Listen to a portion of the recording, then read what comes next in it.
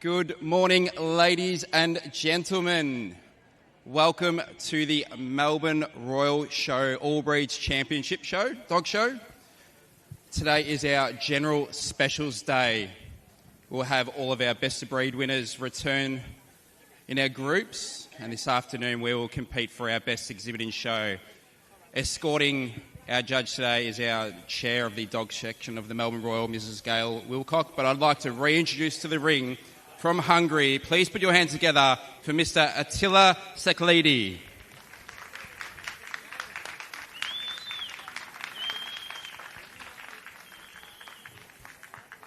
This morning we will commence with the utility group. This first class returning is our best exhibiting group, where our best of breeds will return to the ring.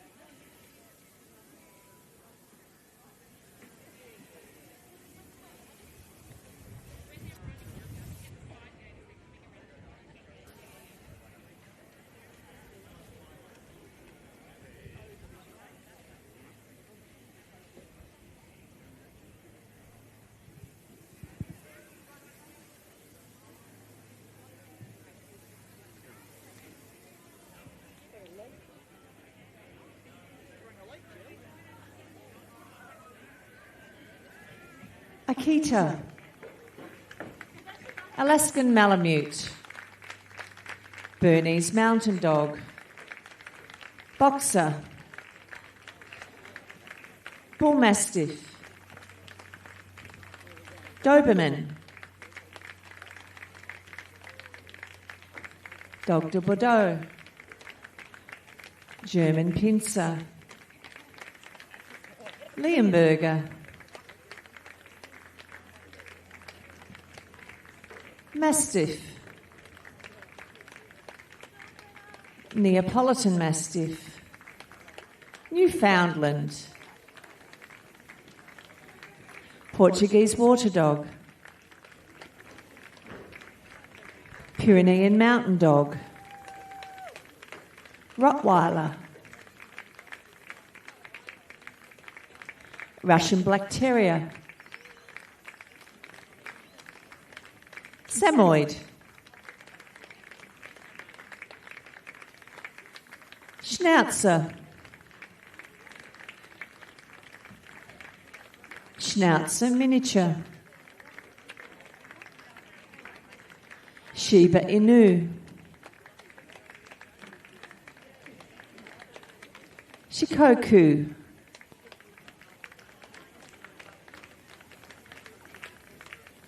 Siberian Husky, Saint Bernard,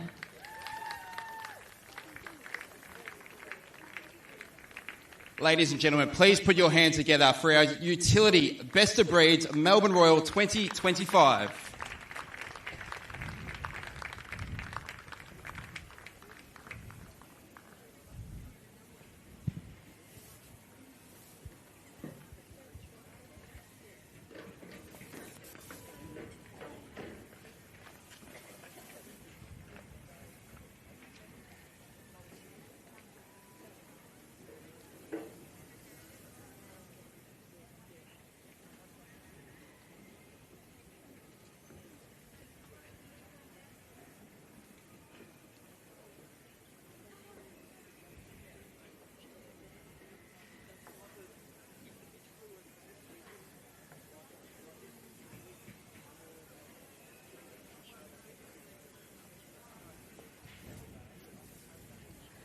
Akita, Exhibit 1674.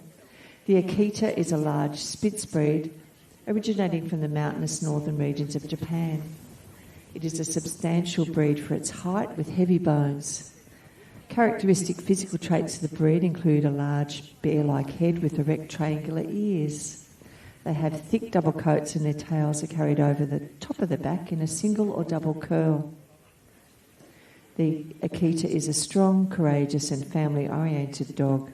They have strong guarding instincts and can be protective and territorial.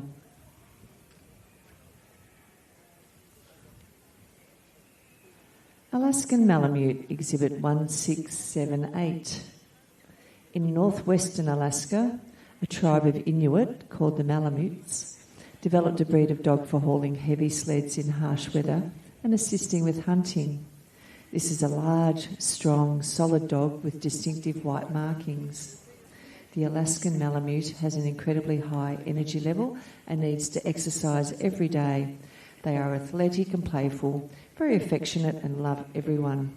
Known as a Mal, the breed has a dense double hair coat that allows it to withstand very low temperatures. Alaskan Malamute.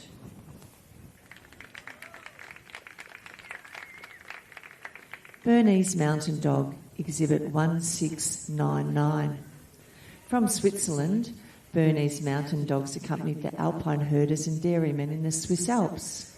They were general farm dogs, but were also used to pull carts.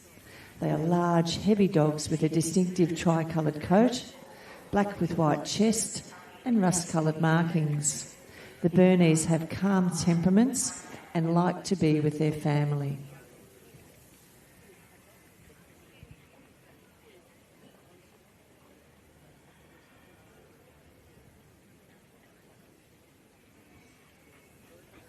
Bernese Mountain Dog.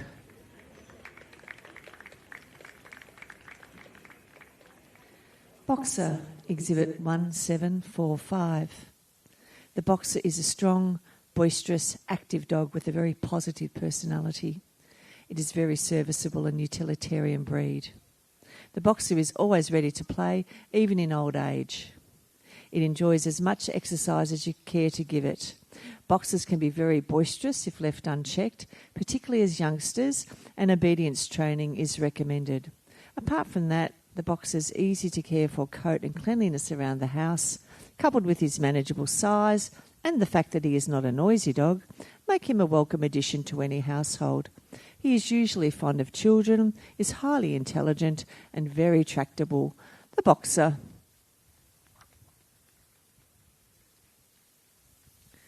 Bull Mastiff, Exhibit 1755. The Bull Mastiff was bred to assist English wardens and gamekeepers to guard estates in the 19th century. The Bull Mastiff are strong, powerful, sensitive dogs and are natural guardians of their home. Activities they can really enjoy are obedience, agility, tracking and carting. They can weigh between 40 and 60 kilograms.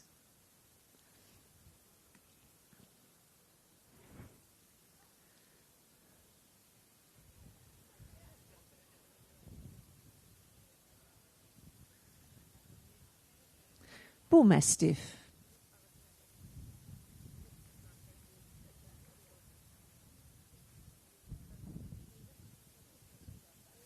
Doberman, Exhibit 1774.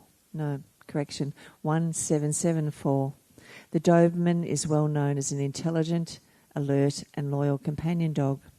They were developed in Germany and were first used as a guard dog for the tax collectors.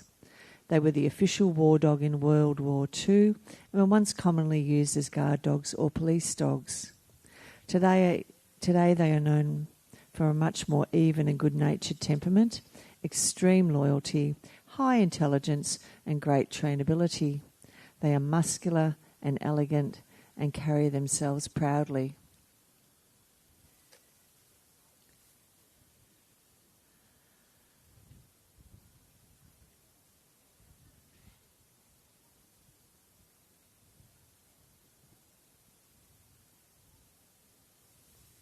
Doberman. Dog de Bordeaux, Exhibit 1787. The Dog de Bordeaux is a breed that has been utilised in many different forms, from using their brawn to pull carts or haul heavy objects, to guarding flocks, and used to protect castles of the European elite. The Dog de Bordeaux is a well-balanced, muscular and large dog with a powerful build. They are a placid breed, but they can be very protective and loyal to their family.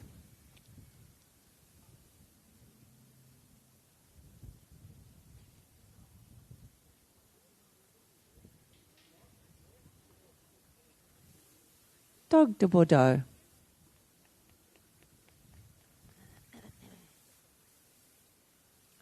German Pincer, Exhibit 1793. The German Pincer was bred for ratting on well-established farms in Germany. They are generally friendly dogs. They are highly intelligent and quick learners. The German Pincer is a high-spirited dog that is very alert and watchful.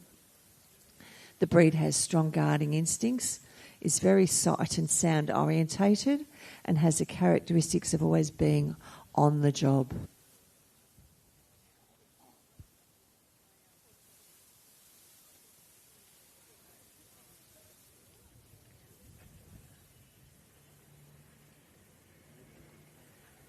German Pincer. Leonberger, Exhibit 1802.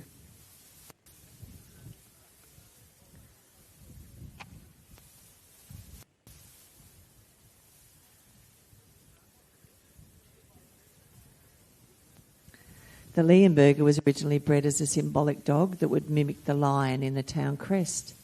The breed has a generous double coat and is a large, muscular and elegant dog with balanced body type, medium temperament and dramatic presence. Leonbergers are good with children, family pets and other dogs. Socialisation and thorough obedience training are extremely important with any giant breed. The Leonberger.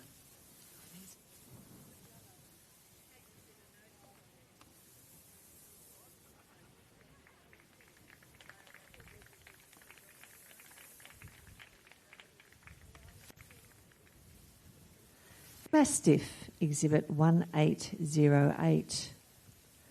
The Mastiff was often used as a bodyguard, protector of wolves and other dangerous predators, and as a companion dog. Today they can be involved as a watchdog, guarding, police work, military work, search and rescue, and weight pulling. The Mastiff is distinguishable by its size. It displays a black mask and is the largest dog in terms of mass, weighing around 70 kilograms. It is also known for its gentle temperament.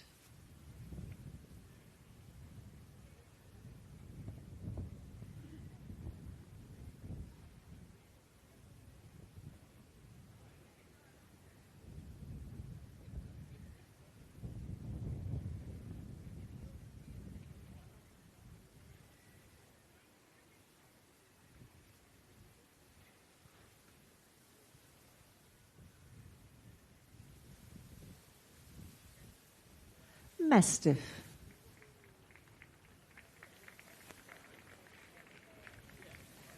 Neapolitan Mastiff, Exhibit 1810. The Neapolitan Mastiff is often used as a guard and defender of their family and home. They are known to sneak up on intruders rather than alerting them of its presence. Neapolitans were also trained to bait bulls, bears and jaguars. The Neapolitan Mastiffs are an intelligent breed and are known to be intelligent thinkers. The breed is known as a gentle giant.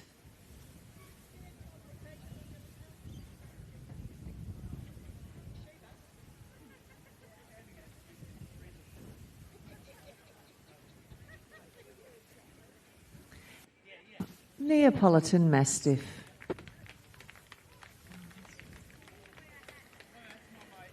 Newfoundland, Exhibit 1837. Newfoundlands were originally bred and used as a working dog for fishermen in the Dominion of Newfoundland. They are known for their giant size, tremendous strength, calm dispositions and loyalty. Newfoundland dog excel at water rescue and life-saving because of their muscular build, thick double coat, webbed feet and innate swimming abilities.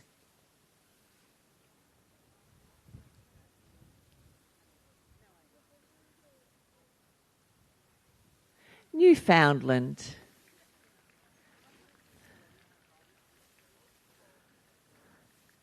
Portuguese water dog, exhibit 1839.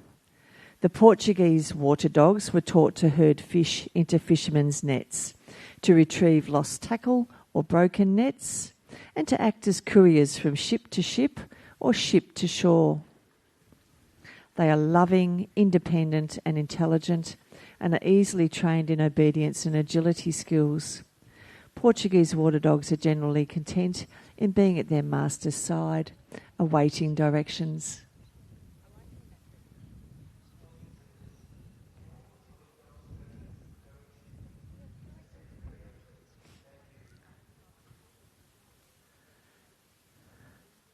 Portuguese water dog. Pyrenean mountain dog, exhibit 1846. The Pyrenean mountain dog originated in the Pyrenees Mountains that separate France from Spain, where it has been used for centuries as a guard and sheep herding dog. The Pyrenean is placid, self-confident and protective of its family. Pyreneans fit most situations, requiring a reasonably large-sized backyard and a daily game or walk.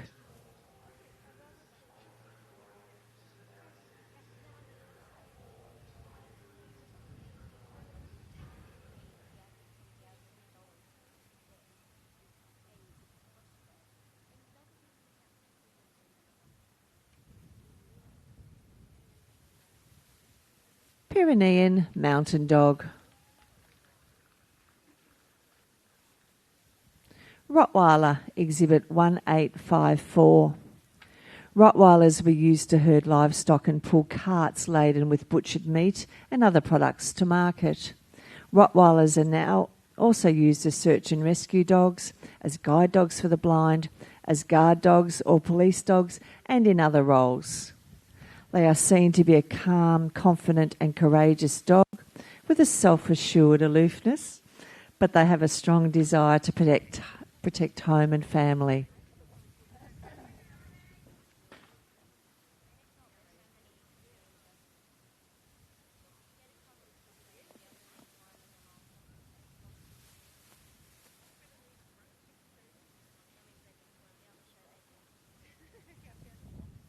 Rottweiler.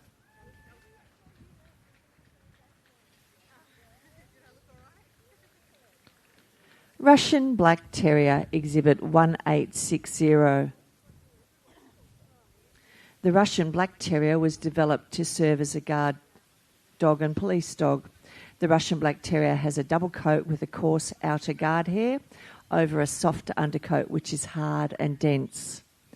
The Russian Black Terrier, because of its breeding as a working dog, has a very strong work ethic and needs a job to do in order to be happy. They are confident, calm, highly intelligent, brave and loyal.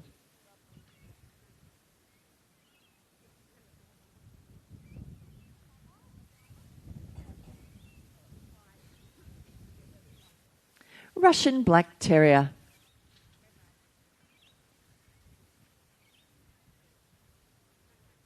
Samoyed, exhibit 1886. The nomadic reindeer herders bred the Samoyed to help with the herding and to pull sleds when they moved.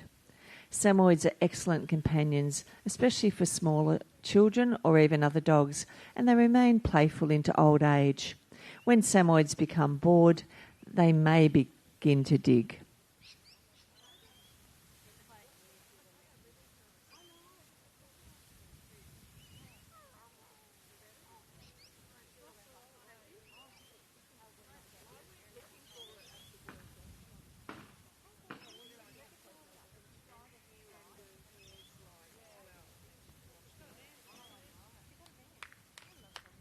Samoyed. Schnauzer, Exhibit 1920. The Schnauzer originated in Germany in the 15th and 16th centuries. The term comes from the German word for moustache because of the dog's distinctively bearded snout. The Schnauzer comes in 3 sizes. This Schnauzer is the standard.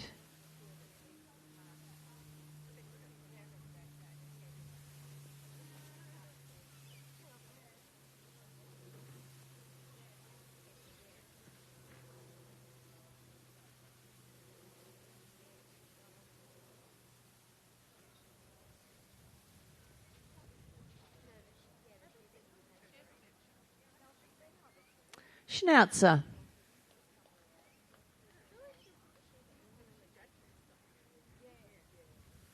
Schnauzer Miniature, Exhibit 1948. This is the second of the 3 sizes of Schnauzer.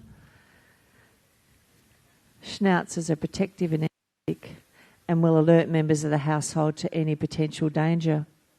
The Schnauzer, ever alert, makes an excellent watchdog, although its watchful nature can lead to persistent barking.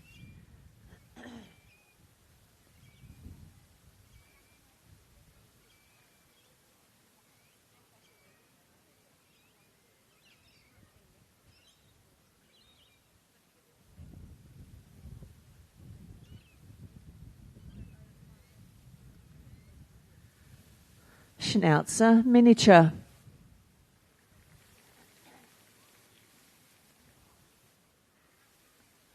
Shiba Inu, Exhibit 1992. The Shiba Inu is the smallest and most distinctive of the Spitz breeds from Japan.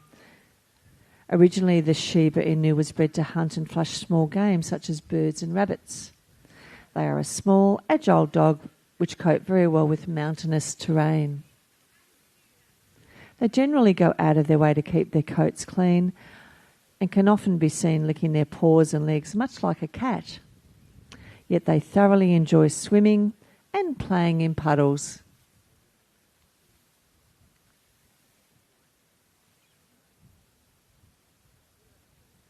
Shiba Inu.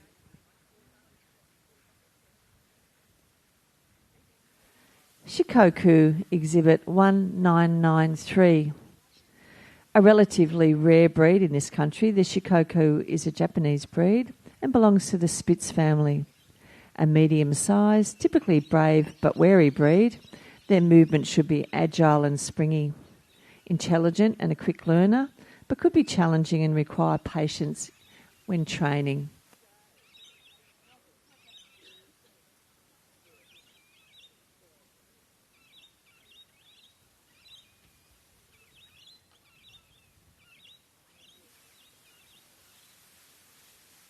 Shikoku.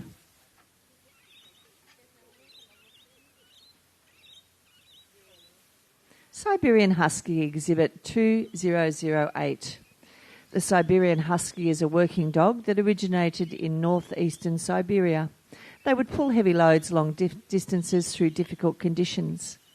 They are a medium-sized, dense-coated dog. Huskies are an active, energetic and resilient breed whose ancestors came from the extremely cold and harsh environment of the Siberian Arctic.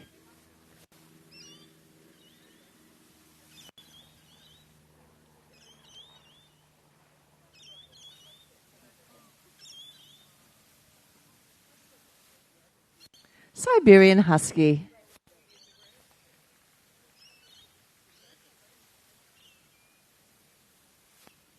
Saint Bernard, Exhibit 2012. The Saint Bernard is a working dog from the Italian and Swiss Alps, originally bred for rescue. The breed has become famous through tales of alpine rescues, as well as for its enormous size. The Saint Bernard is a loyal and affectionate breed. They would prefer to be with their family and are relatively inactive indoors, so a small yard is sufficient.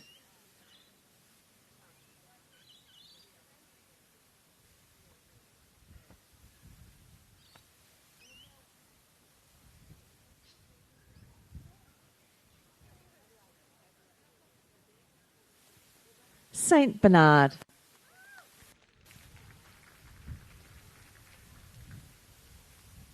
Ladies and gentlemen, that is the last breed in our utility. Please put your hands together and show your appreciation for our best of breed utility group in the Melbourne Royal 2025. Our judge will make a selection now of his 8 finalists. With those 8 finalists, we will then select 4th, 3rd, 2nd and 1st exhibit in group.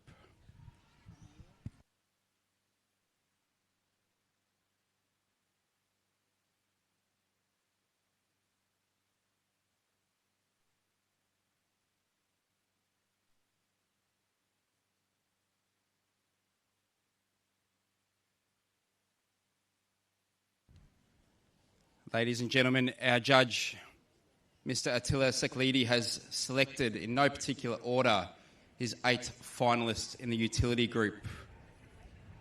Can we please bring out exhibit number 1678, the Alaskan Malamutes. Exhibit number 1699, the Bernese Mountain Dog.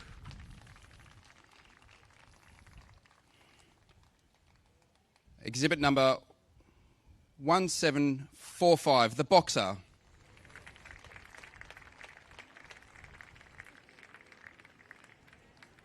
Exhibit number 1774, the Doberman.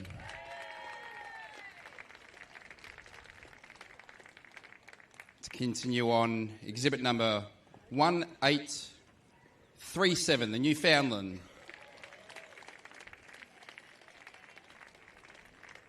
One 1886, the Samoyed. To round off our last 2, exhibit number 1992, the Shiba Inu. And to finalise our top 8 finalists, please bring out exhibit number 2008, the Siberian Husky.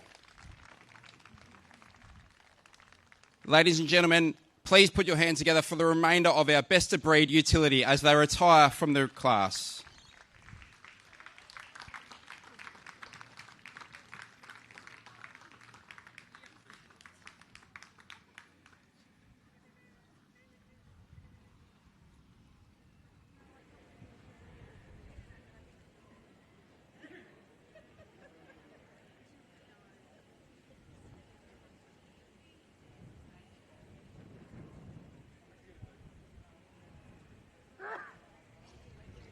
Yeah, they go.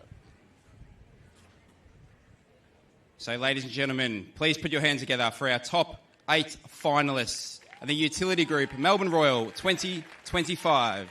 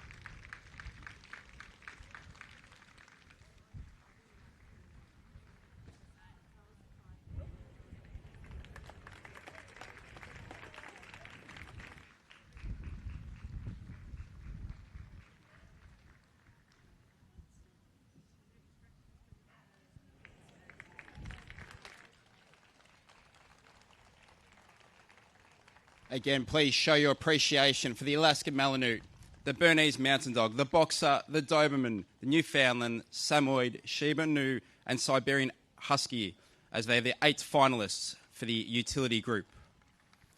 Our judge, Mr. Attila Seklidi, will now make his final decision on his fourth, third, second and best in group.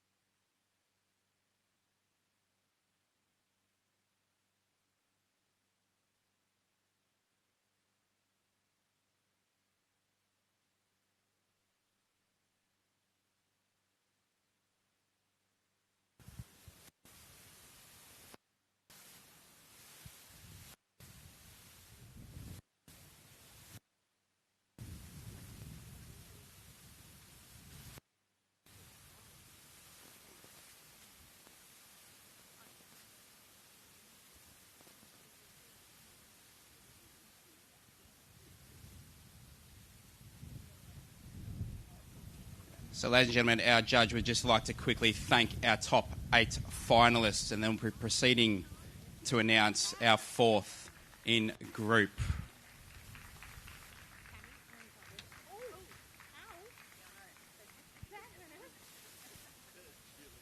Ladies and gentlemen, our judge, Mr. Attila Seklidi, has made his decision on his 4th and 4th in group. Please bring out exhibit number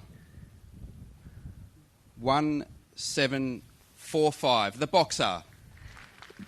Best in Utility Group 4th receives a trophy and sash presented by Melbourne Royal, 9 kilograms of premium dog food supported by Lifewise, and an advertising voucher supported by Dog News Australia. 3rd in group. Please bring out exhibit number 1886, the Samoyed. Best in Utility Group 3rd receives a trophy and sash presented by Melbourne Royal, 9 kilograms of premium dog food supported by Lifewise, and an advertising voucher supported by Dog News Australia. 2nd in group, Melbourne Royal 2025 utility class. Please bring out exhibit number 2008, the Siberian Husky. Best in Utility Group 2nd receives a trophy and sash presented by Melbourne Royal, 9 kilograms of premium dog food supported by Lifewise, an advertising voucher supported by Dog News Australia, and a $50 voucher supported by PD Insurance.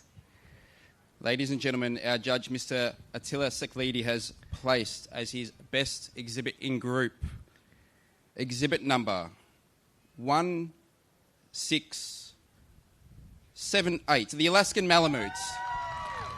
Best in Utility Group receives a trophy in memory of Eric Singer, donated by Ms. D. Parker, 18 kilograms of premium dog food supported by Lifewise, an advertising voucher supported by Dog News Australia, a $100 voucher supported by PD Insurance, and a trophy and sash presented by Melbourne Royal. Please put your hands together for a remainder of the 4 finalists as they retire from the ring. And ladies and gentlemen, please put your hands together for our best exhibit in group, 2nd, 3rd, 4th in group, utility, Melbourne Royal 2025. And we'd like to thank our judge, Mr. Attila Seklidi, for judging the utility group.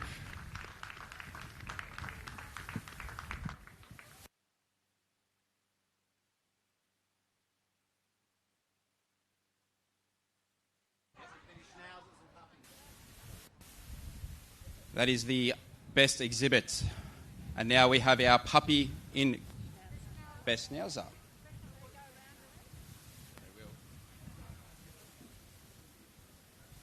So the Melbourne Royal, we have our best schnauzer.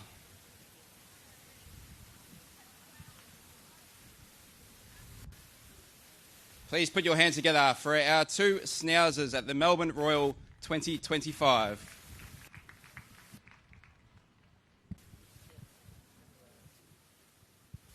Schnauzer, exhibit number 1920, and Schnauzer miniature, exhibit number 1948.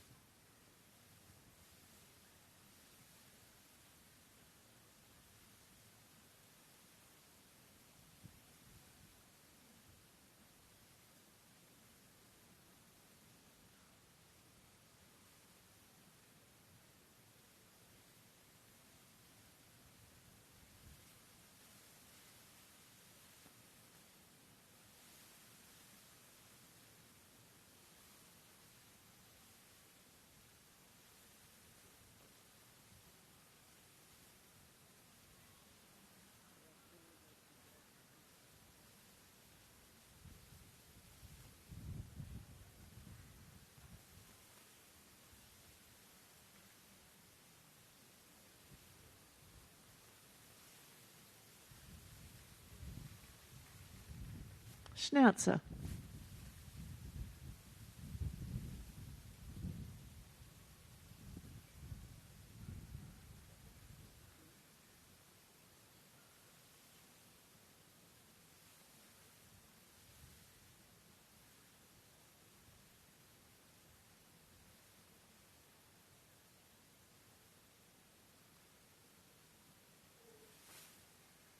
Schnauzer miniature.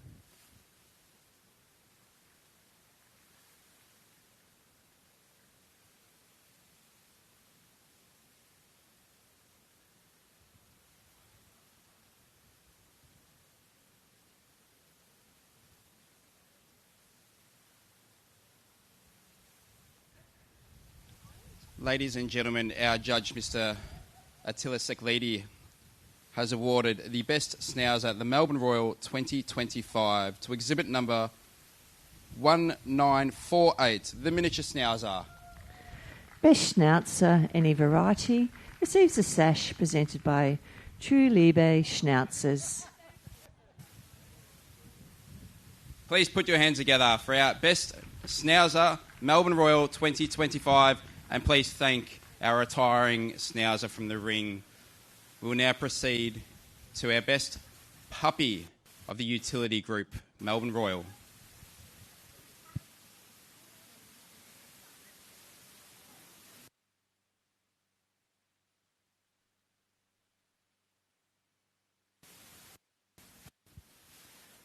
Akita.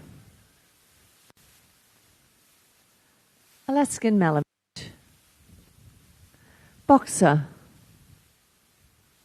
Bull Mastiff. Doberman. Samoyed.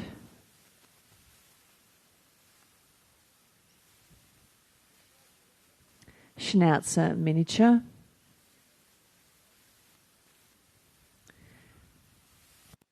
Shiba Inu.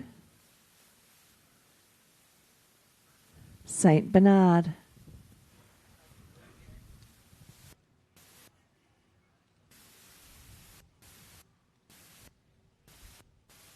Ladies and gentlemen, please put your hands together for our best puppy of breeds at the utility group, Melbourne Royal.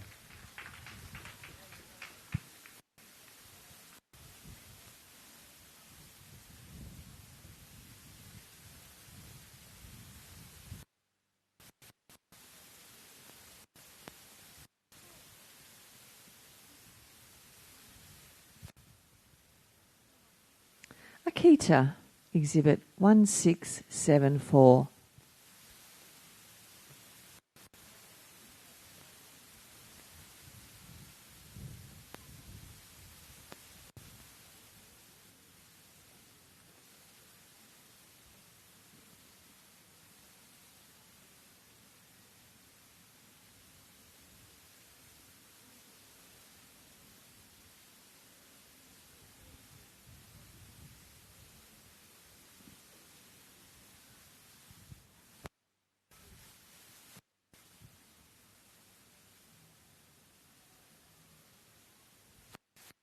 Akita.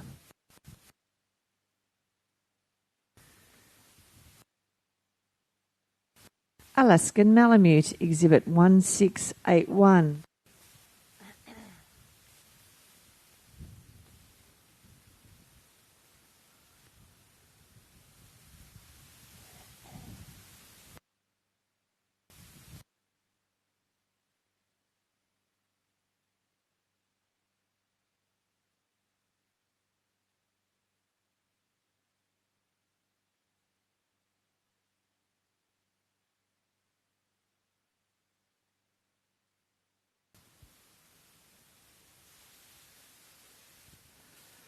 Alaskan Malamute.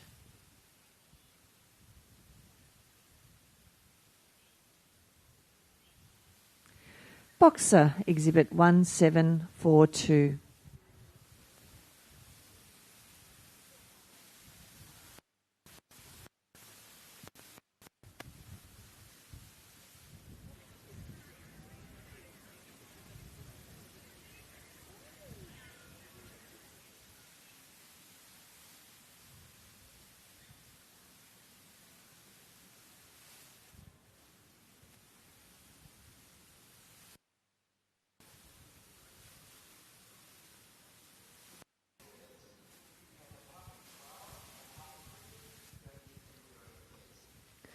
Boxer.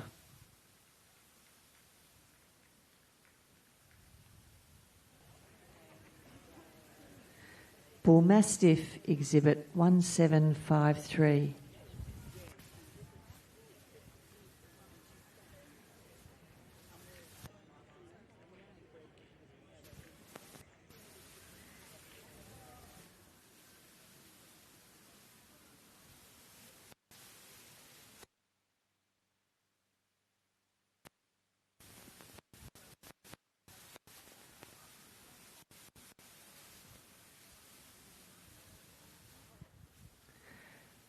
Bull Mastiff.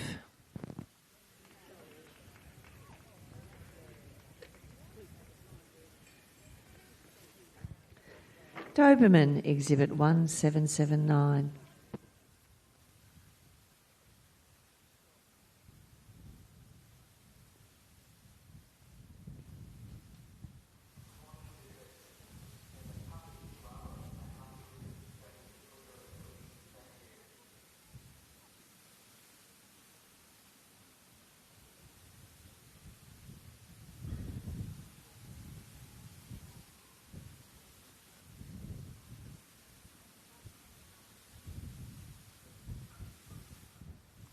Doberman.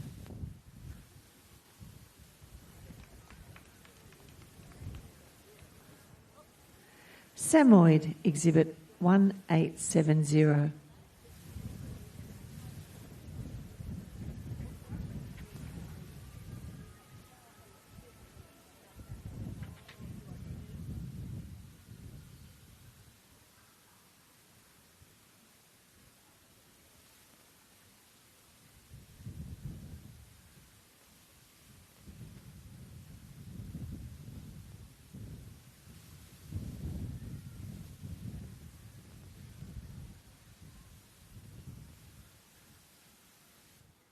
Samoyed.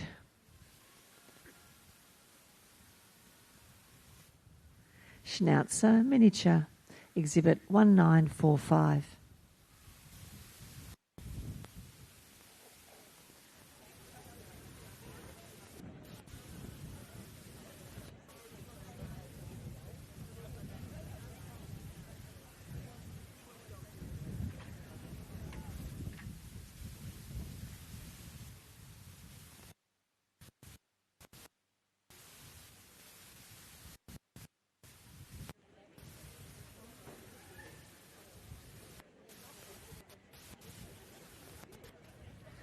Schnauzer, Miniature.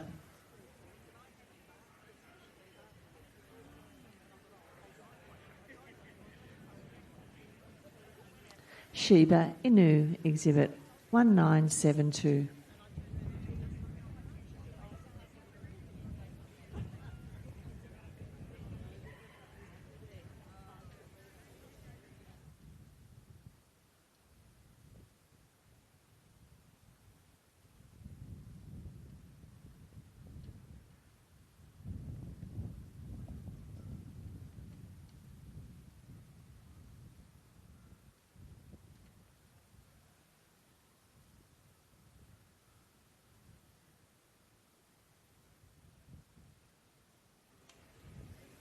Shiba Inu.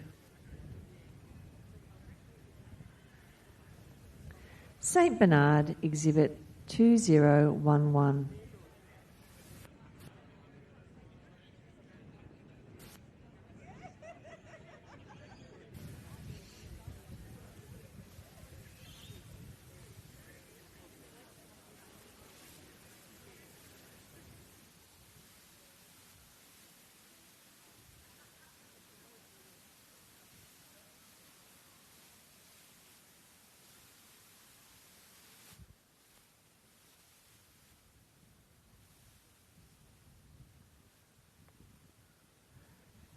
Saint Bernard. Ladies and gentlemen, that concludes the breed lineup. Please put your hands together and show your appreciation for our puppies in the utility group, Melbourne Royal. Our judge now will select 4 finalists out of this puppy lineup. Out of those 4 finalists, we will select 1 being the best puppy in the utility group.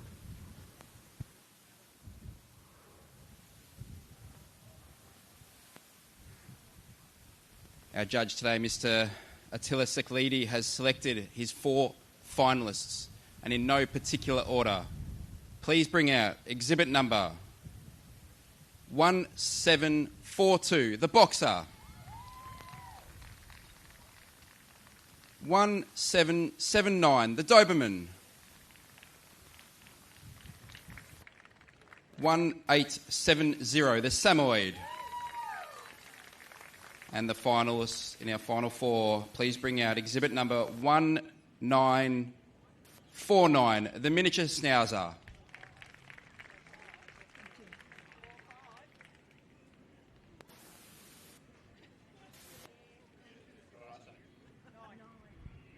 I'll correct that, 1945, the miniature Schnauzer. Can you please put your hands together for our retiring finalists in the puppy lineup group?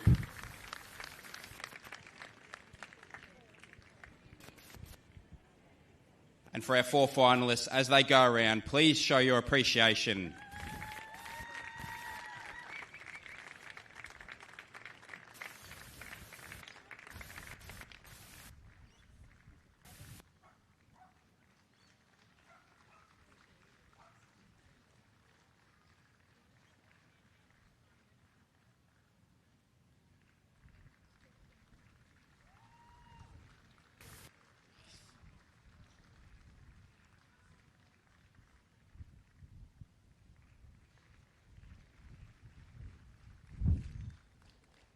We have our 4 finalists, being the boxer, the Doberman, the Samoyed, and the miniature Schnauzer.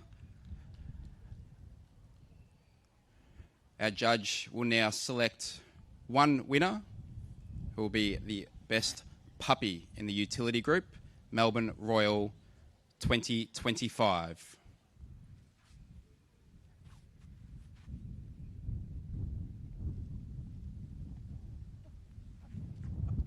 Our judge, Mr. Attila Seklidi, has selected as his best puppy in the utility group, Melbourne Royal 2025.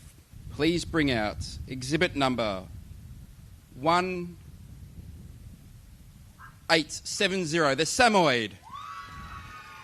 Best puppy in the utility group receives a trophy in memory of Kate White, donated by Brett and Olivia White. Trophy in memory of champion Kesdar Red Hot Rumour, and a trophy rosette presented by Melbourne Royal. Please thank our remaining 3 finalists as they retire from the ring, and a celebration as our best puppy in group goes around the ring. Please put your hands together for our best puppy utility group, Melbourne Royal 2025. That concludes the utility class, and we'd like to thank our judge, Mr. Attila Seklidi, for judging.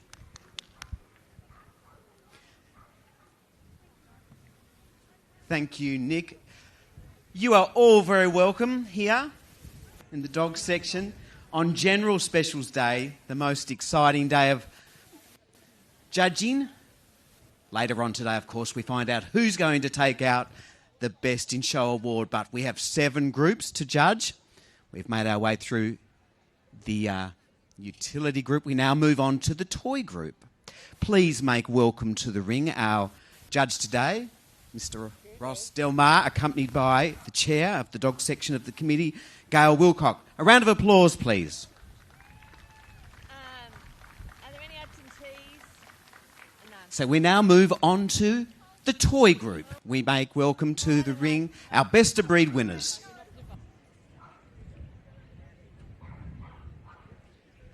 Toys, of course, tiny in size, but larger than life characters.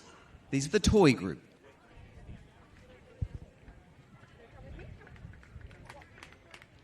Affenpinscher, Silky Terrier, Bichon Frise, Boer Terrier, Bolognese, Cavalier King Charles Spaniel, Chihuahua Longcoat, Chihuahua Smoothcoat, Chinese Crested, English Toy Terrier Black and Tan, Griffon Bruxellois, Havanese, Italian Greyhound, Japanese Chin, Laotian, Maltese, Miniature Pincer, Papillon, Pekingese, Pomeranian, Pug, Tibetan Spaniel,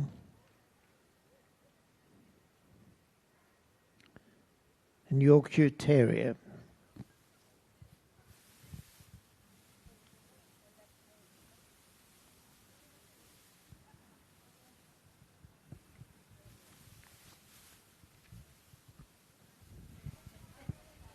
So a round of applause, please, for our Best of Breed winners from the Toy Group.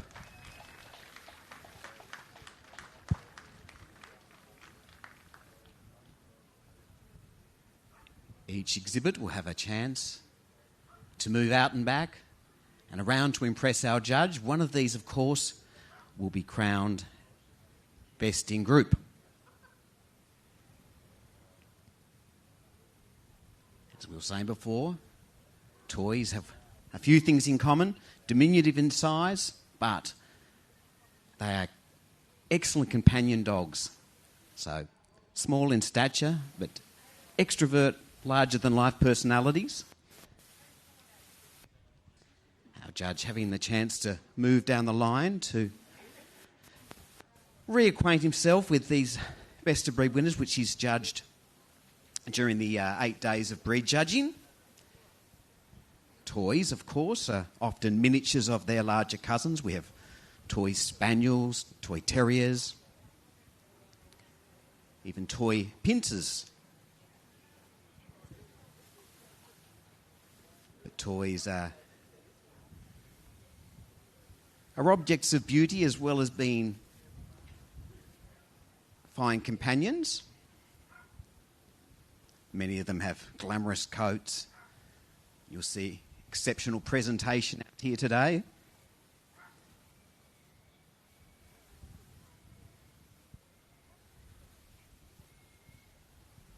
So, the Toy Group, they come from many different countries because people enjoy the company of dogs.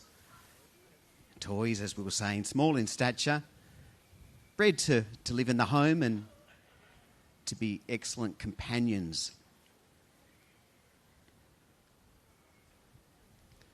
So our judge taking the opportunity to look at the outline or the silhouette of each dog, and of course it's very important with toys have the correct head and expression. So we now move on to our first breed, the Affenpinscher. The Affenpinscher, exhibit number 2.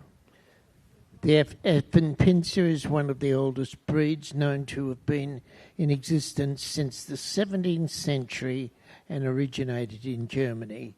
He's a small, compact terrier-type dog with bushy eyebrows and mischievous monkey-like expression. The coat is rough and of uneven length over the body, adding to their somewhat comical appearance. They have a lively strutting movement, are usually black, and are great as companions. The Affenpinscher.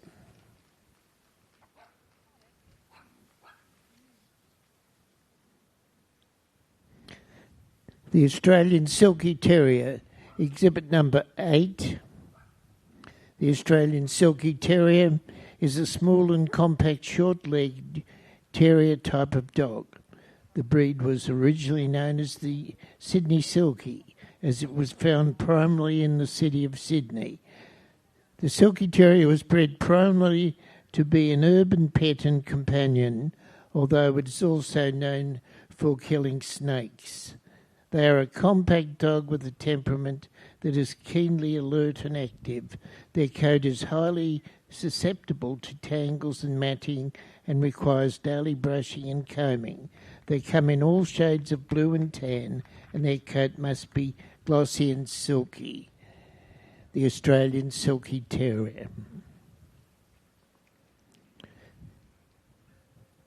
Bichon Frise, exhibit number 19. The words Bichon Frise means curly white lap dog. It originated in Spain as a sailor's dog and has an affinity for, enjoys water and retrieving. On the boats, however, the dog's judge was that of a companion. They are gentle-mannered, sensitive, playful and affectionate, and do well with children because they are playful and have lots of energy. The Bichon Frise are considered suitable for people with allergies, as they are bred to be hypoallergenic.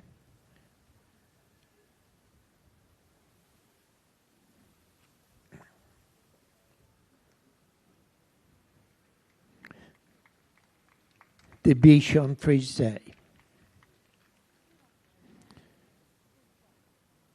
Boer Terrier number 27. A long-headed tricoloured dog with a soft silky coat and tail curled over its back. The Boer Terrier is a recent addition to the toy group. This breed was created through the occurrence of a recessive piebald gene in 2 Yorkshire Terriers. Not a low-maintenance dog with his full, long, silky coat. A strict grooming regime is required to keep him in tip-top condition.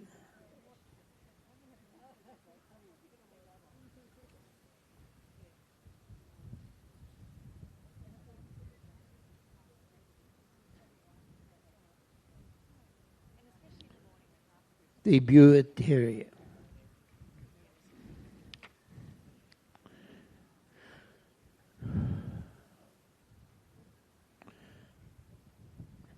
The Bolognese, exhibit number 28.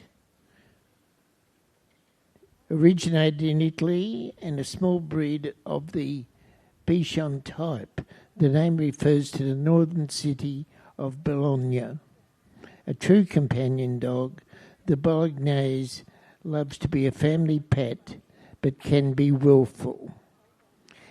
He has a woolly single coat which falls in loose open ringlets, flocks all over the body, but shorter on the face. The Bolognese requires daily brushing and regular bathing.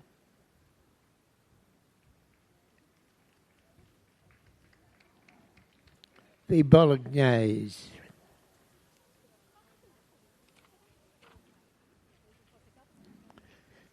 Cavalier King Charles Spaniel, exhibit number 39. The Cavalier King Charles Spaniel is a descendant from the toy spaniels that were ladies' pets in Tudor times. King Charles II was seldom seen without his spaniels at his feet. They are known for their beautiful temperaments and are affectionate, playful and tolerant of children, making them excellent family pets. They come in 4 colours: Blenheim, chestnut and white, tricolour, black, white and tan, black and tan, and ruby, solid red.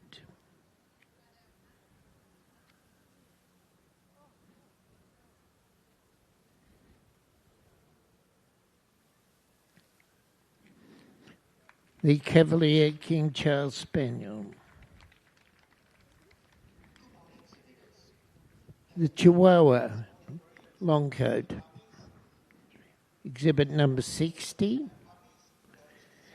The Chihuahua was discovered in Mexico in 1850 and was named after the Mexican state in which it was found. They descended from the Aztec and Mayan temple dogs. It is the smallest breed of dog. They have an apple dome-shaped skull and are longer than they are tall. Their coat can be short, long and wavy and flat. They are courageous, extremely lively, proud and adventurous. They enjoy affection. The Chihuahua Longcoat. Chihuahua Smooth Coat, exhibit number 73.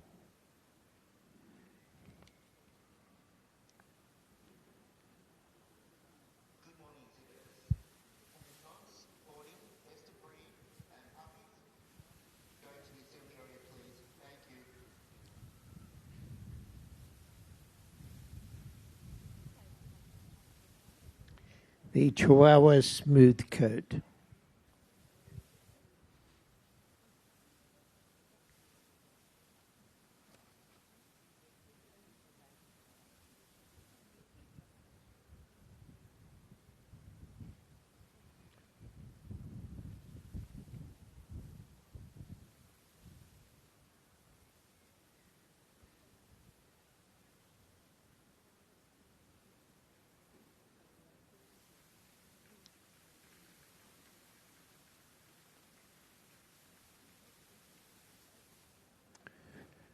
The Chinese Crested Dog, exhibit number 109.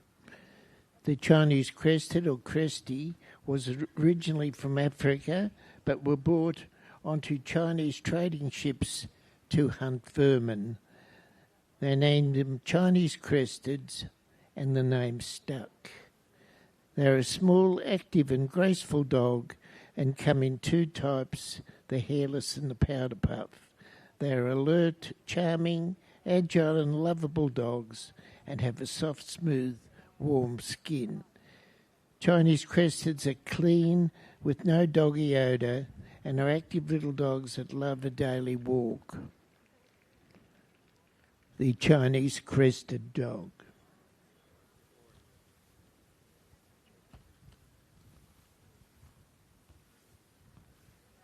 The English Toy Terrier Black and Tan, exhibit number 113.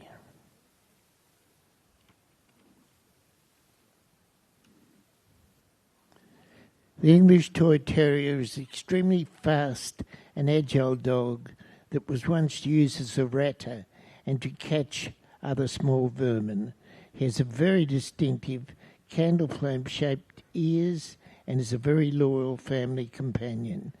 They can be a little standoffish with strangers but love their family. The English Toy Terrier.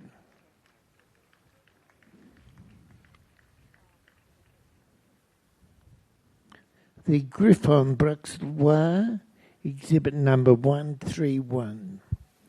The Griffon Bruxellois is a compact dog with a monkey-like expression.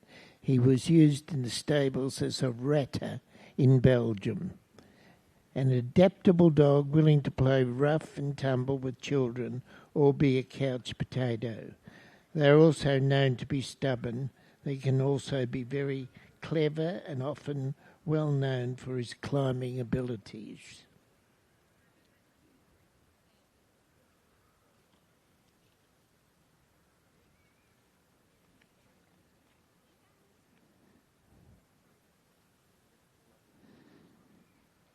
The Griffon Bruxellois.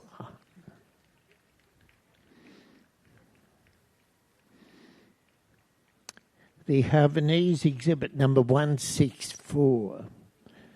The Havanese is the national dog of Cuba. The Havanese can come in many shades of tobacco brown through to lighter shade of cream. The coat is long, soft, lightweight and silky, and unlike other breeds, the Havanese does not have a harsh outer layer coat. Rather, it is soft and light.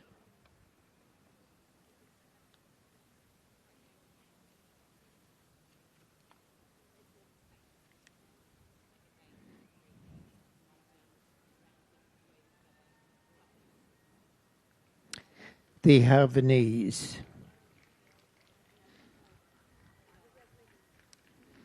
The Italian Greyhound, exhibit number 180. The Italian Greyhound used for hunting rats or mice, often in combination with hunting falcons. They are the smallest of the sighthounds. Italian Greyhounds make good companion dogs and enjoy the company of people. However, the breed's slim build and short coat can make them somewhat fragile.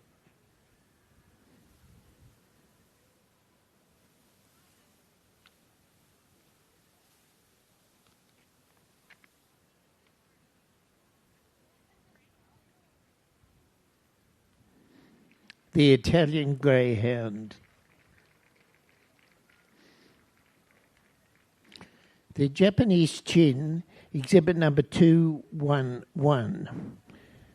The Japanese Chin is considered one of the most cat-like of the dog breeds in attitude. It is alert, intelligent, and independent, and it uses its paws to wash and wipe its face. It is a slightly pushed-in face with a thick, luxurious coat and comes in either black and white or red and white. The Japanese Chin's distinctive appearance and personality eventually captures the hearts of Japanese royalty and resulted in ownership being restricted to those of royal and noble blood.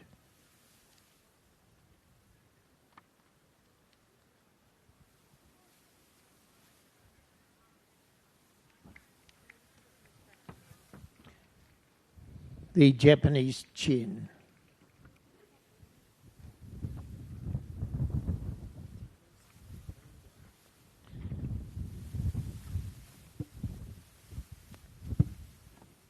The Laotian. Exhibit number 219.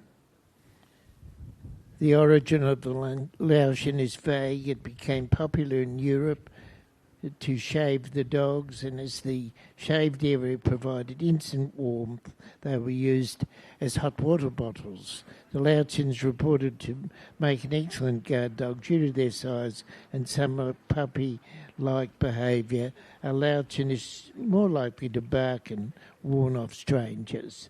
The Laotian. The Maltese, exhibit number 225. Maltese are cuddly companion dogs and thrive on love and attention. Their body is compact with the length equaling the height. The dog has a silky single layer coat that is white or light ivory. The lovely coat requires a lot of maintenance to ensure the Maltese retains its beautiful appearance.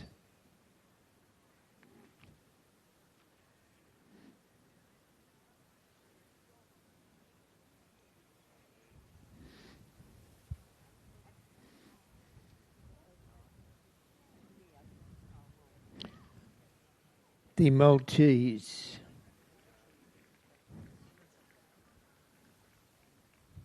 The miniature pincer, exhibit number 228. The miniature pincer, also known as min pins, were bred in Germany to hunt rats. Pinch is German for grab or snatch. The miniature pincher is an assertive, outgoing, active and independent breed.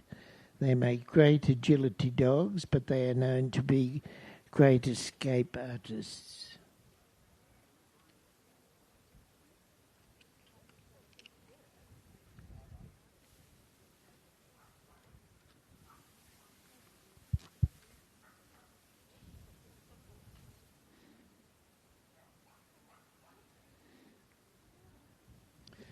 The miniature pincer.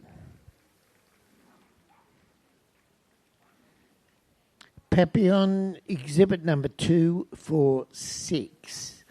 The Papillon's coat is abundant, long, fine, silky and flowing.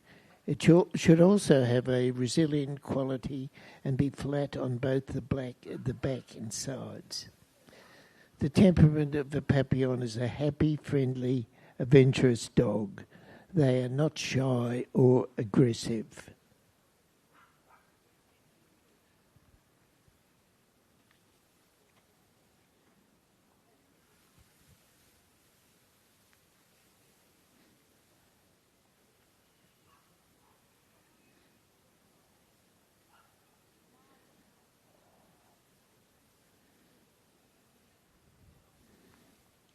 The Papillon.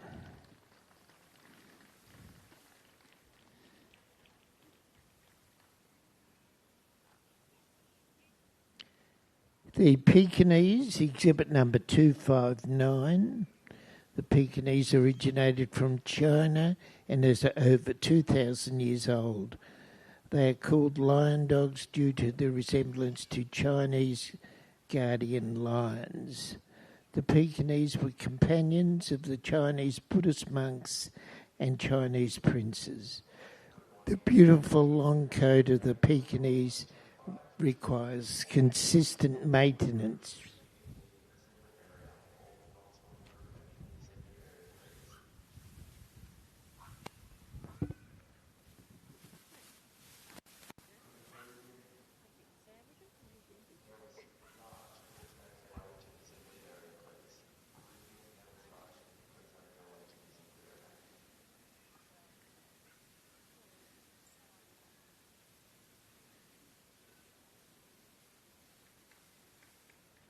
The Pekingese.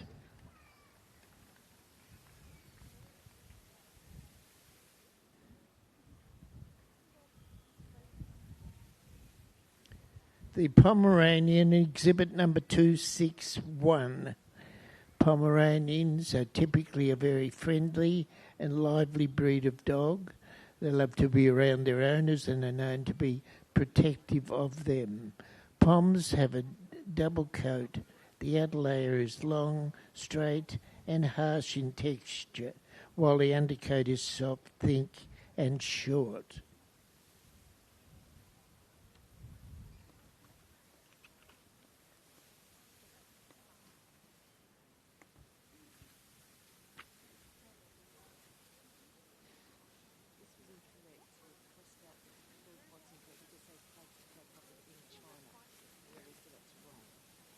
Okay.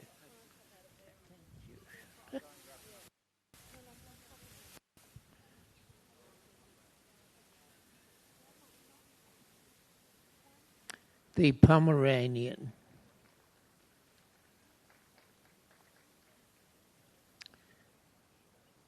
The Pug, exhibit number 285.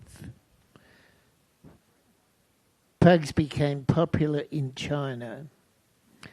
Pugs are fond of children and sturdy enough to happily play with them. They can be quiet and docile, but also vivacious and teasing. Pugs show great affection for their owners and everyone else. They are good with children and have great attitude towards almost everything.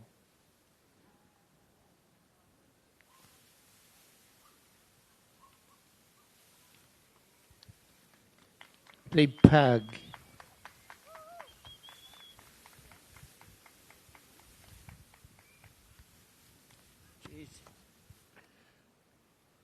Tibetan Spaniel, exhibit number 300.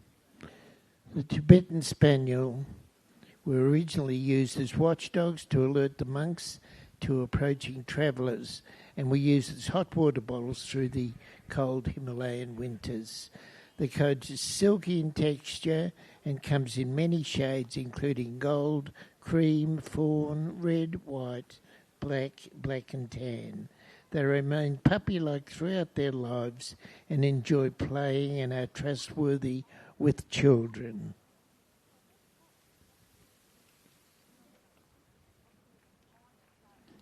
The Tibetan Spaniel.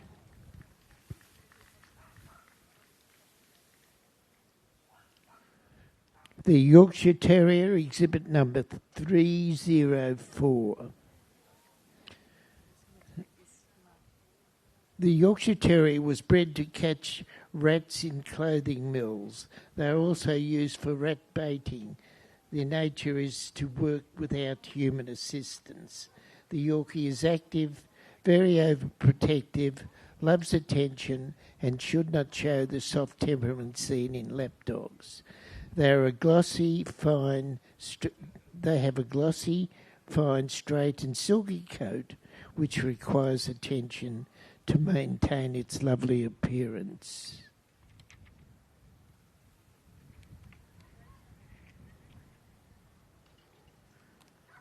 Okay, so that's the final breed from the toy group, having the chance to move out and back and around before we make our decision of who's going to go forward and represent the toy group at Best in Show level.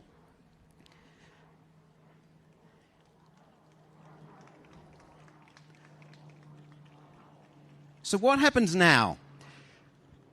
Our judge, Mr. Del Mar, from Ireland, will now select 8 finalists, and then we'll whittle it down to 4th, 3rd, 2nd, and finally 1st Best in Group.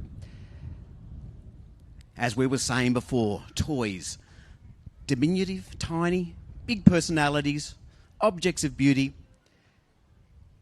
They come from every part of the world,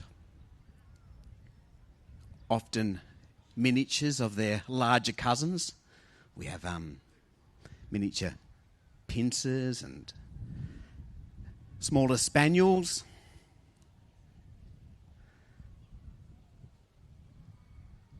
But all have their unique silhouette or outline, many of them very glamorous. So not an easy decision. If you've just joined us, please enjoy the dogs here on General Specials Day at Melbourne Royal. Looks like he's called for the book, so he's made his selection of his 8 finalists. Who do you think they will be?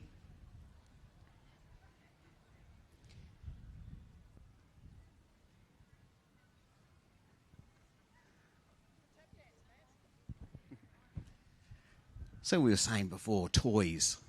The one thing they have in common is they're small and ideal for apartment or home living. They enjoy the company of people. They're excellent family companions, often very glamorous, lots of coat on some of them. But small in stature, but big in personality. Many of them have very demonstrative and outgoing personalities. It looks like we've got our top. I'll just make sure they don't go in front of the All right, we're going to call them out in alphabetical order. Please bring out exhibit number 8, the Australian Silky Terrier. Next up, number 19, the Bichon Frise. Let's see exhibit number 39, the Cavalier King Charles Spaniel. 164, the Havanese. 180, the Italian Greyhound. Let's bring out 246, the Papillon. 2 to go. 259, the Pekingese. And finally, 285, the Pug.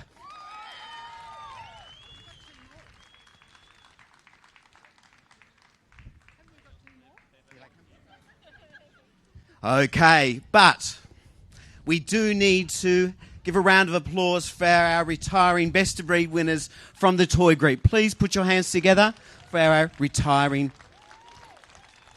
Best of Breed winners.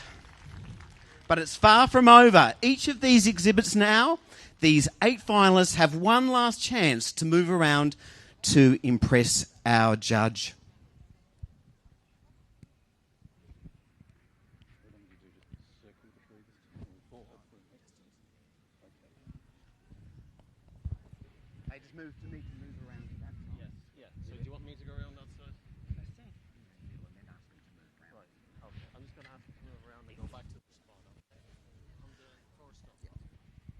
So each of our finalists now has a last chance to move around to impress our judge.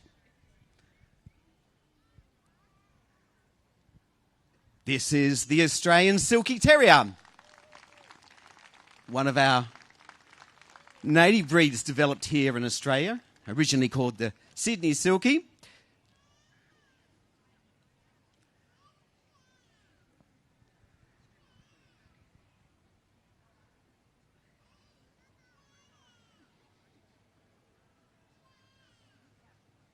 Put your hands together for the Bichon Frise. The Bichon, a little French breed, lovely pure white in colour.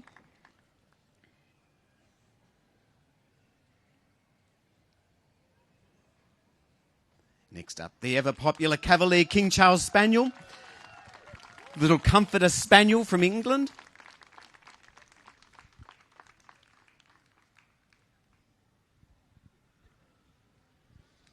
This is the Havanese, the national dog of Cuba.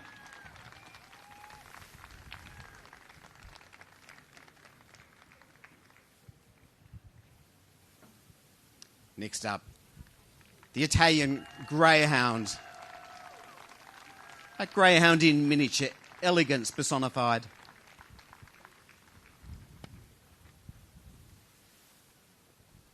Next up, the Papillon. The head resembling the outline of a butterfly, lovely and light on their feet. This is the Pekingese, lion-like in appearance. It's lovely, dignified gait about them.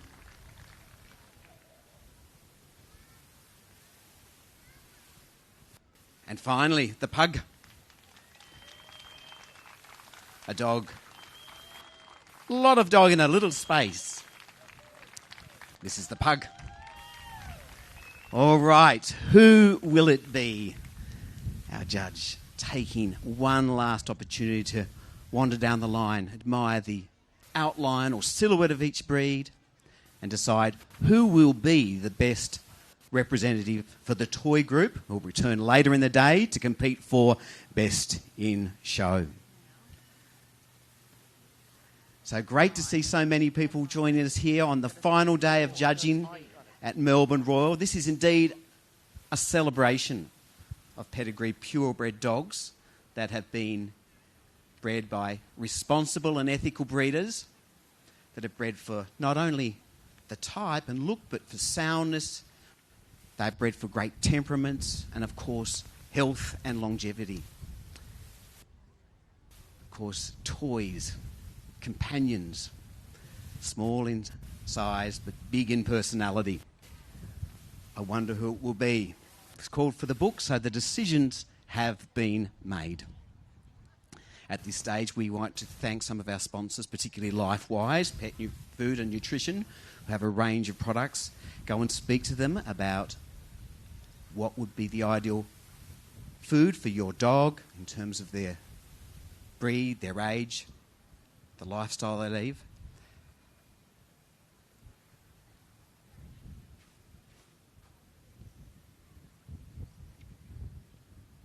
All right, we know the results.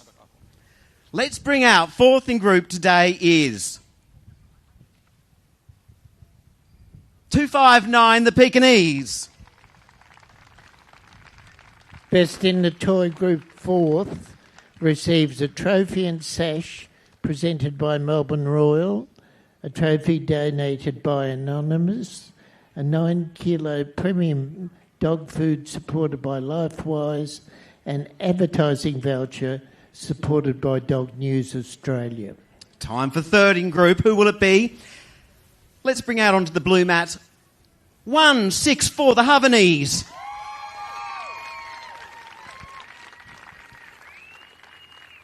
Best in the toy group third, trophy and sash presented by Melbourne Royal, trophy donated by Anonymous, a 9-kilo premium dog food supported by LifeWise, and an advertising voucher supported by Dog News Australia. All right, 2 to go. The second in group today. Let's bring out exhibit number 19, the Bichon Frise.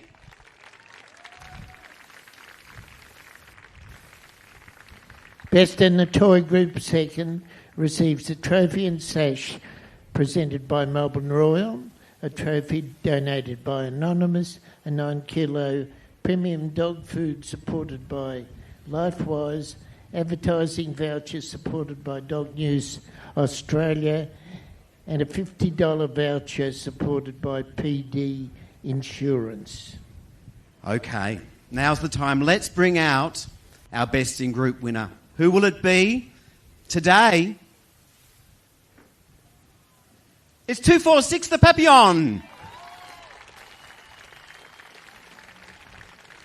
Best in the toy group receives a trophy in memory of Vic Hewitt, donated by Robin and Michelle Eklund, an 18-kilo premium dog food supported by LifeWise, advertising voucher supported by Dog News Australia, $100 voucher supported by PD Insurance, and a trophy sash presented by Melbourne Royal.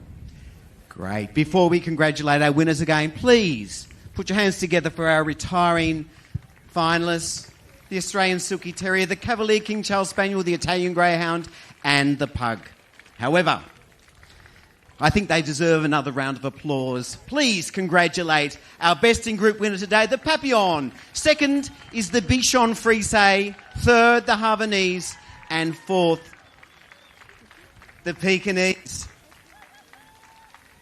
Congratulations to our winners in the toy group. How fantastic. The Papillon returns later to compete for Best in Show.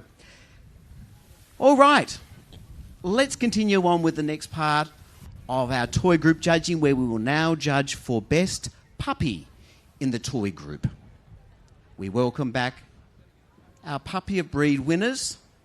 8 days of breed judging, and our winners are now returning to compete for Best Puppy in the toy group.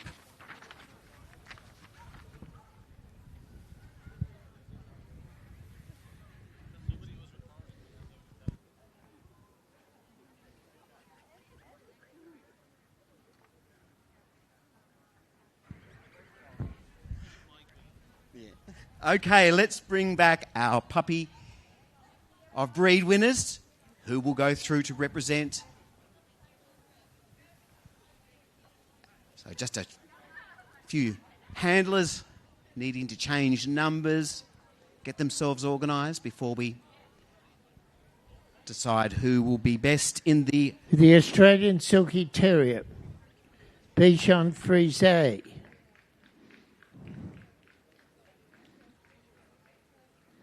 Cavalier King Charles Spaniel.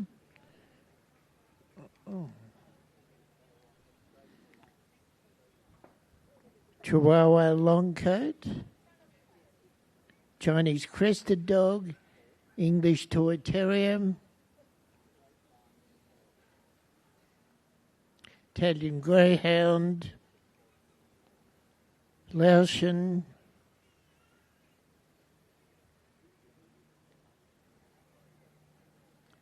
Miniature Pincer, Papillon,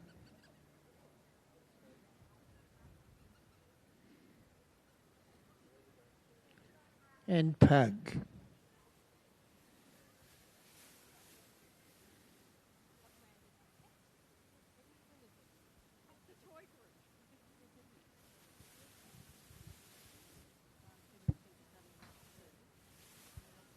Please put your hands together for your Best Puppy of Breed winners from the toy group. Our judge having the opportunity to wander down the line, of course, admire the distinctive silhouette or outline of each breed, but of course, each breed has very specific details that are important, and none more so important when considering toys. They must have a beautiful head and expression. Each breed unique and distinct.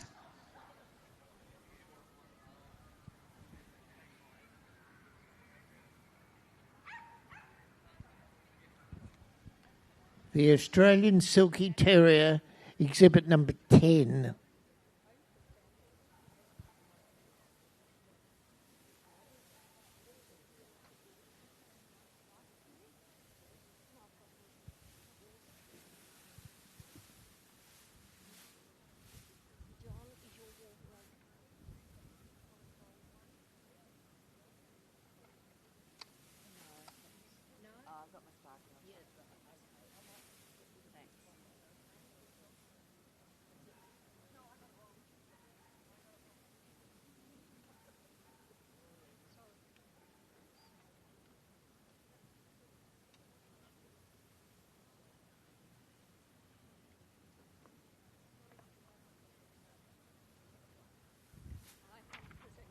The Bichon Frise, exhibit number 20.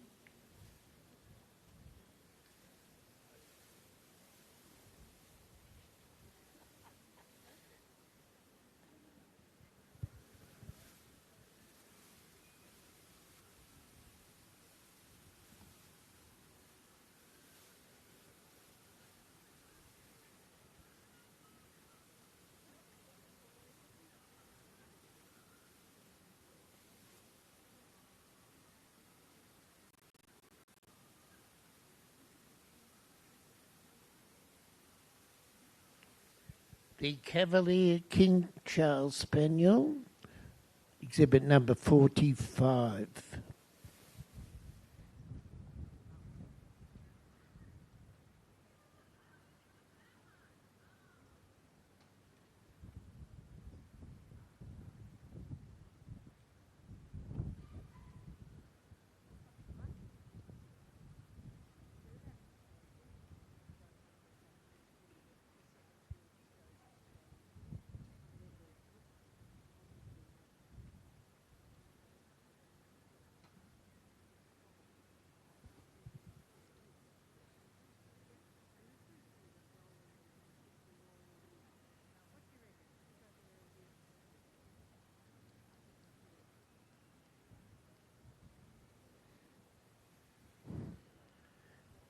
The Chihuahua long coat, exhibit number 63.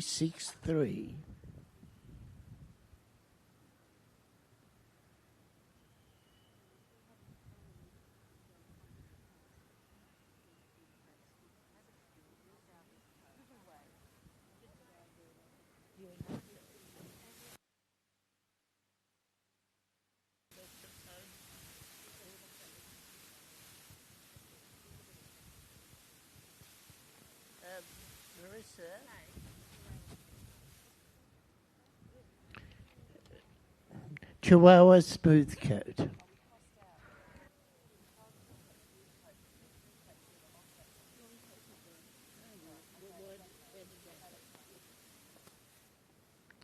The Chinese crested dog, exhibit number 99.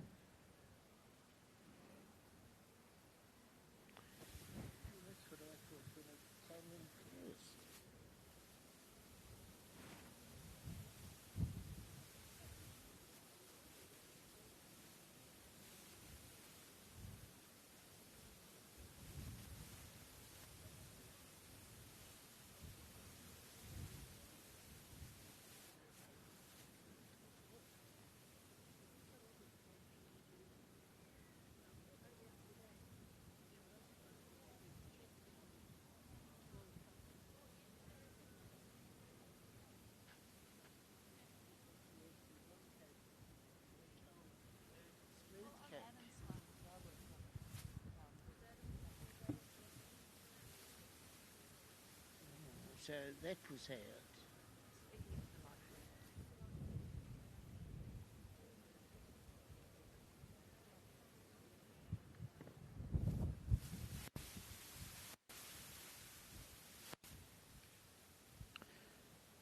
The Italian Greyhound, exhibit 189.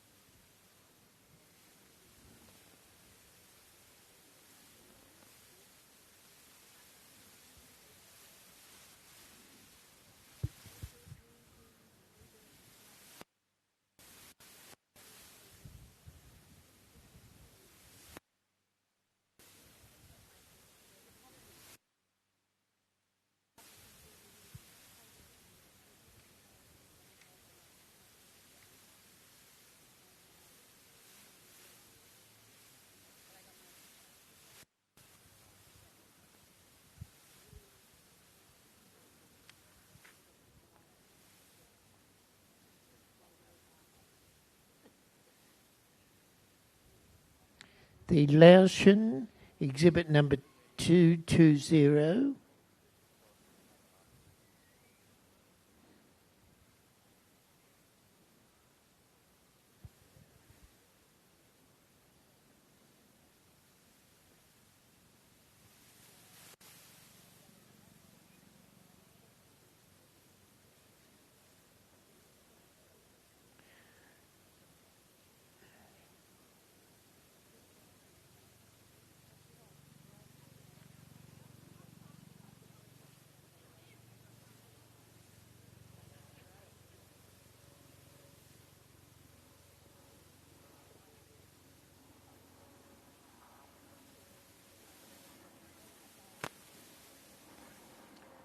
The miniature pincer, exhibit 231.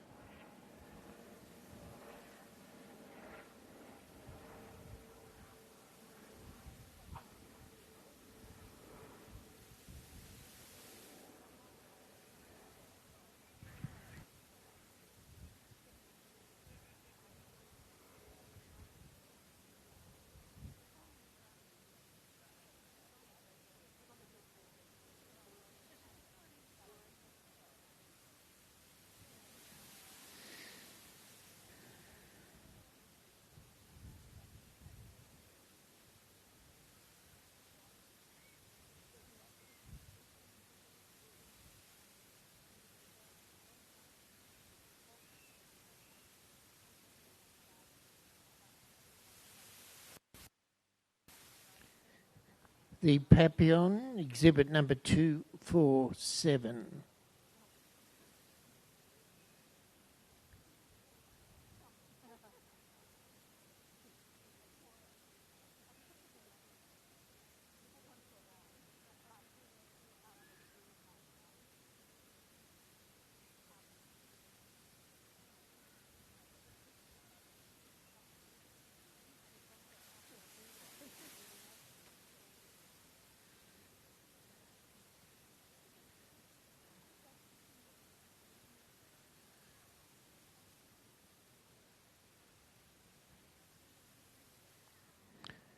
And the Pug, exhibit number 278.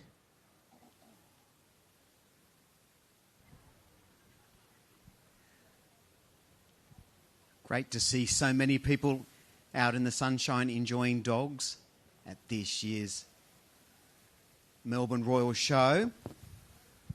At the tail end of the judging of the group judging for toys. This is our best puppy in group section. We're about to find out who is our winner. But before we do that, we come up with 4 finalists. Our judge, Mr. Del Mar, is going to wander down the line and decide which 4 will make it to the next round of competition.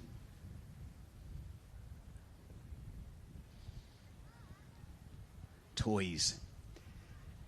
Beautiful creatures, small in stature, big in personality, excellent companions.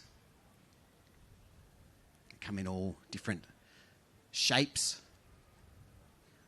but primarily bred to be companions, great company. Many of them have a natural love and affinity with children.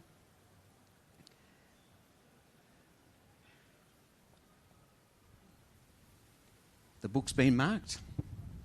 Let's bring out our winners. We'll bring them out in alphabetical order. Let's bring out exhibit number 20, the Bichon Frise. Next up, exhibit number 45, the Cavalier King Charles Spaniel. Making it to the top 3 out of 4 is 247, the Papillon. And finally, 278, the Pug. Please put your hands together for our retiring puppy of breed winners. Thank you very much. So, what happens now? It's the last chance for these exhibits to move around and impress our judge, Mr. Del Mar from Ireland.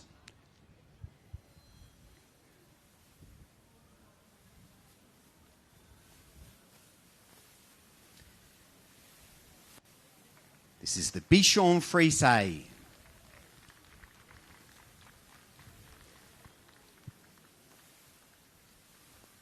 We congratulate the Cavalier King Charles Spaniel.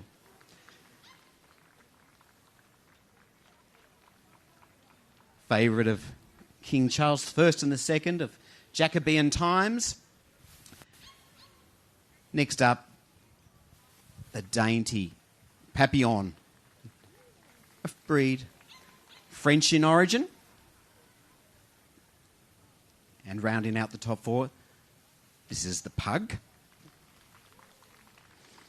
A dog asked to be multum in parvo, which means a lot of dog in a little package. Who will it be, the Bichon, the Cavalier, the Papillon, or the Pug?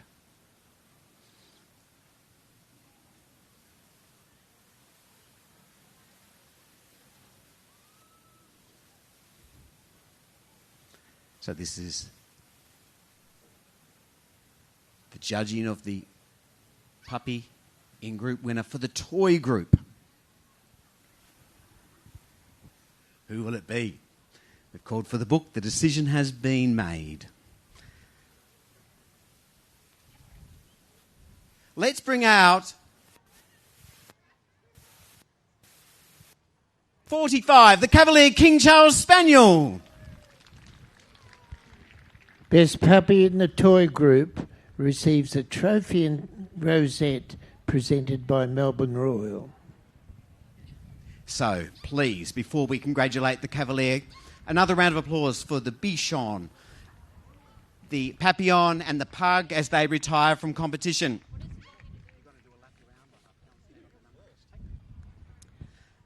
So that completes the judging of the toy group, but let's have a final round of applause for our best puppy in group winner, the Cavalier King Charles Spaniel. Of course, the Cavalier returns later in the day to compete for best puppy in show. But please put your hands together for Mr. Del Mar for the judging of the toy group.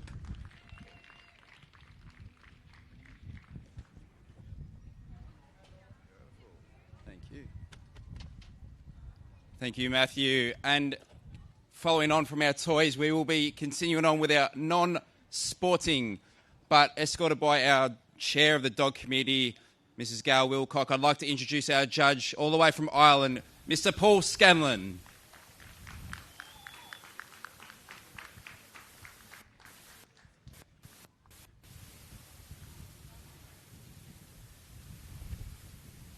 And we'll now be judging our non-sporting group as they go around. Please show your support for our best of breed winners.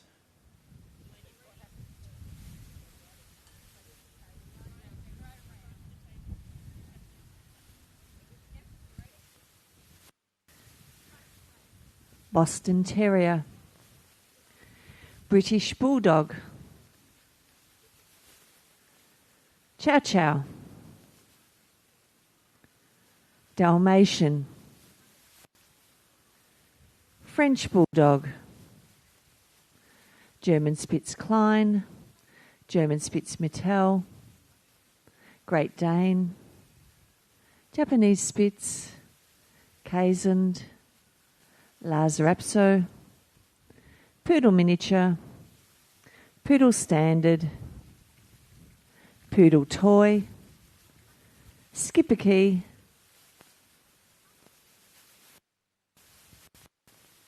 Shar Pei, Shih Tzu, Tibetan Terrier.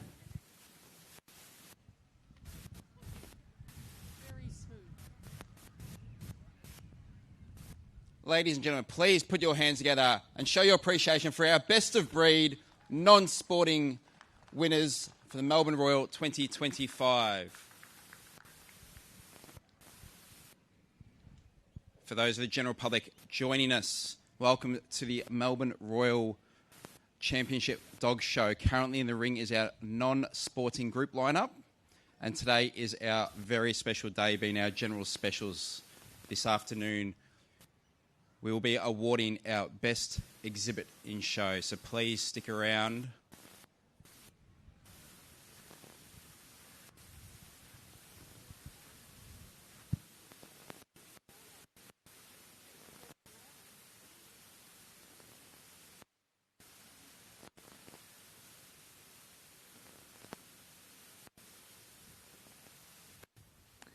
Boston Terrier, Exhibit 2029. This tuxedo-clad little dog is a native American breed, a smooth-coated, short-headed, compactly built, medium-sized dog. The Boston Terrier conveys an impression of determination, strength and activity with a style of high order and a graceful and easy carriage.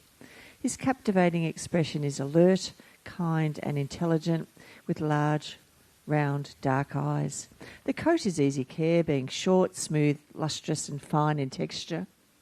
The Boston is lively and intelligent, but also determined and strong-willed.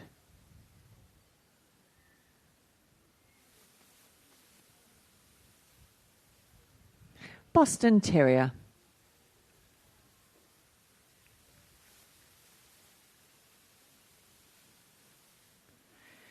British Bulldog, Exhibit 2076. The British Bulldog originated from Great Britain and was bred for bull baiting. Despite their heavy, strong and determined appearance, British Bulldogs are affectionate and gentle companion animals. Whilst exceptionally loyal to their family, they remain good-natured and are tolerant of children.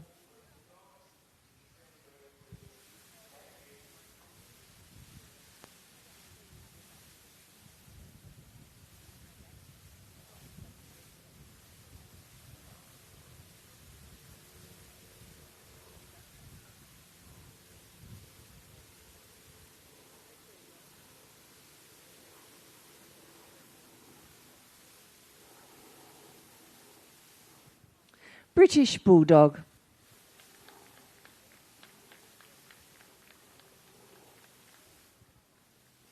Chow Chow, Exhibit 2105. The Chow Chow is one of the oldest dog breeds originating from China. They were bred as working, hunting and herding dogs. It is known for its black-blue tongue and lips. It has a thick double coat and distinctive mane, giving it a leonine appearance. It is often called the lion dog. Chow Chows are extremely protective of their owners and property. Although the Chow Chow is not an excessively active breed, they do enjoy daily exercise.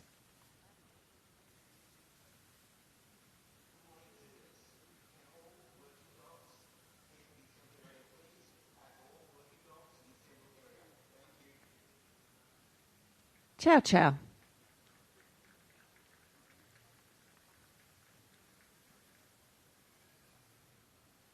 Dalmatian, Exhibit 2127. The Dalmatian has a mysterious past and were often seen with bands of gypsies or trotting alongside carriages with horses. They are the only spotted dog and have black or liver spots. They are a mascot for fire stations and have been used as service dogs. Dalmatians have an affinity with horses and love to run with their family. They are loyal and loving companions and are eager to please their owners.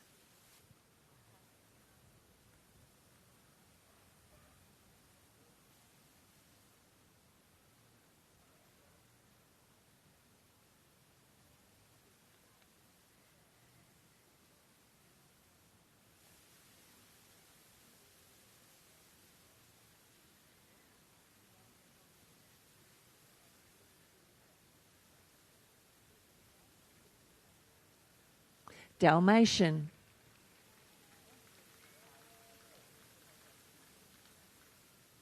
French Bulldog, Exhibit 2171. The French Bulldog is full of courage and they are known for the characteristic bat ears and stocky build. French Bulldogs are very sweet and an excellent companion. The French Bulldog rarely barks, and if it does, it's often to draw attention, to point out that he needs something or just because he is not happy. This breed is patient and affectionate with its owners, and especially with children.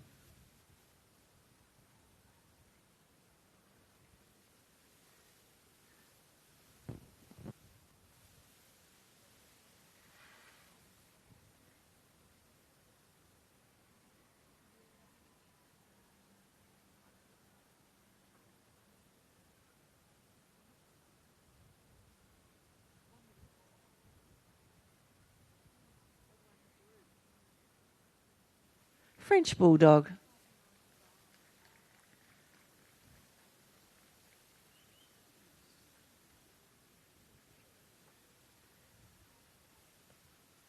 German Spitz, Klein, Exhibit 2204.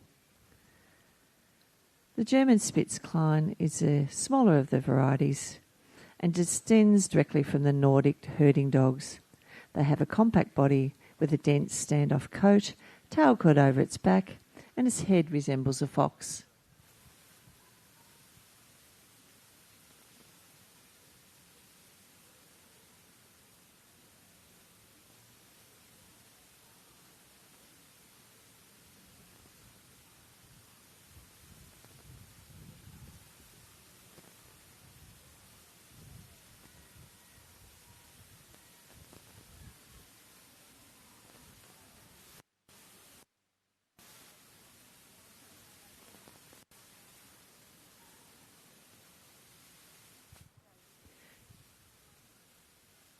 German Spitz, Klein.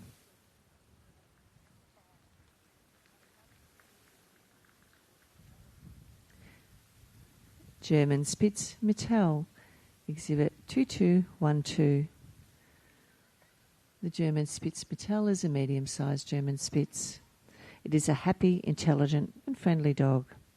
It loves human company and likes nothing better to be included in family activities.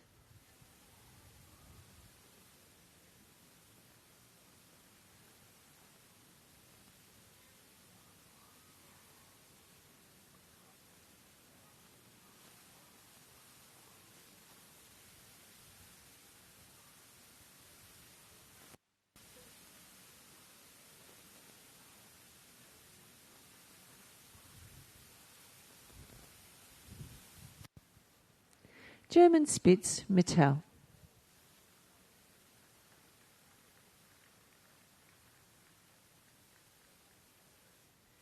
Great Dane, Exhibit 2220. The Great Dane is known for its large size and is the tallest of all dog breeds. They are known as a gentle giant. The Great Dane is a great dog for small children and a loving family dog as long as it grows up in the family from puppyhood.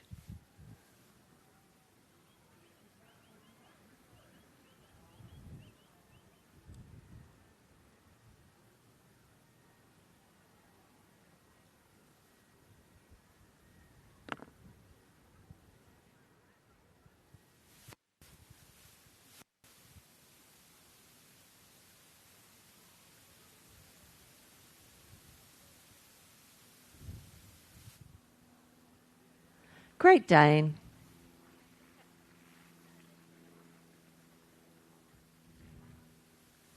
Japanese Spitz, Exhibit 2239.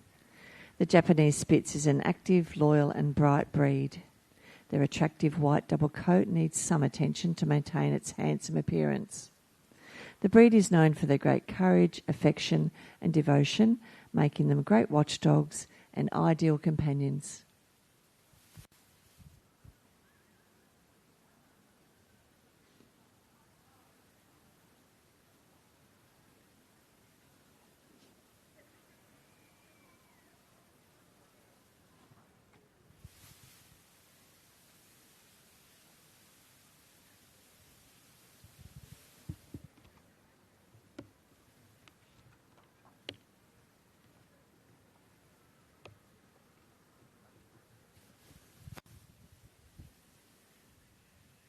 Japanese Spitz.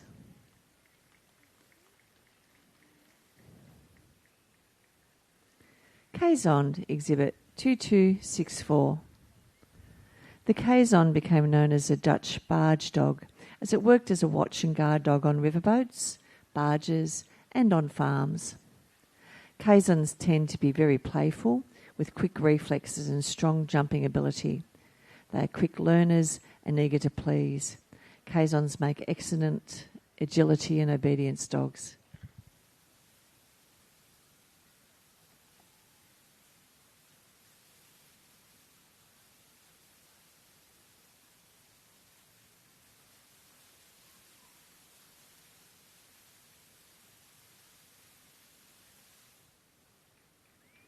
Kazond.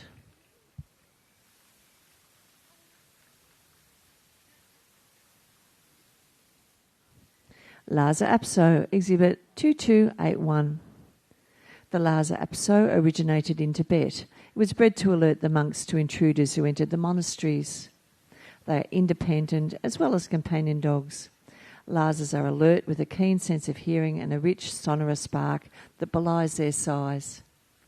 Their beautiful coat requires consistent attention to maintain its attractive appearance. Lhasa Apsos often show happiness by rubbing their head on their owners, running and rolling around, or sitting on their owner's feet.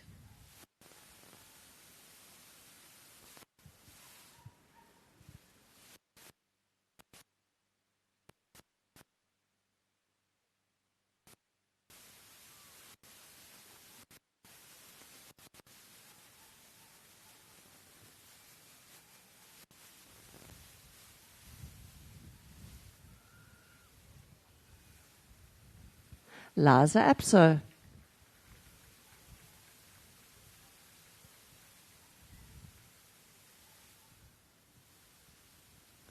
Poodle Miniature, Exhibit 2288.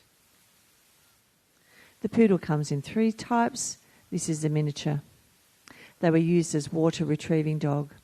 The poodle is a very active, intelligent and elegant dog, squarely built and well proportioned.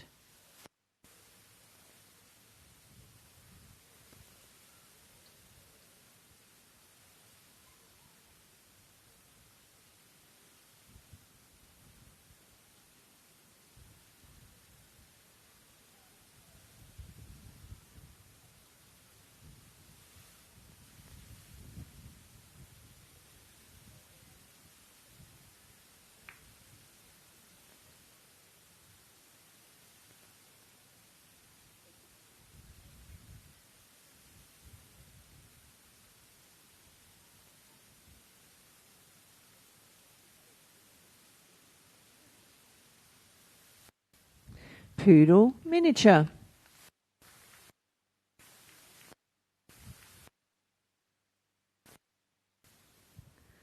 Poodle Standard, Exhibit 2300. The poodle has a keen sense of instinctive behaviour. In particular, marking and hunting drives are more readily observable than in most other breeds.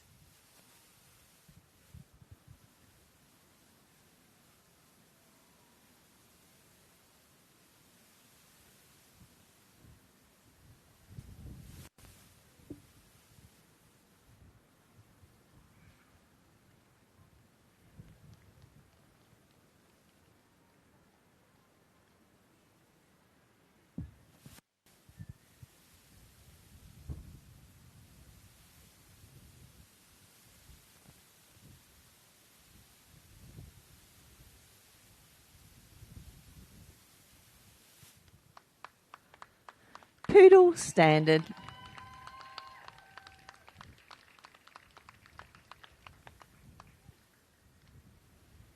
Poodle Toy, Exhibit 2344. This is the smallest of the 3 sizes of poodles, the Poodle Toy. Poodles have a single layer coat. The texture ranges from coarse and woolly to soft and wavy and requires ongoing attention to maintain its striking appearance.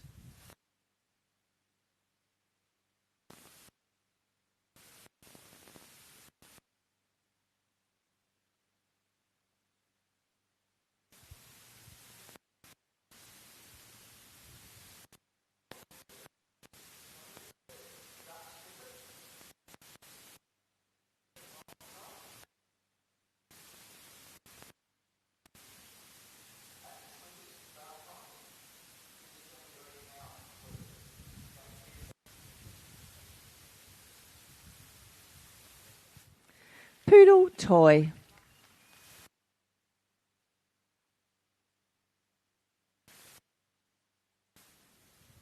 Skipper Key, Exhibit 2352. The skipper key were bred for hunting vermin on the boats.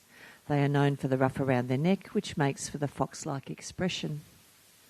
Known for a stubborn, mischievous and headstrong temperaments, skipper keys require training and a secure, fenced-in space to run. They are naturally curious and high-energy dogs and require ample exercise and supervision.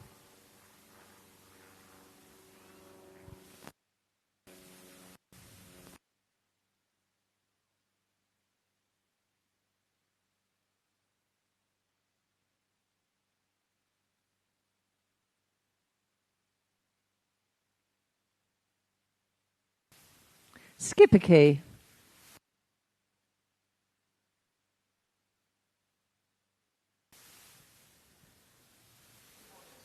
Shar-Pei, Exhibit 2366. The Shar-Pei is known for its distinctive features of deep wrinkles and a blue-black tongue. It was kept as a general-purpose farm dog in the Chinese countryside, used for hunting, protecting and herding stock, and guarding the home and family. During that time, the Shar-Pei was bred for intelligence, strength, and a scowling face. The Shar-Pei is extremely devoted, loyal, and affectionate to its family, and is amenable to accepting strangers, given time and proper introduction at a young age.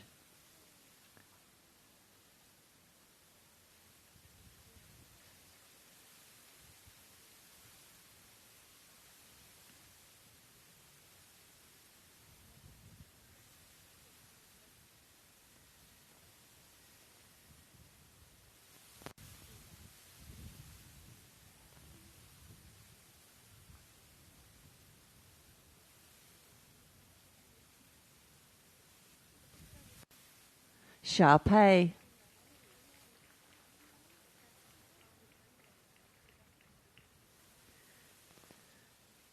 Shih Tzu, Exhibit 2384. The Shih Tzu was named for its flowing mane-like coat, similar to that of the lion. It has been featured in ancient Chinese artwork throughout many centuries. Their abundant coat needs constant maintenance to ensure its handsome appearance. They are loving and loyal, bonding particularly well with one member of the family, and are quite robust.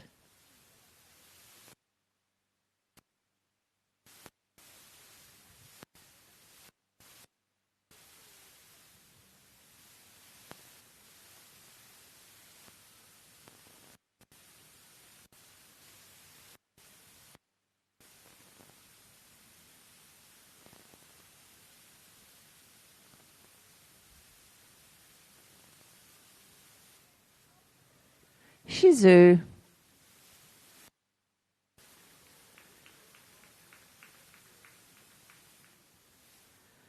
Tibetan Terrier, Exhibit 2386. The Tibetan Terrier was originally kept by Tibetan monks almost 2,000 years ago and were considered good luck charms. The monks refused to sell them, but often gave them as gifts. Sweet, loving and gentle, the Tibetan Terrier is lively with great agility and endurance. This breed has a deep bark like a rising siren.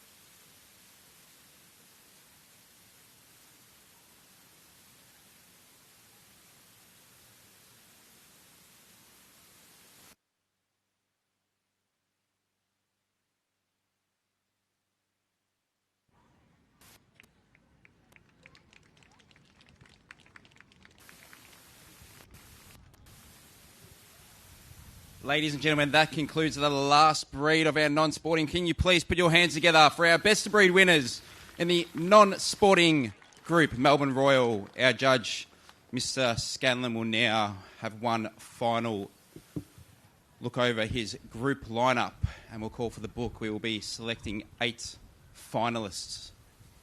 Out of those 8, we will then award 4th, 3rd, 2nd and best exhibit in group.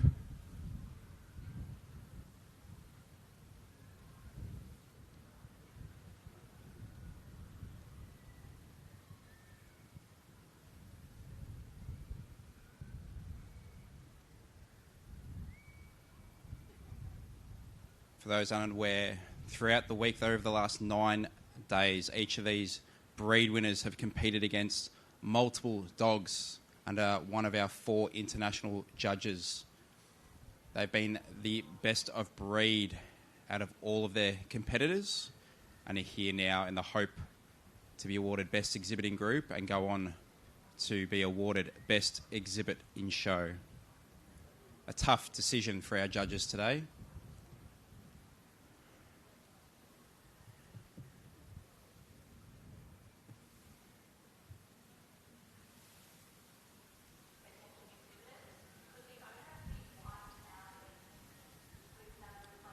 The book has been called and we'll be selecting 8 finalists out of all the best of breed non-sporting winners.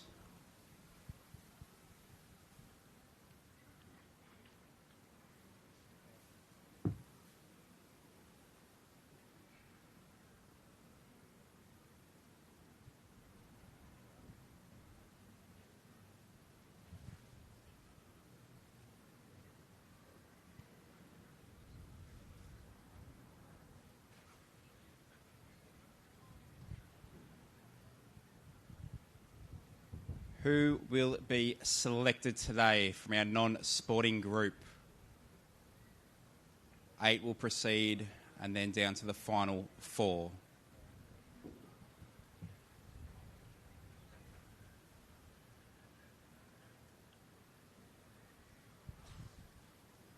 Okay, we have selected our 8 finalists and in alphabetical order. Please bring out 2029, the Boston Terrier. 2105, the Chow Chow. Let's see, exhibit number 2127, the Dalmatian. Exhibit number 2288, the Miniature Poodle. 2300, the Standard Poodle. 2344, the Toy Poodle. And down to our last 2. Please bring out exhibit number 2366, the Shar-Pei. And to round out our top 8, 2386, the Tibetan Terrier. And ladies and gentlemen, as they retire from the ring, please show your appreciation for our remaining best of breed winners in the youth non-sporting group.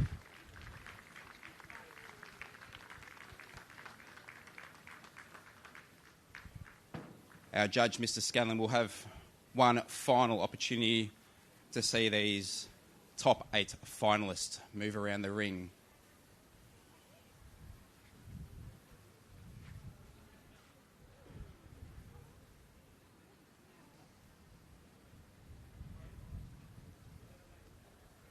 And our 8 finalists, starting off with the Boston Terrier.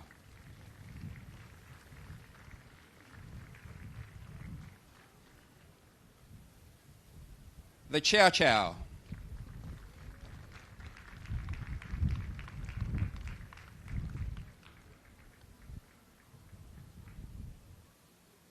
The Dalmatian.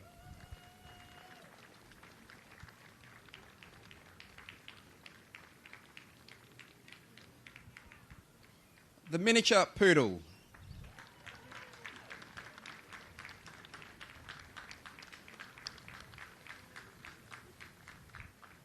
The Standard Poodle.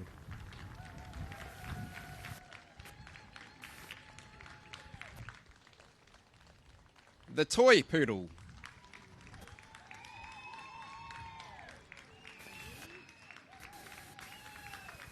The Shar-Pei. And to round out our top 8, the Tibetan Terrier.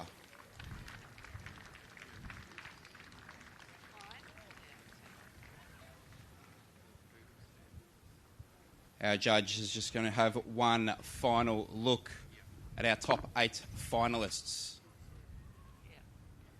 who will then call for the book, and we will select our 4th, 3rd, 2nd and best exhibit in group. And our best exhibiting in group will return this afternoon to compete against all of our group winners for best exhibit in show.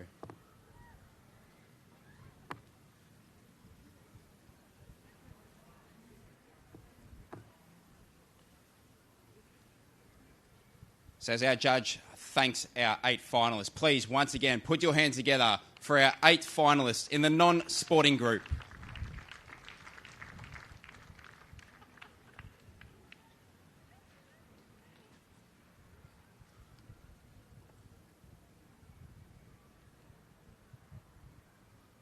For those of the general public just joining us, it is a great time for the non-sporting group, a perfect time to come and watch. We are about to announce our fourth, third, second and best exhibit in group.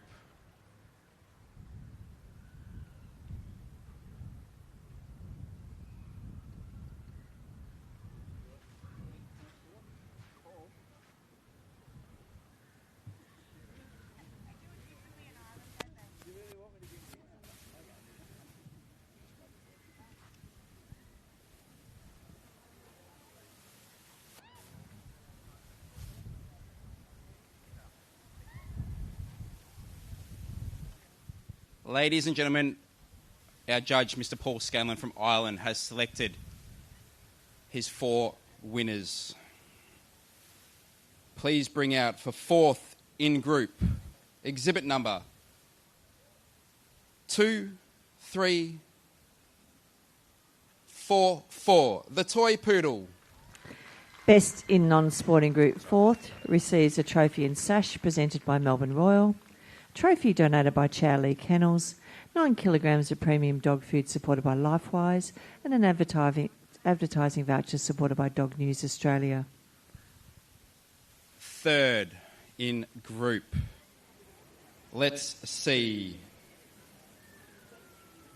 2386, the Tibetan Terrier. Best in non-sporting group third receives a trophy and sash presented by Melbourne Royal, a trophy donated by Chowley Kennels, 9 kilograms of premium dog food supported by Lifewise, and an advertising voucher supported by Dog News Australia. And we're down to 2. Our second in group. 2127, the Dalmatian. Best in non-sporting group second receives a trophy and sash presented by Melbourne Royal, a trophy donated by Chowley Kennels, 9 kilograms of premium dog food supported by Lifewise, an advertising voucher supported by Dog News Australia, and a $50 voucher supported by PD Insurance. Non-sporting group Melbourne Royal 2025. Mr. Paul Scanlon has awarded his best exhibit in group.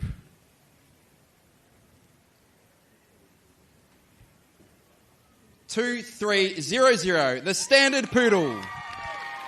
Best in a non-sporting group receives a trophy and rosette donated by Ms. J. Turnley, 18 kilograms of premium dog food supported by Lifewise, an advertising voucher supported by Dog News Australia, a $100 voucher supported by PD Insurance, and trophy and sash presented by Melbourne Royal. Ladies and gentlemen, please put your hands together for remaining 4 finalists as they retire from the ring. And as we go around, please put your hands together for our best exhibiting group, the Standard Poodle, second, the Dalmatian, third in group, the Tibetan Terrier, and fourth in group, the Toy Poodle. We will now recommence our judging in this ring with our non-sporting puppy of group. We'll see our puppy of breeds throughout the Royal return now, and we will select 4 finalists. From those 4 finalists, we will select 1 puppy in group winner.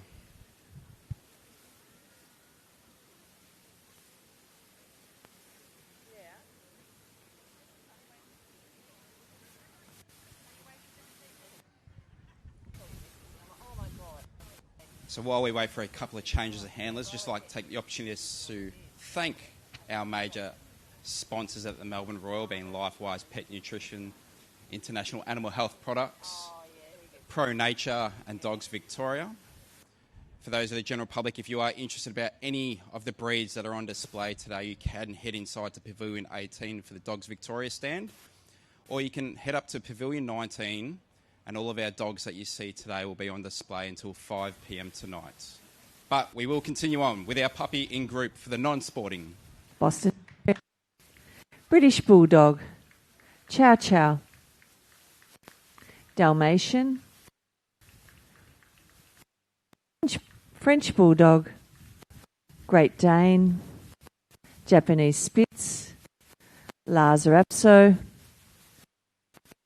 Poodle Toy, Schipperke, Tibetan Terrier.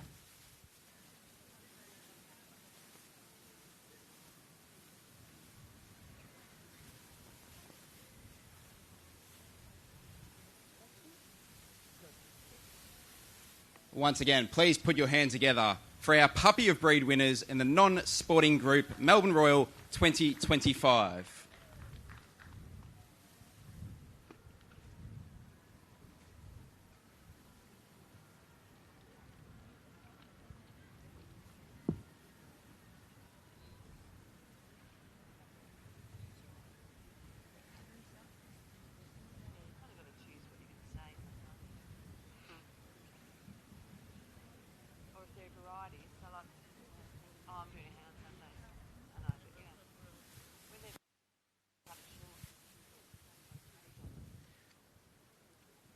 Boston Terrier, Exhibit 2018.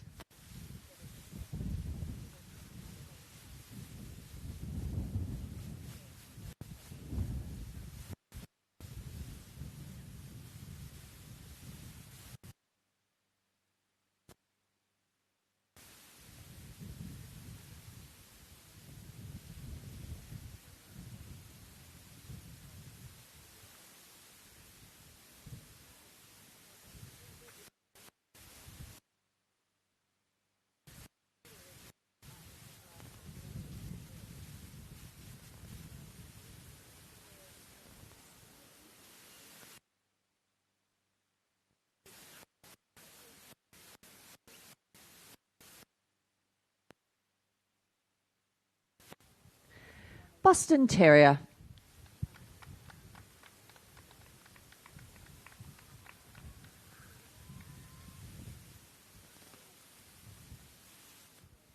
British Bulldog, Exhibit 2065.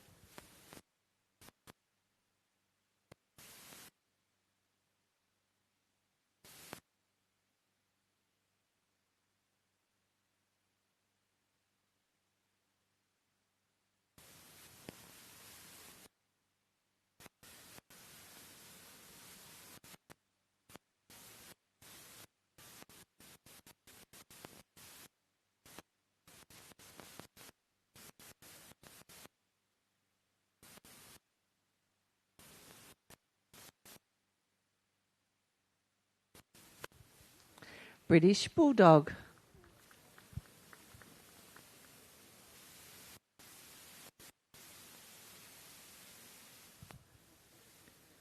Chow Chow, Exhibit 2097.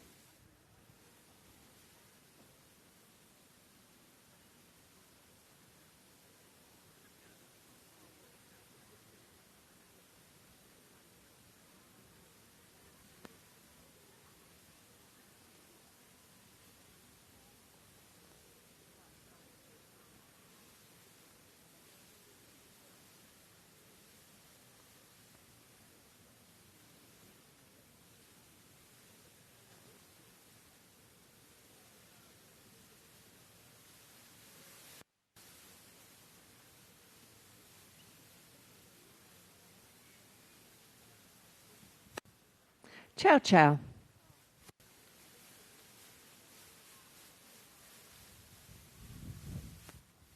Dalmatian, Exhibit 2141.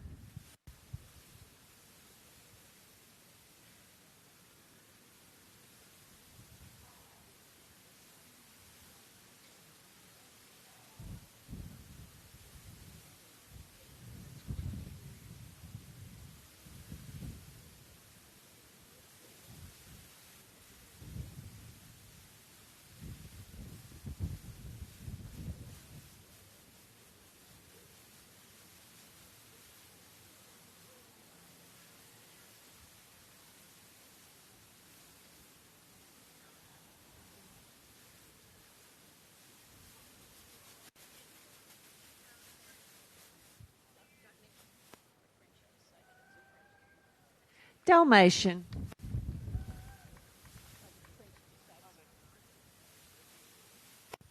French Bulldog.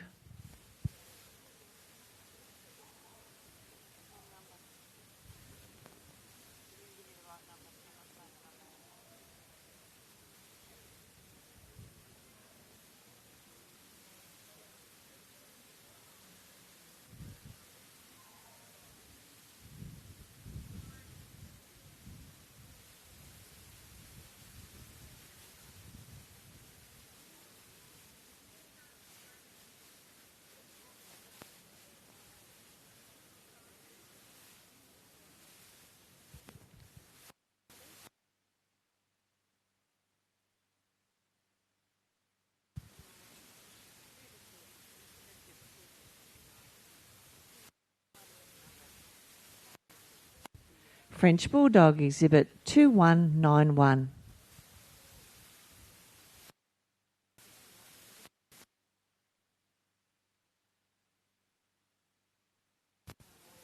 Great Dane, Exhibit 2224.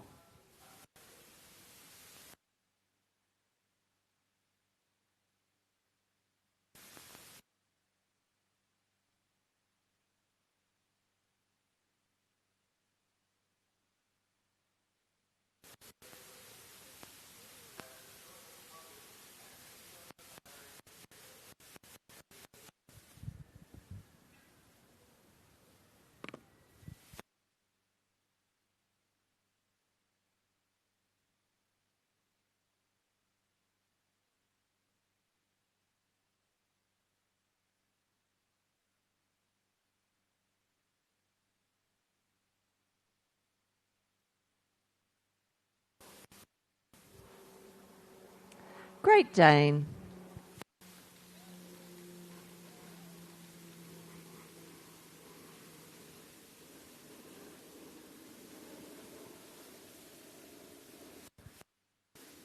Japanese Spitz, Exhibit 2232.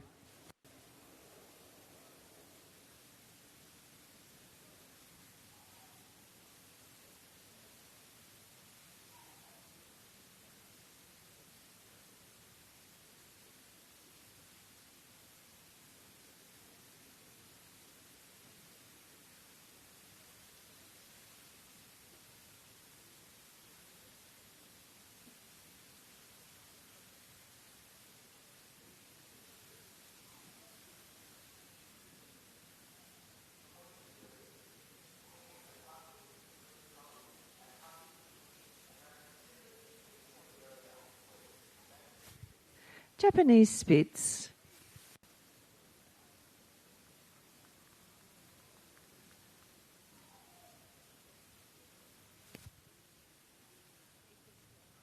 Lhasa Apso, Exhibit 2280.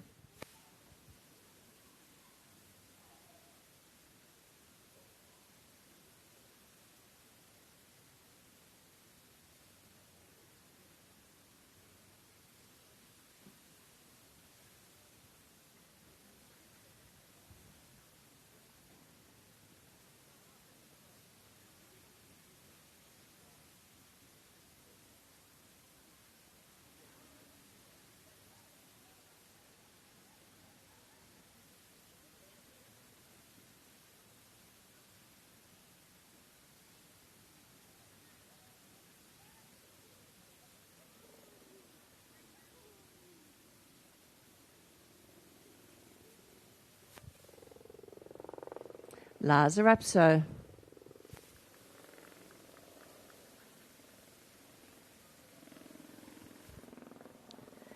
Poodle Toy, Exhibit 2333.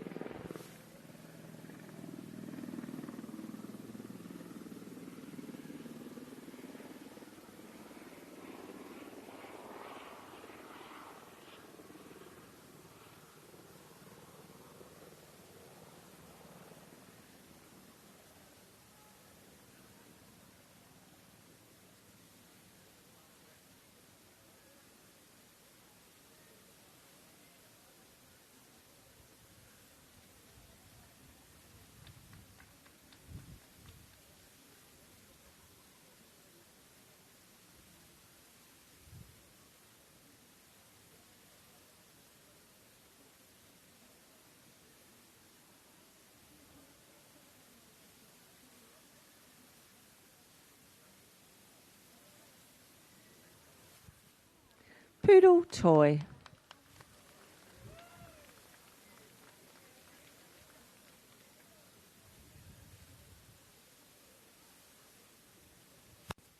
Skipper Key, Exhibit 2348.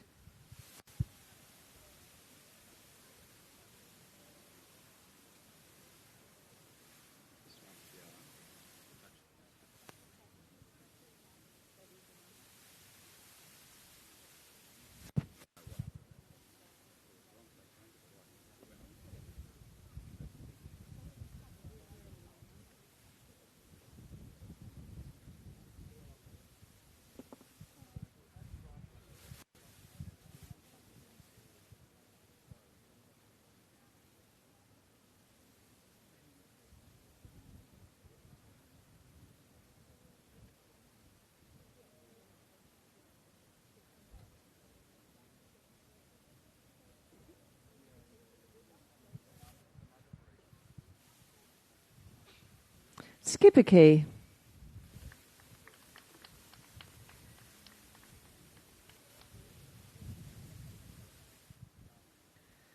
Tibetan Terrier, Exhibit 2387.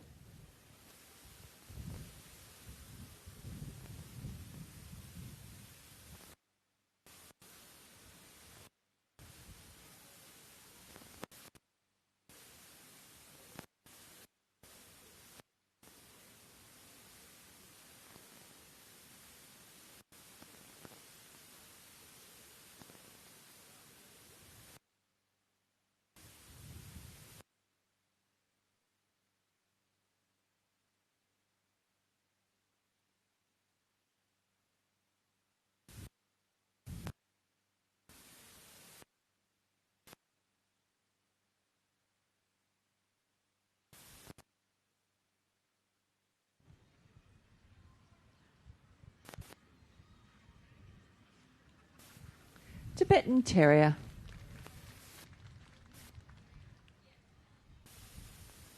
Ladies and gentlemen, that is the last puppy to go around the ring. Please put your hands together for our Puppy of Breed winners, non-sporting Melbourne Royal 2025. Our judge, Mr. Scanlon, will have one final look over this puppy group, and then he will call for the book where he will select 4 finalists. And from the 4 finalists, we will select one, and that one dog will be the best puppy in the non-sporting group.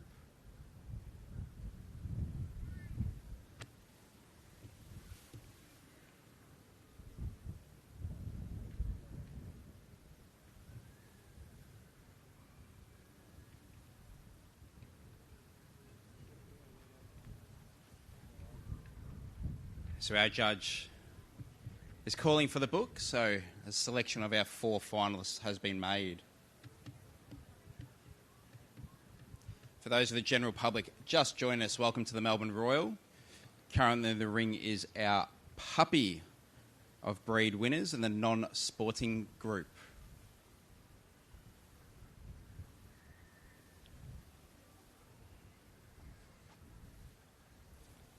And in alphabetical order, our 4 finalists.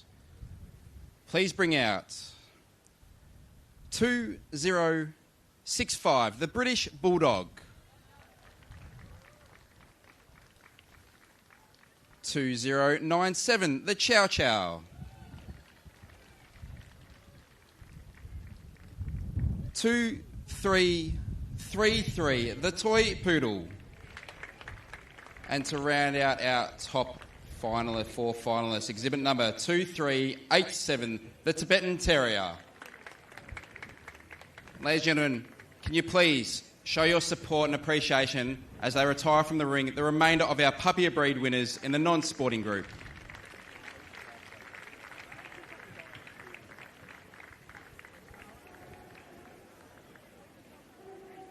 And as they have one final opportunity to have a once around the ring for our judge, please put your hands together for our 4 puppy finalists. The British Bulldog.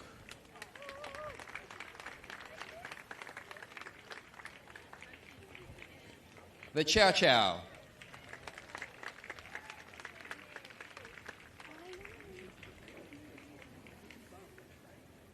The Toy Poodle.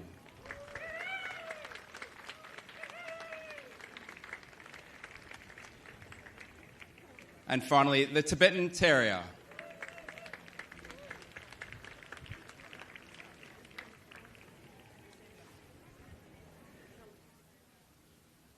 Four puppy finalists. And our judge, Mr. Scanlon, will be selecting one as his best puppy in group.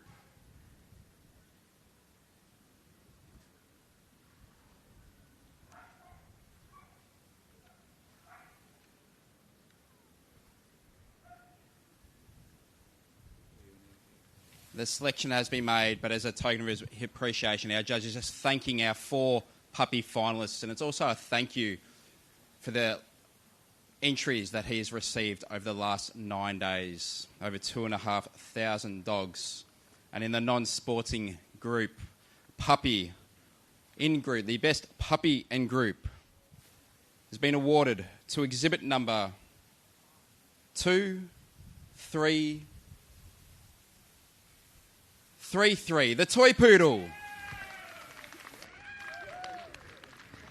Best puppy in the non-sporting group receives a trophy and rosette presented by Melbourne Royal and a trophy donated by Chowley Kennels. I'd like to put your hands together and thank our remaining 3 finalists as they retire from the ring.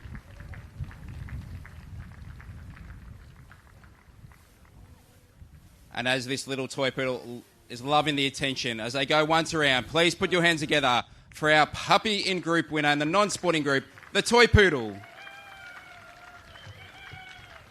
And continue that as well as we thank our judge, Mr. Paul Scanlon, as he retires from the non-sporting group.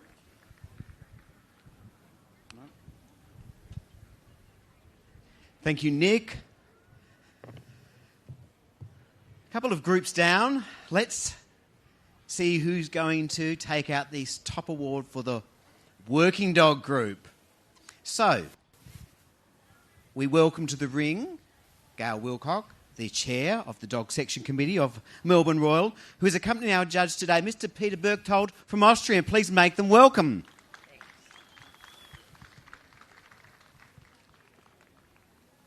We are now judging for best in the working dog group.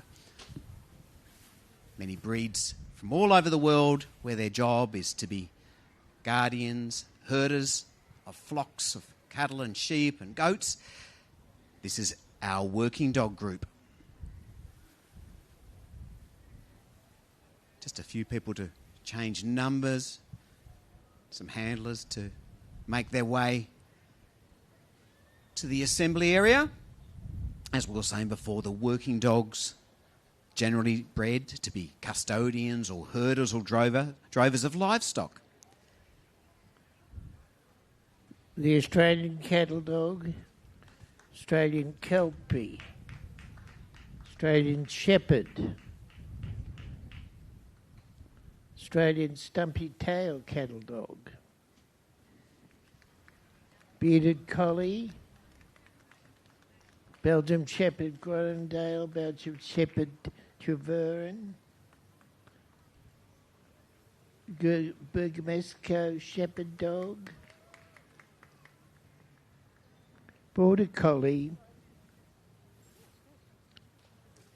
Briard, Collie Rough, Collie Smooth,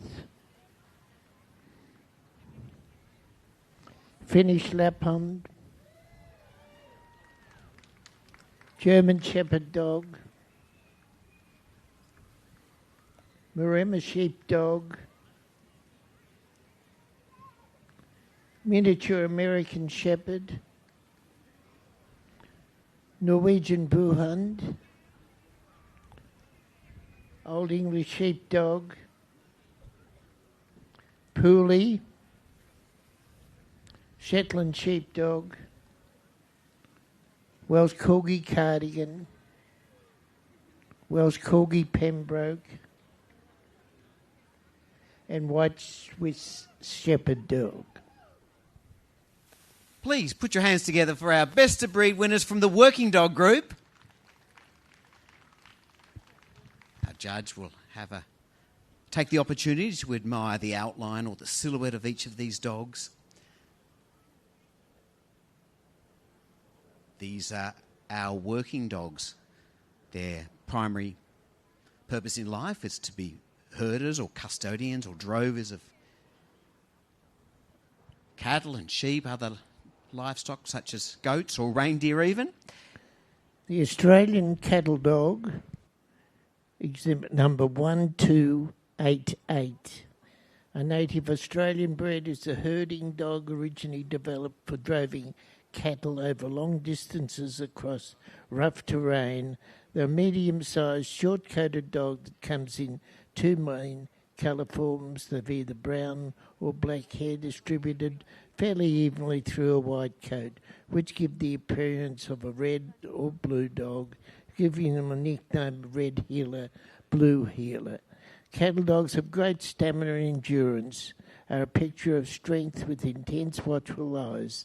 They excel at agility, fly ball herding, and frisbee competitions. Australian Kelpie, exhibit number 1293. The Kelpie is an Australian sheepdog successful at mustering and droving with little or no command guidance. They are medium-sized dogs and come in a variety of colours. Kelpies have been exported throughout the world and are used to muster livestock, primarily sheep, cattle and goats. Kelpies are smooth-coated, medium-sized with a fox-like expression and tail, generally with prick ears and athletic appearance. The Australian Kelpie. The Australian Shepherd is a breed of herding dog that was developed on ranches in the western United States. Called an Aussie, they acquired their name because some of these dogs were used to herd Australian sheep. They continue to work as stock dogs and compete in herding trials. The breed has an eagerness to please and are highly regarded for their skills in obedience. Their tail is a hallmark of the breed. Some Aussies are born with natural bob tails, while others have a long tail. They're a medium-sized breed of solid build and are highly intelligent, incredibly energetic, people-loving dogs. The Australian Shepherd. The Australian Stumpy-tailed cattle dog is a bob-tailed, medium-sized breed of dog.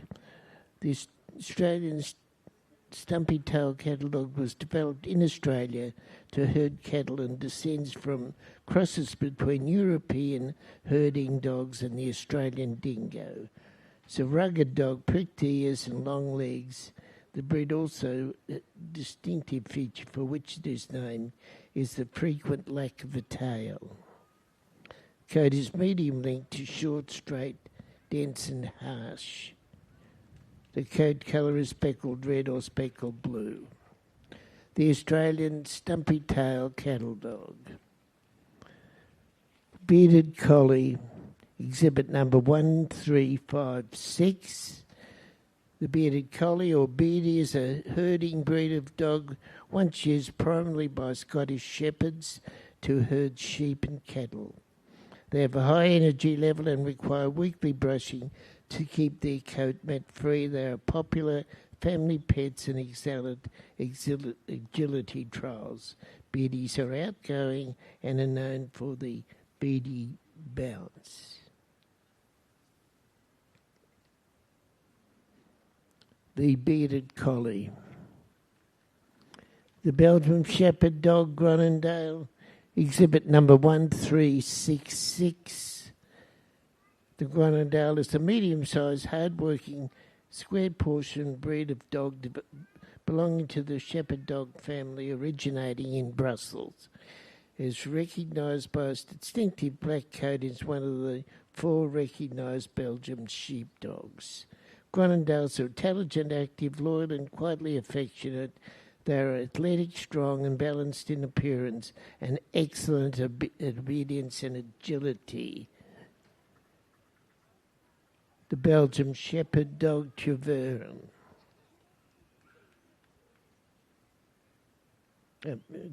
Groenendael, sorry. The Belgian Shepherd dog Treverne, exhibit number 1370. Treverne is a member of the Belgian Shepherd dog family, named after a village in Belgium. It is reckoned by its thick double coat, generally mahogany with varying degrees of black overlay. Trevernes are highly energetic, intelligent dogs who require a job to keep them occupied. They are loyal and form strong bonds with their family. The Belgian Shepherd dog Treverne. The Bergamasco Shepherd Dog, exhibit number 1372, a relatively rare breed in Australia. The Bergamasco Shepherd Dog is friendly and intelligent, used for herding and guarding sheep in the mountains. His distinctive dreadlocked coat helped to keep him warm. Very loyal to his owners, he'd usually get on with other animals, especially if they are raised together. He needs space to exercise and appropriate care for his unusual coat. The Bergamasco Shepherd Dog.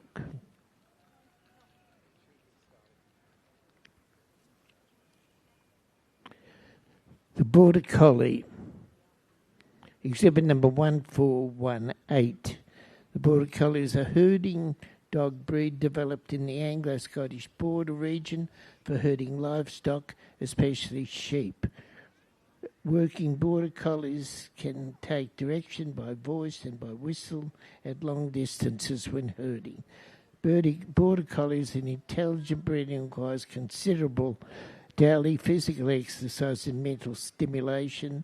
They excel at several dog sports such as agility and flyball, in addition to their success in the sheepdog trials. The Border Collie.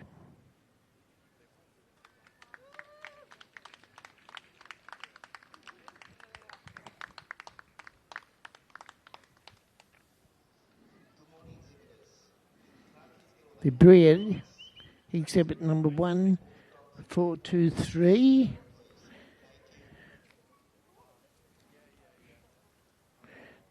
The breed originating in France and in fact Neapolitan and breed. They were originally bred for herding and to guard flocks of sheep and have the official dog and became the official of the French army. Some are rare today because so many were lost in World War I. Breed should carry supplies to the front lines and serve as sentry dogs.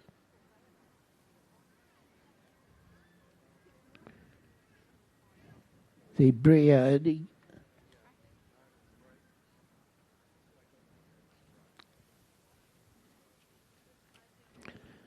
The Collie Rough, exhibit number 1431.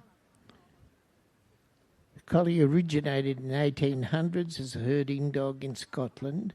They are famous as the lassie dog from movies and books. They have a very characteristic head which resembles a blunt red wedge. They need consistent care and grooming to keep their beautiful coat in good condition. Rough collies can compete in dog agility trials, obedience, flyball, tracking and herding events. They've also been known to work as search and rescue dogs, therapy dogs and guide dogs. The Collie Rough.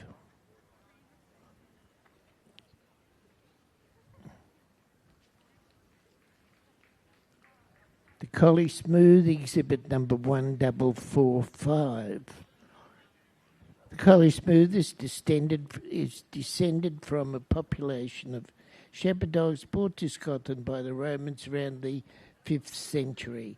Queen Victoria made the dogs fashionable and they became family pets and show dogs. They have a long muzzle, flat skull and semi-erect ears. Collie are an alert and vocal breed which makes them a good watchdog. They have also been known to work as search and rescue dogs, therapy dogs and guide dogs. The Collie Smooth.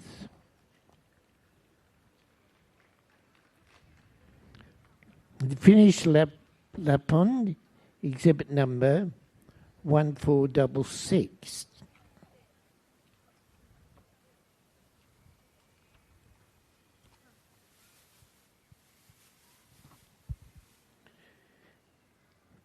Finnish Lapland was traditionally bred for herding reindeer. It has a double coat with a short, fluffy undercoat and longer, coarse top coat. The Finnish Lapland is an intelligent, active breed. The Finnish Lapland can compete in agility, carting, obedience, flyball, tracking and herding.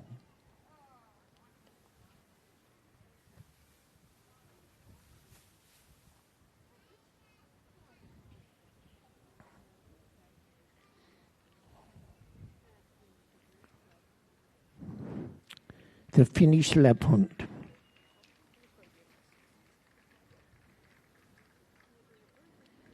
German Shepherd Dog, exhibit number 1488. German Shepherd is a working dog developed originally for herding and guarding sheep. Because of its strength, intelligence, and abilities in obedience training, is often employed in police and military roles around the world. The breed is marked by a willingness to learn and an eagerness to have a purpose. They're curious, makes them excellent guard dogs and suitable for search missions.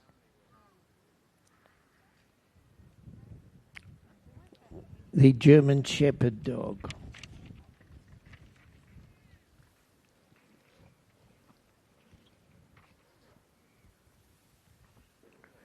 The Maremma Sheepdog, exhibit number 1516.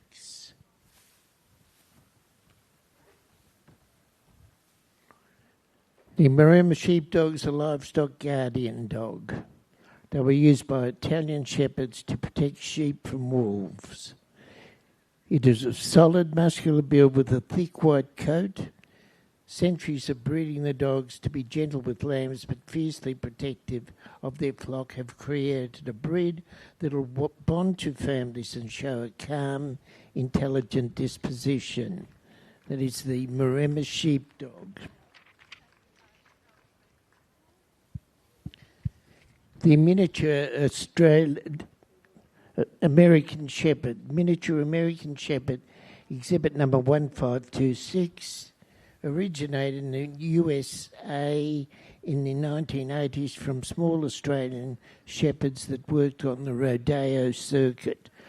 Resembling an Australian Shepherd in miniature, these dogs were selectively bred to further reduce their size and have now become popular as a companion dog due to their active, friendly and loyal nature. Anything you want to do with a dog, you can do with a miniature American Shepherd. They are easy to train but need frequent exercise and mental stimulation.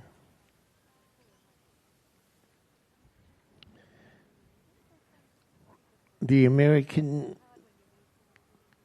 miniature American Shepherd. The Norwegian Bullhund, exhibit number 1541. They belong to the Spitz family of dogs. The Norwegian Bullhund was used as an all-purpose farm and herding dog in his native Norway. With a fearless, brave and energetic temperament, he was also a watchdog and nanny dog. A lightly built dog with a smooth-lying coat. He has the typical Spitz erect pointed ears and curled tail over the back.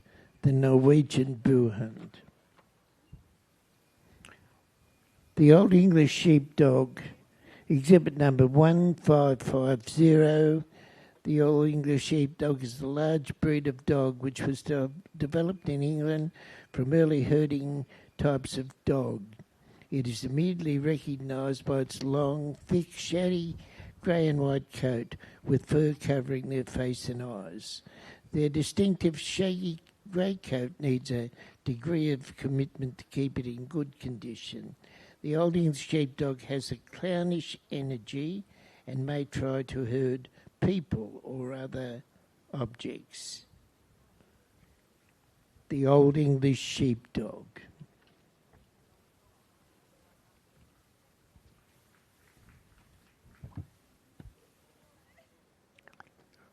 The Poolie, exhibit number 1557. The Poolie is a small, medium breed of Hungarian breeding and livestock guarding dog known for its long, corded coat. The light curls of the coat, similar to dreadlocks, make it virtually waterproof. They are loyal to their owners and wary of strangers. They are highly active and keep a playful, puppy-like behaviour their entire life. The Poolie.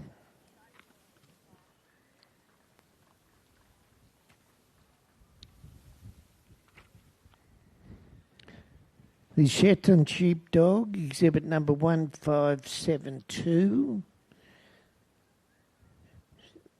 Often known as the Sheltie, is a breed of herding dog. They are an intensely loyal breed. The Shetland Sheepdog is lively, intelligent, playful, trainable, and willing to please and obey. They are loving, loyal, and affectionate with their family, but are naturally aloof with strangers. For this reason, Shelties must be socialised. Blue male Shelties may have blue eyes, or one brown and one blue eye, but all others have dark-coloured eyes. The Shetland Sheepdog.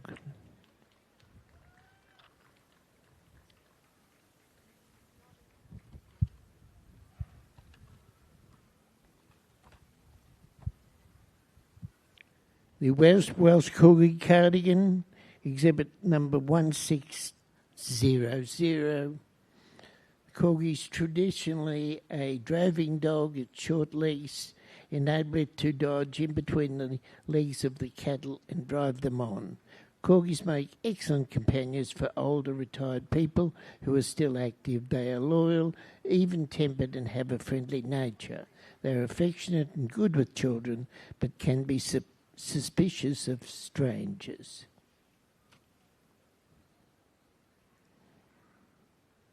The Welsh Corgi Cardigan.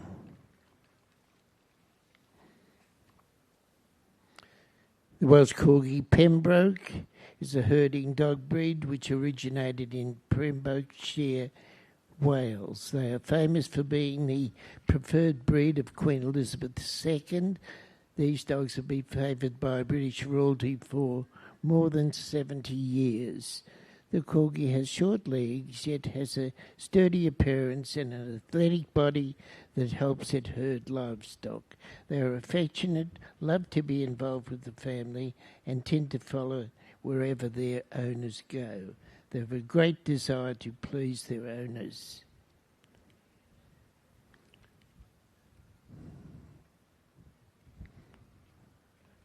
The Welsh Corgi Pembroke. The White Swiss Shepherd Dog, exhibit number 1663, is a new breed to Australia, recognised as recently as 2008. It's a White Swiss Shepherd Dog, and it's an elegant medium-sized breed of striking appearance with pure white coat. It comes both in long and short coat, with contrasting black pigmentation. Bred for working and protecting sheep, its modern function as a companion and family dog.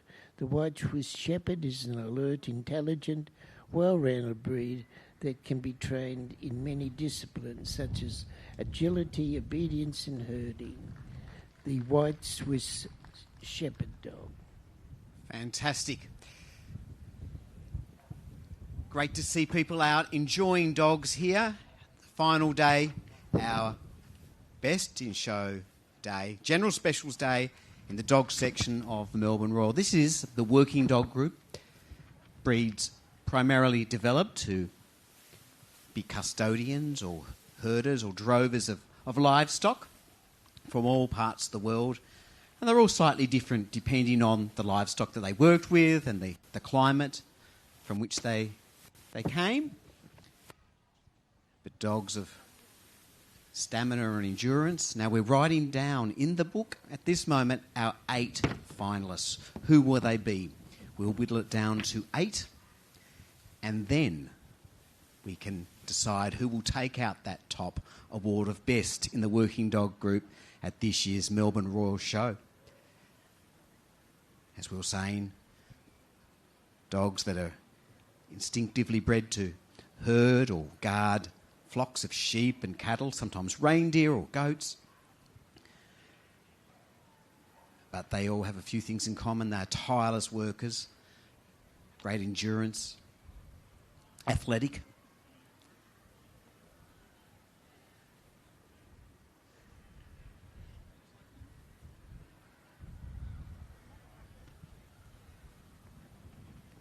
So you're very welcome. Come and admire the dogs. If you're just passing by, this is the final day of breed judging, our general specials day in the dog section at this year's show.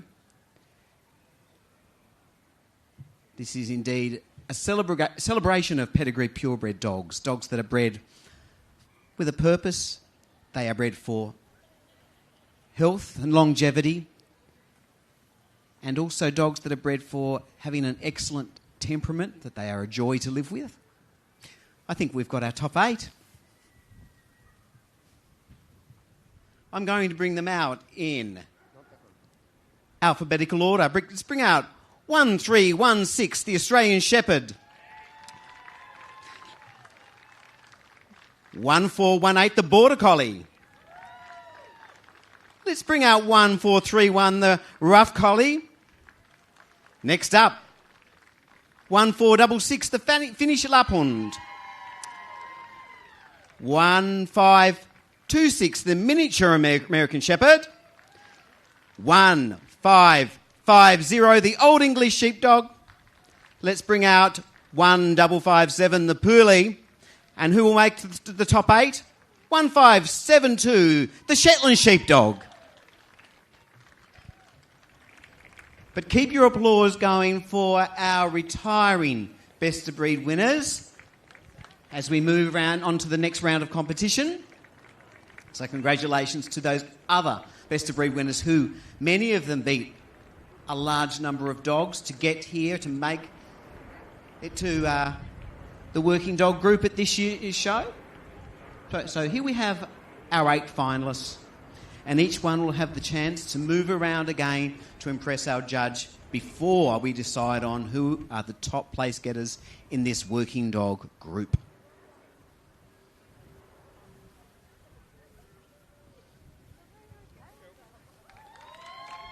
Put your hands together for the Australian Shepherd.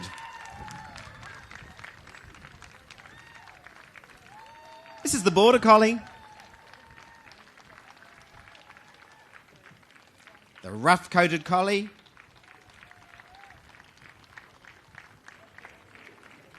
The Finnish Lapphund.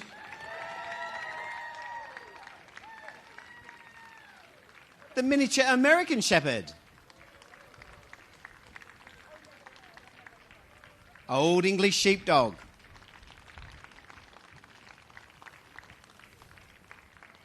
A Poolie. And the final of the top 8, the Shetland Sheepdog. Round of applause for your top 8. So, our last chance to admire these 8 magnificent examples of the breed from the working dog group. Who will it be? As we were saying before, this is indeed a day to celebrate pedigree purebred dogs, dogs that have been bred with a purpose in mind, that they're bred to be sound in both mind and body, dogs bred for health and longevity, and dogs that have an outstanding temperament, dogs that are a joy to live with. This is the working dog group. In some countries, we refer to this group as the herding group, sometimes the pastoral group. Many of them are sheepdogs, some to work with cattle, some even reindeer. But this instinctive nature and ability to work with and keep together flocks of animals. So who will be representing the working dog group at the end of the day in Best in Show? So we will announce from 4 to 1.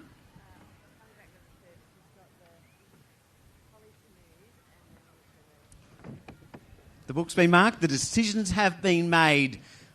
The results are in. 4th best in group today. Bring out 1466, the Finnish Lapphund. The best in the working group 4th, trophy sash presented by the Melbourne Royal, a 9-kilo premium dog food supported by LifeWise, advertising vouchers supported by Dog News Australia. Okay. Third in the group. Let's bring out 1572, the Shetland Sheepdog. Best in Working Group third, trophy sash donated by or presented by Melbourne Royal, a 9-kilo premium dog food supplied by LifeWise, and advertising voucher supported by Dog News Australia. The second top spot. Let's bring out 1418, the Border Collie.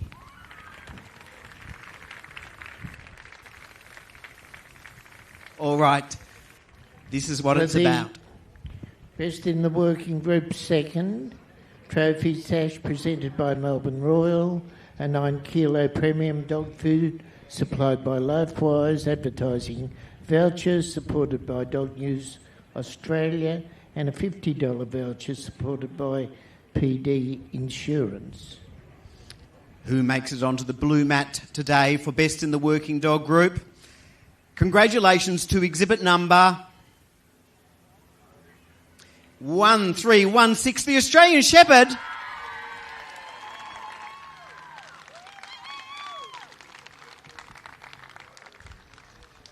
Best in the Working Group receives a trophy in memory of Supreme Champion Brinkley Song and Dance Man at Pufu, imported UK, donated by Mr. and Mrs. C. Moore, an 18-kilo premium dog food supported by LifeWise, advertising voucher supported by Dog News Australia, a $100 voucher supported by PD Insurance, and a trophy and sash presented by Melbourne Royal.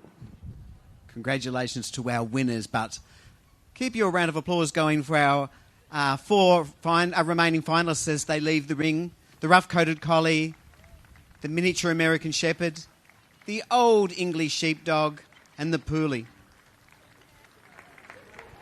However, returning later on in the day will be our group winner. So please, a final round of applause for our winners in the Working Dog Group.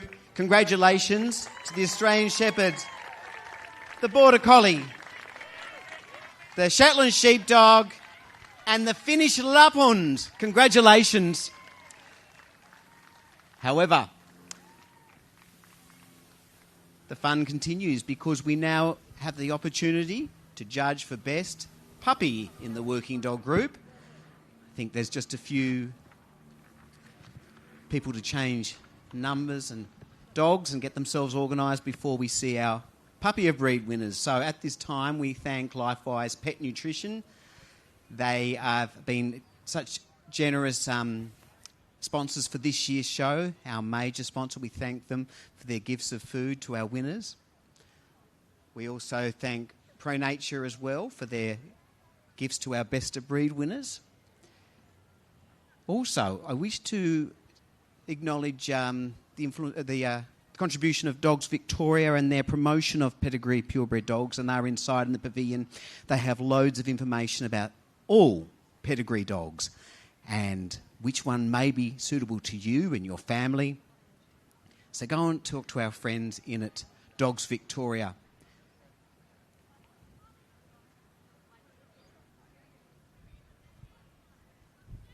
So, our judge today, Mr. Berchtold, all the way from Austria, will now judge for Best Puppy in the Working Dog Group.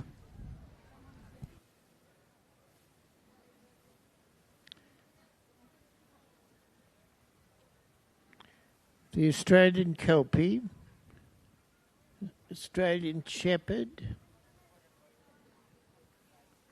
Border Collie, Briard,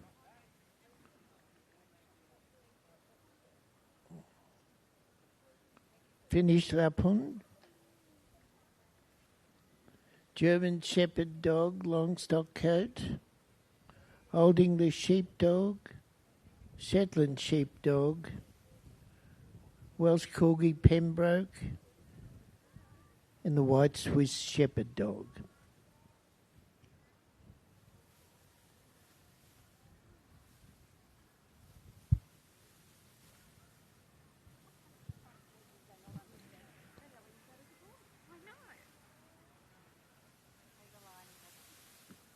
don't realise that the live stream as much as anything. They just want to get into that long side.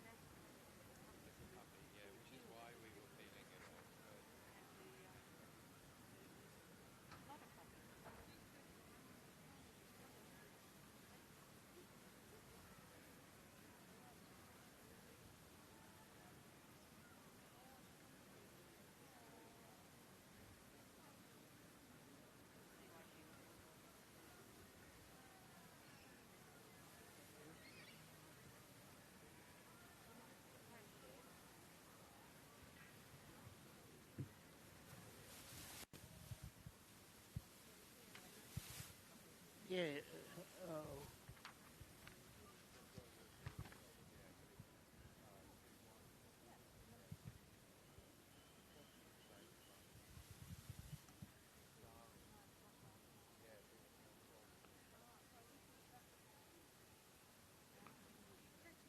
Briad currently being examined. The Finnish Lapphund.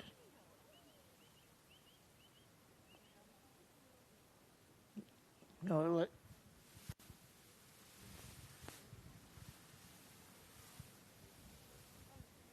Finnish Lapphund 1457.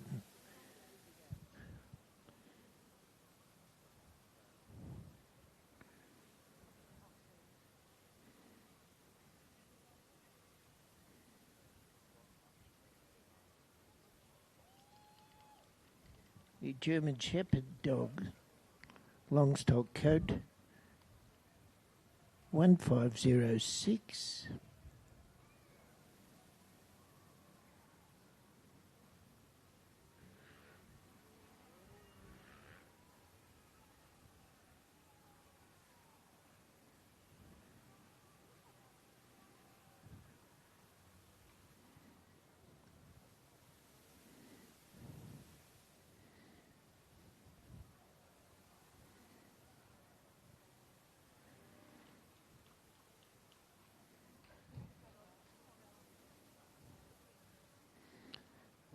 The Old English Sheepdog 1546.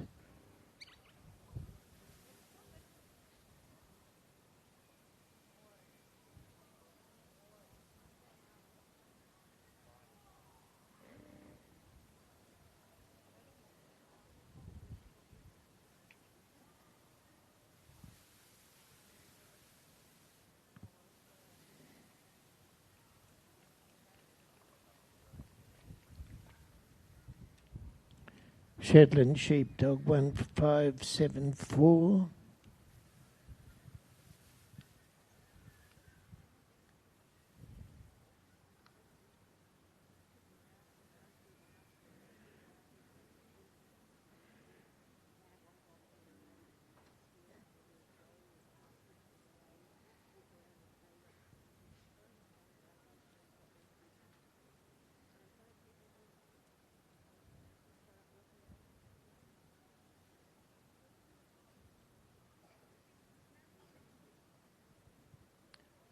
the Welsh Corgi Pembroke, exhibit number 1639.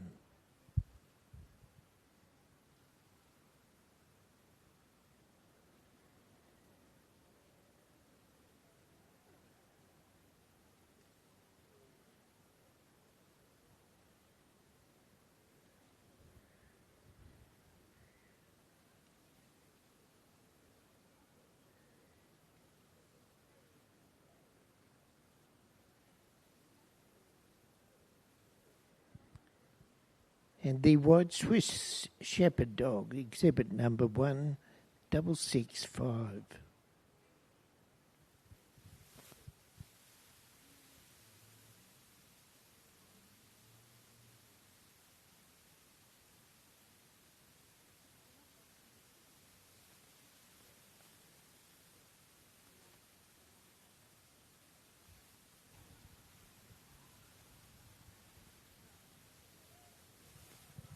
These are our puppy of breed winners in the working dog group.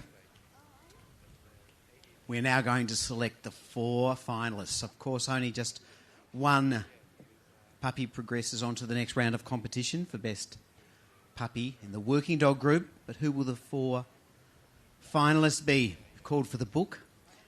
The decisions are about to be made. The working dog group. Dogs bred primarily as herding animals, drovers, custodians of flocks of sheep and cattle and other livestock. We refer to it in this country as the working group. Dogs of all shapes and sizes, depending on the climate in which they had to work, the terrain and the type of livestock they mustered. Here we go. Let's bring them out in alphabetical order. First up, 1298, the Australian Shepherd. 1546, the Old English Sheepdog. 1574, the Shetland Sheepdog. And finally, 1639, the Pembroke Welsh Corgi. There's our 4 finalists, but please, a round of applause to our remaining puppy of breed winners as they leave the ring.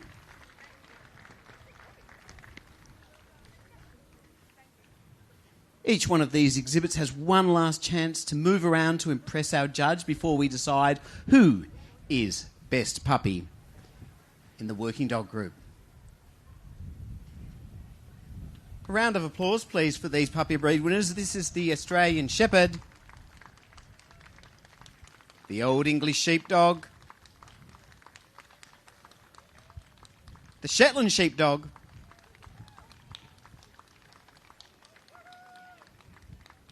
and finally, the Pembroke Welsh Corgi. So a fantastic achievement to make it down to the top 4 after thousands of dogs have been judged over the last week. Our winners have returned today. And we'll certainly find out in a few hours' time who's going to take out Best in Show at this year's Melbourne Royal. Great to see people coming and enjoying dogs. You're very welcome to come and watch. All of these dogs have come through their rounds of competition, beaten many other dogs to earn their spot here on General Specials Day.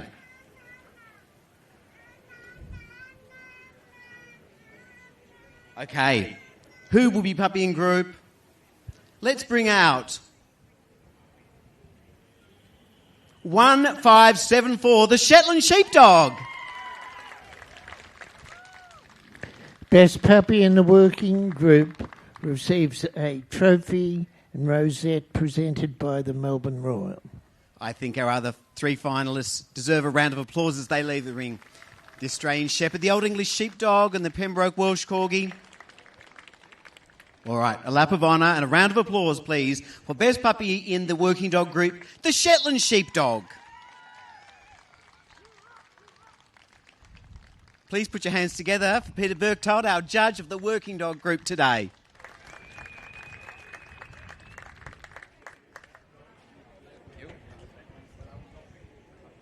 Thank you, Matthew. And as we continue on, 4 groups have been completed, and now we are down to our last three groups. Our next group being the Hound Group, escorted into the ring by our Chair of the Dog Committee, Mrs. Gail Wilcock. Please put your hands together and reintroduce into the ring Mr. Attila Sekalidi.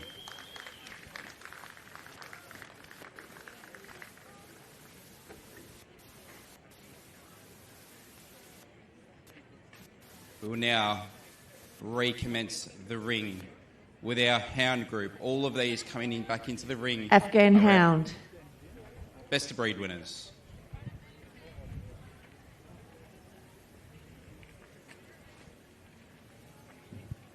Azawak.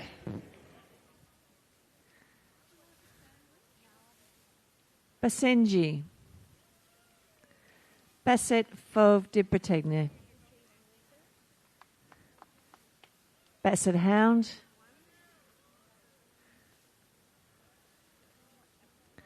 Bavarian Mountain Scent Hound.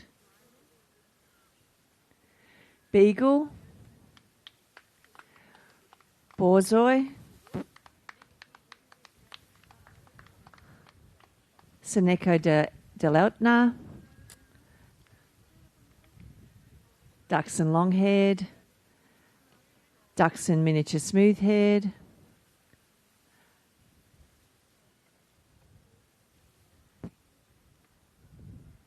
Dachshund miniature wire-haired. Dachshund smooth-haired. Dachshund wire-haired.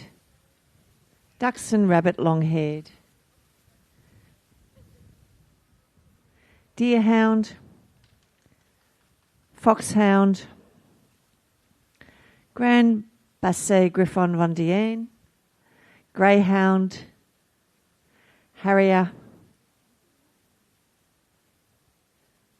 Irish Wolfhound. Petit Basset Griffon Vendienne. Pharaoh Hound. Porcelain. Rhodesian Ridgeback. Saluki. Sloogie. Whippet. Ladies and gentlemen, there are our best of breed winners in the Hound Group. Please put your hands together. Our judge will have one quick walkthrough around the breeds, and then every exhibit here will get an opportunity to show the judge the best attributes of the dogs. Conclusion of every ring so far, we select 8 finalists in the group, and then from there we select our 4th, 3rd, 2nd and 1st. Any of those of the general public that are coming to watch the dogs, we thank you. And if you are interested in any dog on display today, you can head into Pavilion 19 after they've been in the ring, and you can talk to our exhibitors and owners.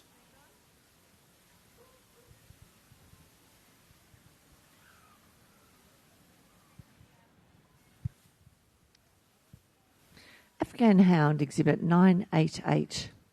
The Afghan Hound is one of the most ancient of dogs, and legend states it was this breed that Noah took into the ark. African side hounds migrated into the mountains of Afghanistan, and the hounds with the heaviest coats were used to breed from, thereby creating the Afghan Hound. With their aristocratic appeal and supreme dignity, Afghan hounds are one of the flashiest of dogs, making them the top show dog contenders. Their long silky coats, eastern expressions and commanding statures ensure they are noticed wherever they go. Afghan Hound. Azawak, Exhibit 1005. Bred by the various other nomads of the Sahara, the breed is used there as a guard dog and to hunt gazelle and hare at speeds of up to 40 miles per hour. It moves with a distinctly feline gait and can be found in a variety of colours, as well as varying degrees of refinement. They have high energy and tremendous endurance. They are excellent training companions for runners and do not feel the heat. If socialised, they do well with other dogs, cats, children and strangers. The Azawak. Basenji, Exhibit 1023. The Basenji is a breed of hunting dog that was bred from stock originating in Central Africa. The Basenji produces an unusual yodel-like sound, commonly called a baroo, due to its unusually shaped larynx. This trait also gives the Basenji the nickname barkless dog. Basenjis are small, elegant-looking, short-haired dogs with erect ears, a tightly curled tail and a graceful neck. Its forehead is wrinkled, especially when the animal is young or extremely old. Basenji.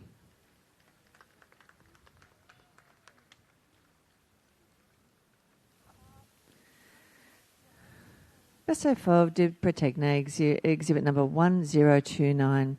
The breed was developed in France as a hunting dog. It is a smallish, neat-looking hound, free from exaggeration, and is lively and friendly. They are wire-coated, and the coat is very harsh to the touch, dense and coloured red wheaten or fawn. Fauves are loving, happy, outgoing dogs and are good with children. But it must be remembered that they are scent hounds and do retain their love of the hunt, so may not suit every family.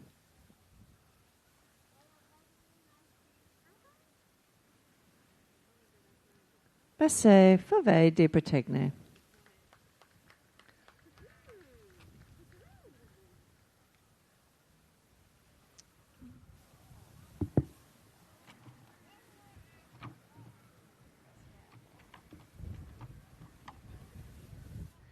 Basset Hound, Exhibit 1030. The Basset Hound is a French scent hound originally bred for the purpose of hunting rabbits and hare. Their sense of smell for tracking is exceptional. They are large, solid and long, with curved sabre tails held high over their backs. The Basset Hound is a friendly dog to people and other pets and makes an excellent companion for children. Basset Hound.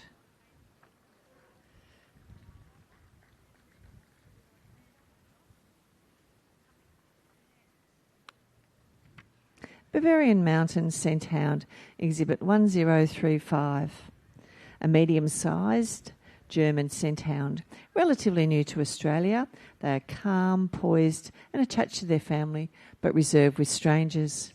Mostly seen as hunters and trackers, they are single-minded and persistent.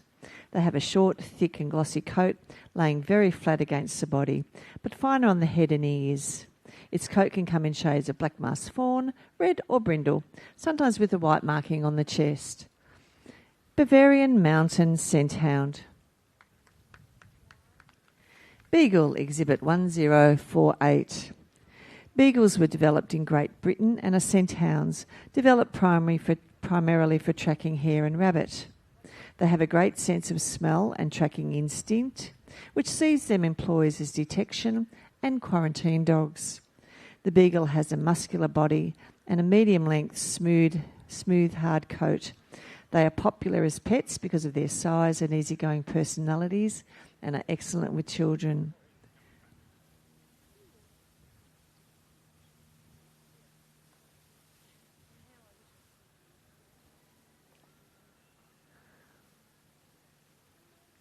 Beagle.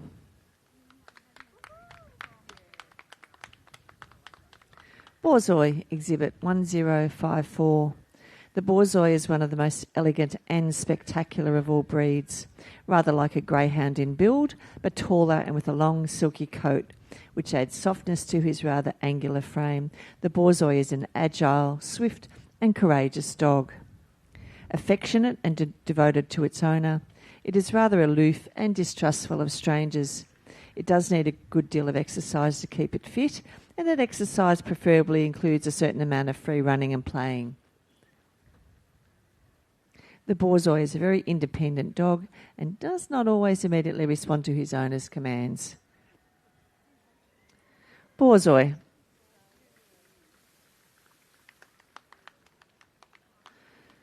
Seneco dell'Etna, Exhibit number 1066. Present in Sicily since ancient times, it is a medium-sized primitive dog with an elegant head and slender shape. Compact and strongly built with a fine coat, upright ears, and is always alert. The breed is often described as resembling a small version of the Pharaoh hound, a typical sighthound, sweet-natured, independent, and breathtakingly swift.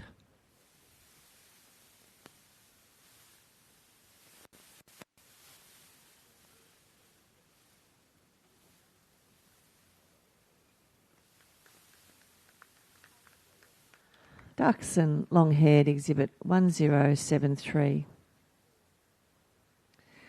The Dachshund was developed in Germany and was a favourite of Queen Victoria. They were bred to hunt small animals such as rabbits.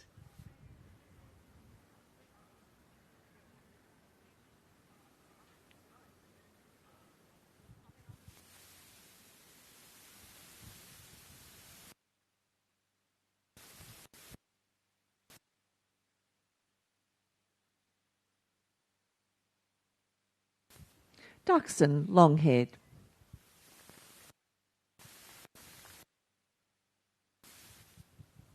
Dachshund miniature long-haired, exhibit number 1097. The Dachshunds are short-legged, long-body breed. They were bred to scent, chase and flush out badgers.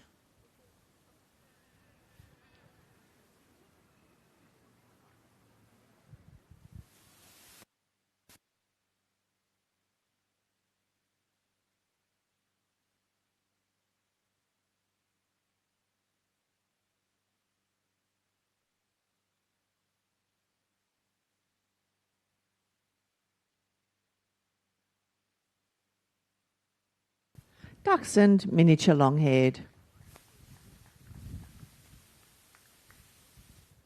Dachshund miniature smooth-haired, exhibit 1122. The Dachshund was required to move over all types of terrain, including dense undergrowth and water. It was required to have intelligence, strength, endurance, and versatility.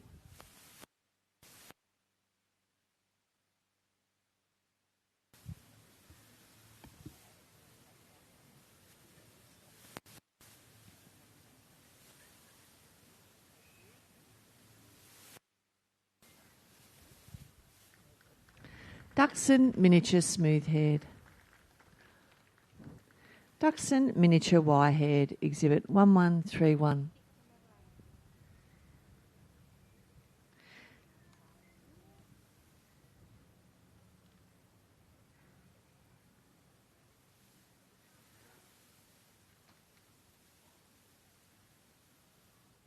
While Dachshunds are very playful, they can also be very stubborn.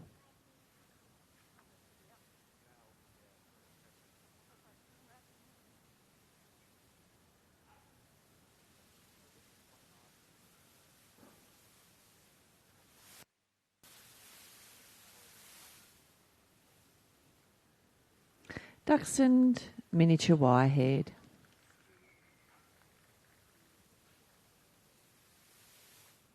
Dachshund smooth-haired, exhibit 1104.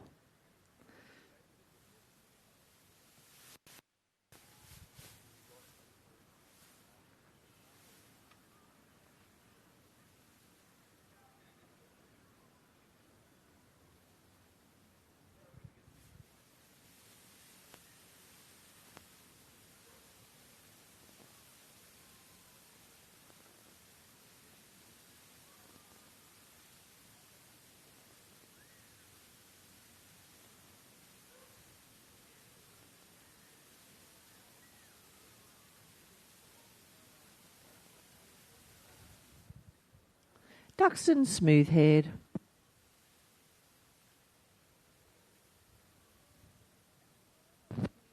Dachshund wire-haired, exhibit 1124. Dachshunds come in three varieties of coat: the smooth, long and wire-haired.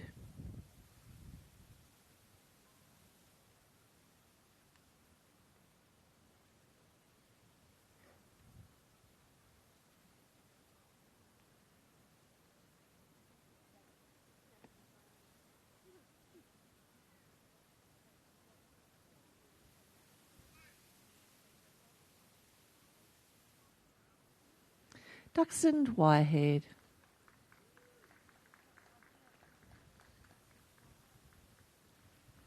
Dachshund Rabbit Long-haired, Exhibit 1132. Dachshunds come in 3 sizes: the standard, miniature, and a smaller size rabbit.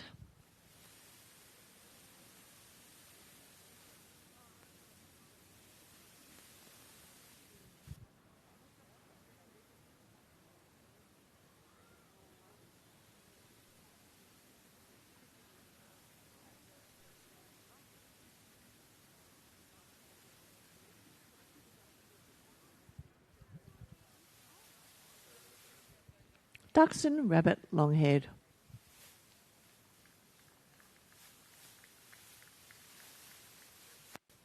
Deerhound, Exhibit 1135. The Scottish Deerhound was bred to hunt red deer by coursing and also deer stalking. It resembles a larger rough-coated greyhound. The Deerhound is docile and eager to please, with a bearing of gentle dignity. They are very friendly, love to chase, and need considerable exercise when young to develop properly and to maintain health and condition.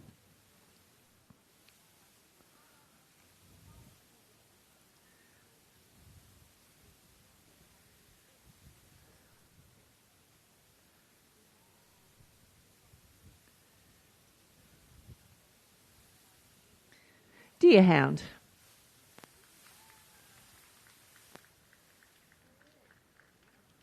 Foxhound, Exhibit 1145. A foxhound is a large hunting hound which was bred to hunt foxes.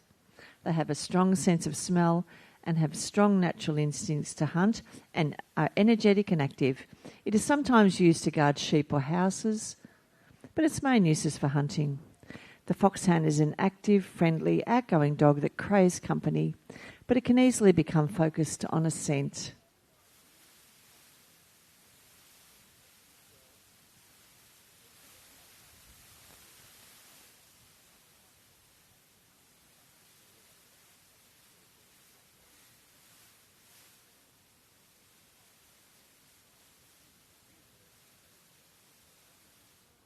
Foxhound.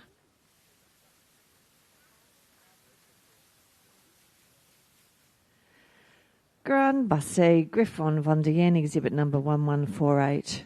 The Grand Basset Griffon von der Yen were bred to hunt boar, deer, and to track rabbit and hare. It is the fastest of all scent-hound bassets. The Grand Basset Griffon von der Yen can be a little stubborn, but is nevertheless well behaved.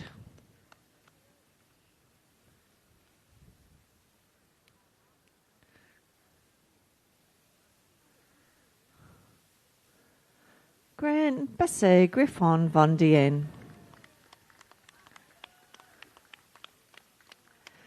Greyhound, Exhibit 1149. The greyhound was bred for hunting. They are well known for their high speed, proving their value in racing.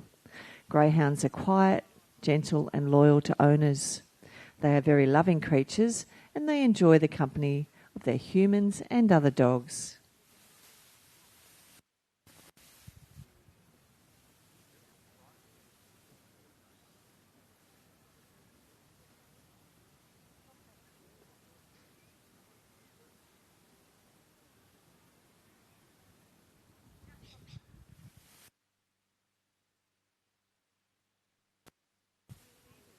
Greyhound.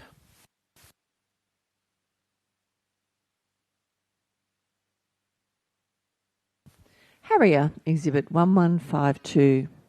The Harrier's country of origin is England. It was used for hunting hares by trailing them. It is a muscular hunting hound with a small, hard coat to protect them from the weather when in the field. It is cheerful, sweet-tempered, tolerant of people, and is excellent with children.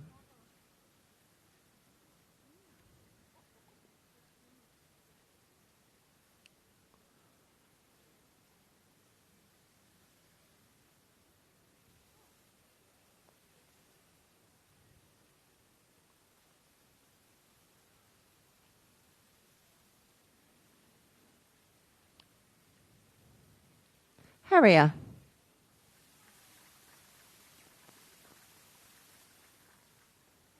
Irish Wolfhound, Exhibit 1155. The Irish Wolfhound was used to hunt large game for hundreds of years.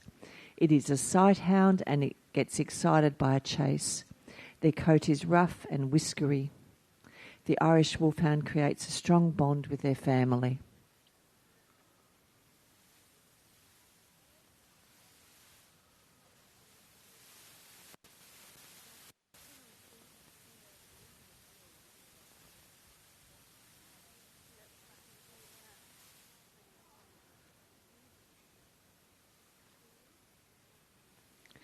Irish Wolfhound. Petit Basset Griffon Vendéen, exhibit number 1162. The Petit Basset Griffon Vendéen was bred to trail hares in bramble-filled terrain of the Vendée district of France. The dogs have a tousled appearance with a harsh double coat that is both long and rough. They are outspoken dog. If their pack begins howling or singing, the dog will join in, with amusing results. PBGVs may howl alone or with a companion. They may howl to music for fun or in protest. The Petit Basset Griffon Vendéen. Pharaoh Hound, exhibit 1168. The Pharaoh Hound is the national hound of the Mediterranean nation of Malta. It was traditionally used by some Maltese men for hunting. The Pharaoh Hound should appear both graceful and elegant, as well as powerful and athletic.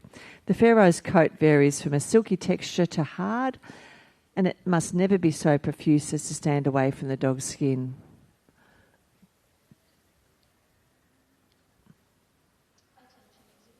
Attention exhibitors, all terriers to the assembly area now. Terriers to the assembly area now.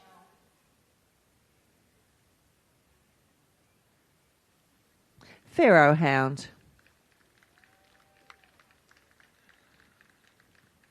Porcelain, exhibit 1172. A medium-sized French scent-hound, thought to be a descendant of the Harrier. The porcelain is elegant, energetic and an excellent hunter. A white dog with orange spots and ticking on the ears. They make excellent house pets because they're easily trained and housebroken. But early socialisation and consistent training is essential. Its shiny close-line coat requires minimal attention, a weekly groom and occasional bath, but exercise and stimulation are necessary for this newest member of the hound group.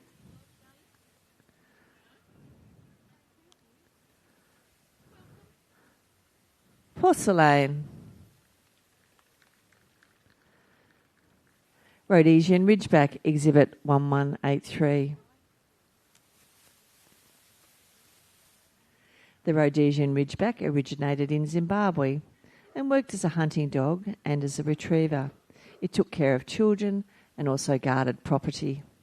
They are loyal and intelligent and can be somewhat aloof to strangers.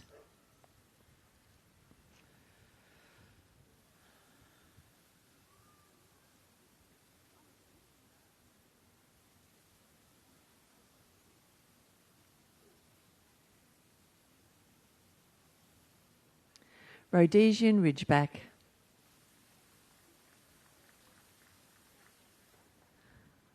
Saluki, exhibit 1210. Salukis have been used to hunt quarry such as gazelles, hares and ibex. They are considered to be the royal dog of Egypt, and some appear on Egyptian tombs. Salukis are sight hounds, which means they hunt by sight, run the quarry down, catch it and kill or retrieve it. They are not a breed which is demanding of attention and physical contact with humans.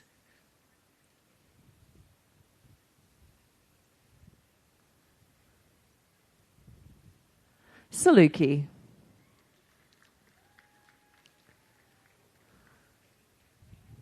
Slugie, exhibit 1219. Slugies can be a one-person or one-family breed, affectionate with their own people but aloof towards strangers. Like many hounds, its stubborn nature can make him a handful for first-time dog owners. A North American breed, specifically a member of the sighthound family, found mainly in Morocco. He is alert, sensitive, intelligent and faithful.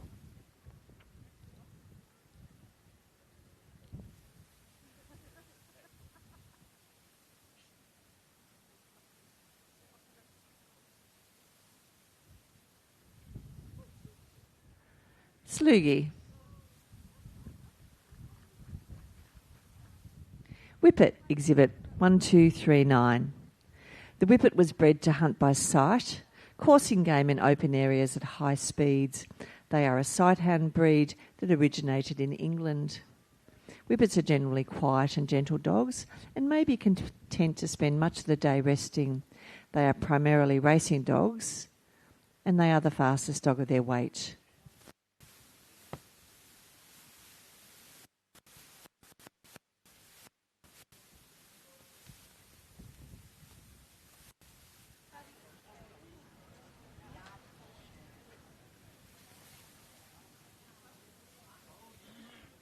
Whippet.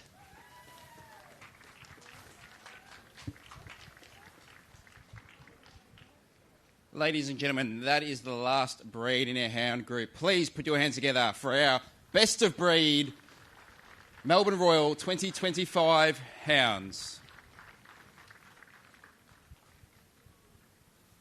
Our judge, Mr. Seklidi, will have one final look at all of our exhibits here and will make a selection of his 8 finalists.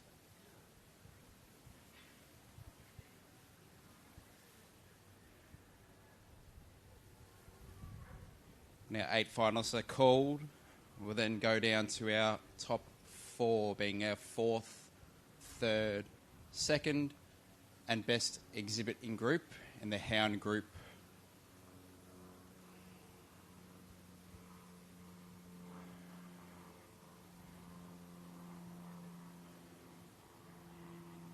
Who will it be?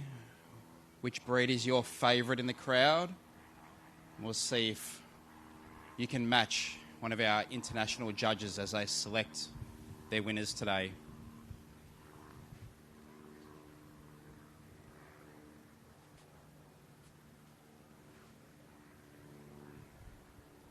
Our 8 finalists have been selected in an alphabetical order. Can we please see 1023, the Basenji. 1048, the Beagle. Please bring out 1054, the Boyzoi. 1122, the Dachshund miniature smooth-haired. Please bring out 1148, the Grand Basset Griffon Vandian. 1162, the Petite Basset Griffon Vandian. 1168, the Pharaoh Hound. And to complete our top 8 finalists, please bring out exhibit number 1239, the Whippet. Ladies and gentlemen, please put your hands also together for our best of breed winners as they retire from the ring.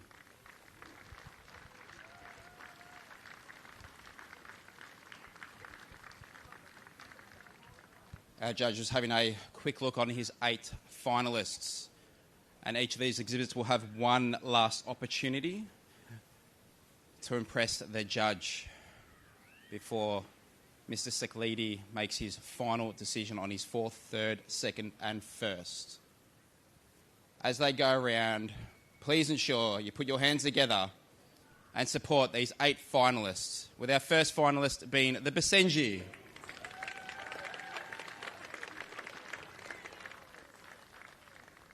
The Beagle.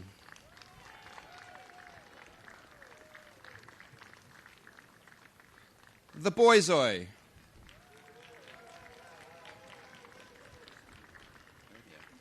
The Dachshund miniature smooth-haired.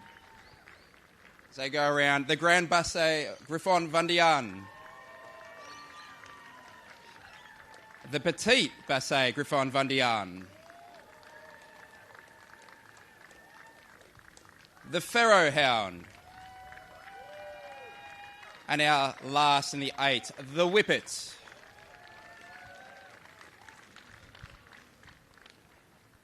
Eight finalists in our hound group. our judge has a tough decision to bring this down to 4.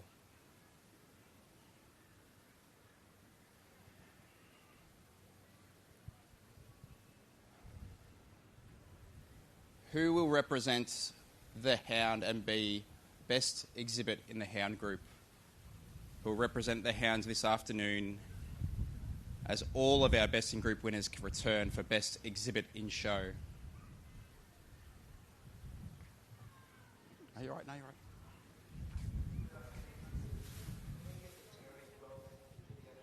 Our judge is making his final decision on his 4th in group, 3rd in group, 2nd and 1st.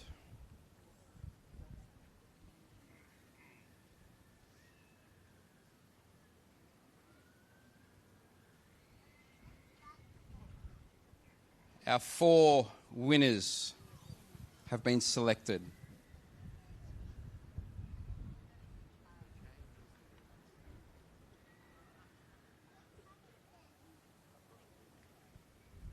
Ladies and gentlemen, Hound Group Melbourne Royal 2025. 4th in group in the Hounds. Please bring out 1122, the Dachshund Miniature Smoothhead. Best in the Hound Group 4th receives a trophy and sash presented by Melbourne Royal, 9 kilograms of premium dogs food supported by Lifewise, and an advertising voucher supported by Dog News Australia. 3rd in group has been awarded to exhibit number 1023, the Basenji. Best in Hound Group 3rd receives a trophy and sash presented by Melbourne Royal, 9 kilograms of premium dog food supported by Lifewise, and an advertising voucher supported by Dog News Australia. Down to 2. 2nd in group. Please bring out exhibit number 1162, the Petite Griffon Basset Griffon Vandian. Best in Hound Group 2nd receives a trophy and sash presented by Melbourne Royal, 9 kilograms of premium dog food supported by Lifewise, an advertising voucher supported by Dog News Australia, and a $50 voucher supported by PD Insurance. Best exhibit in group, Hound Group Melbourne Royal 2025. Let's see, exhibit number 1054, the Boyzoi. Best in the Hound Group receives a trophy in memory of Supreme Champion Windale Irish Lullaby, donated by R. Barwick and D. Smith, 18 kilograms of premium dog food supported by Lifewise, an advertising voucher supported by Dog News Australia, a $100 voucher supported by PD Insurance, and a trophy and sash presented by Melbourne Royal. Please put your hands together for remaining of our 4 finalists as they retire from the ring. And ladies and gentlemen, for our hounds, as they go around, please put your hands together for our best exhibiting group in the hounds, the Boyzoi. Our 2nd, the Petite Basset Griffon Vandian. 3rd, the Basenji. And 4th, the Dachshund Miniature Smoothhead. Have you got puppy scratches?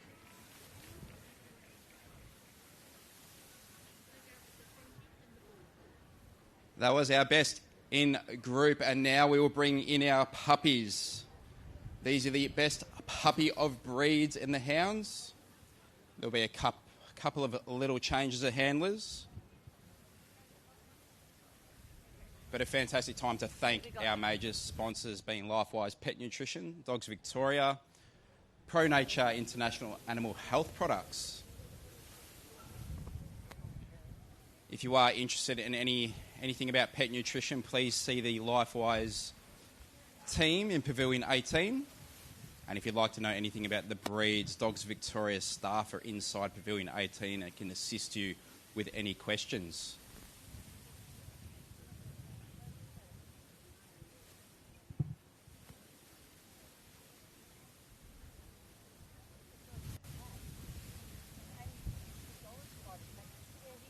So here we go with our puppy of group in the hounds. Beagle. Dachshund long-haired, Dachshund miniature long-haired, Dachshund miniature smooth-haired, Dachshund smooth-haired, Dachshund rabbit long-haired, Rhodesian ridgeback, Saluki, Sloogie, Whippet.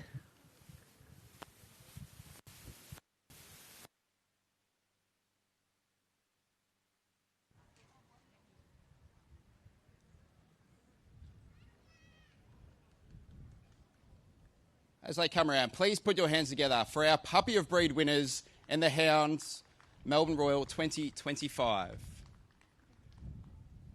Our judge will go over each of these exhibits and then we'll go on to selecting 4 finalists and then the ultimate puppy in group.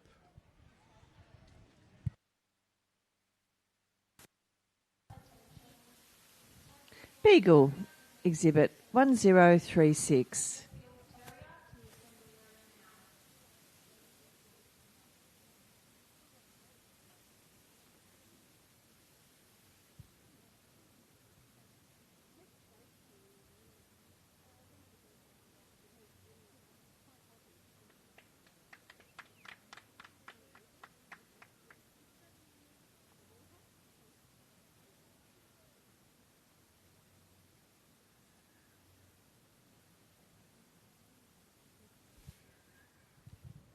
Beagle.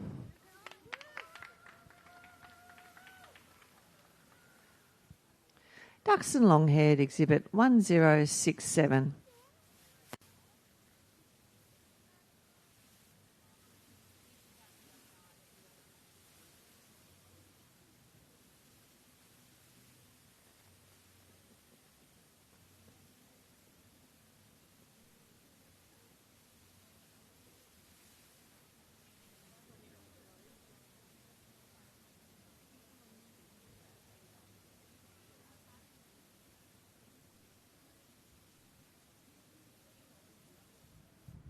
Dachshund long-haired.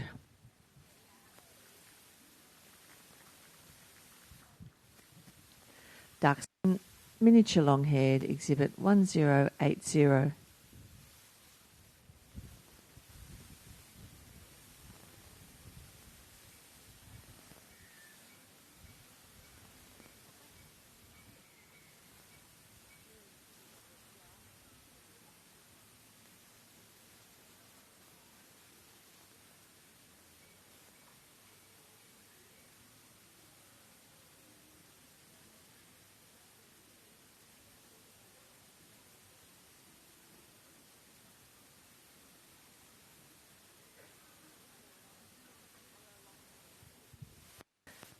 Dachshund miniature long-haired.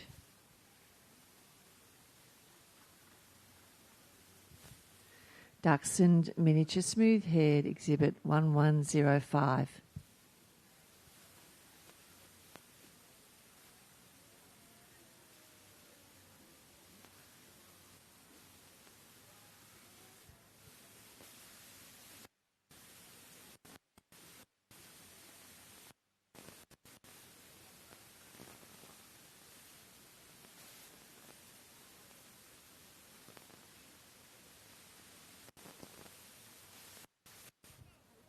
Dachshund miniature smooth-haired.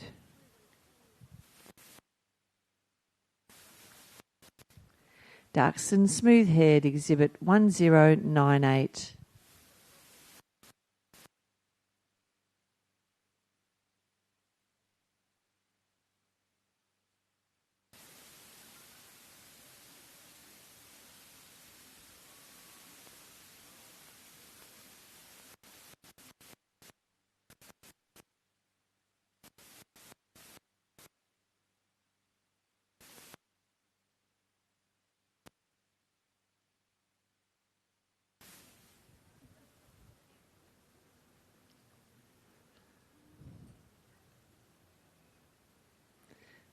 Dachshund smooth-haired.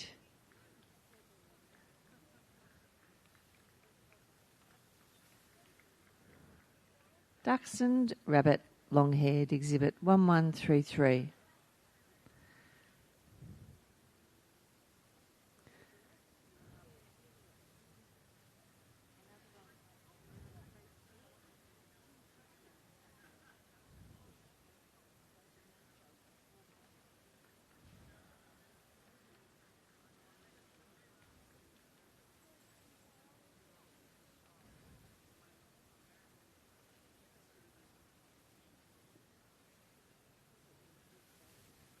Dachshund, rabbit, long-haired.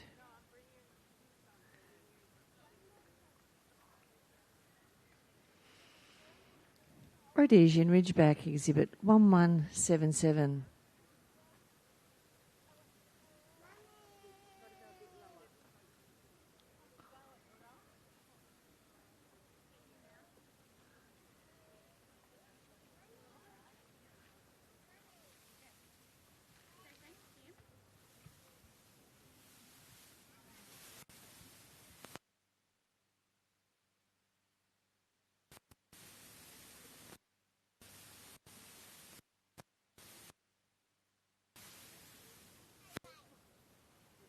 Rhodesian Ridgeback.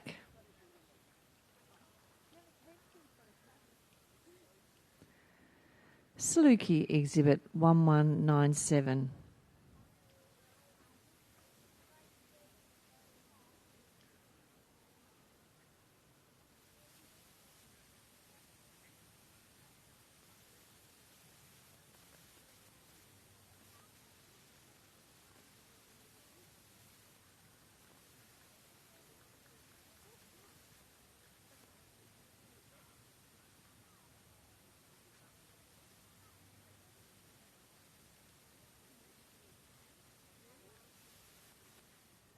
Saluki.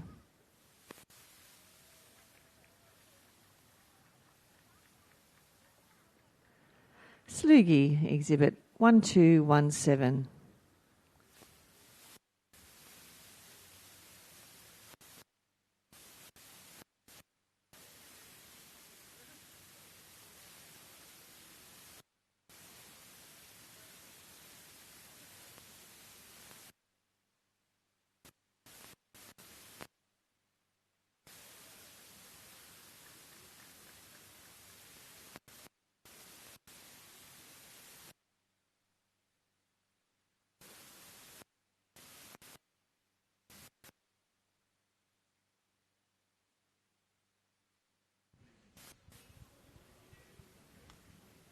Slugi.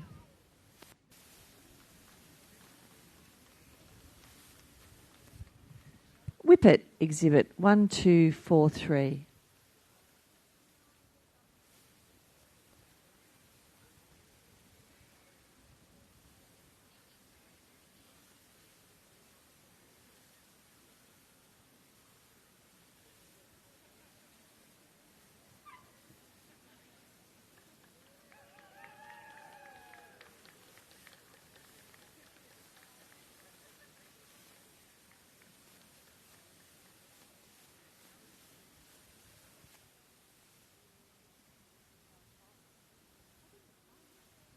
Whippet.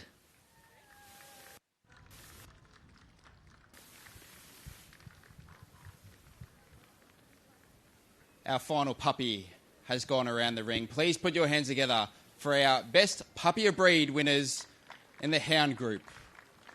Our judge, Mr. Siklidi, will now select 4 finalists in the hounds, and then from those 4 we will then select our best puppy in the hound group, Melbourne Royal.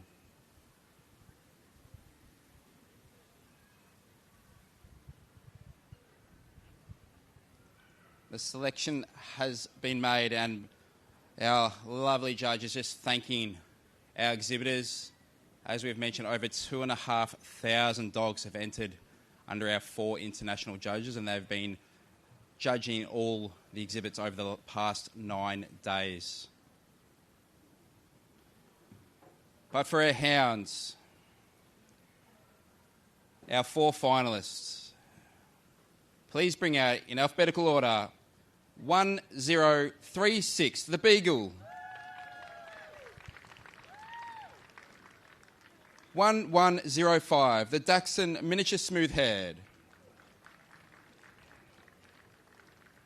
Please bring out 1177, the Rhodesian Ridgeback. And to round out our 4 finalists, 1243, the Whippet. And keep that applause going as our remaining puppy of the breeds retire from the ring.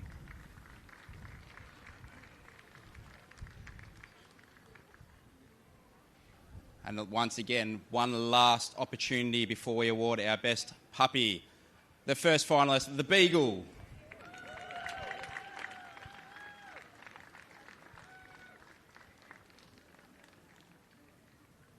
The Dachshund Miniature Smooth Hair.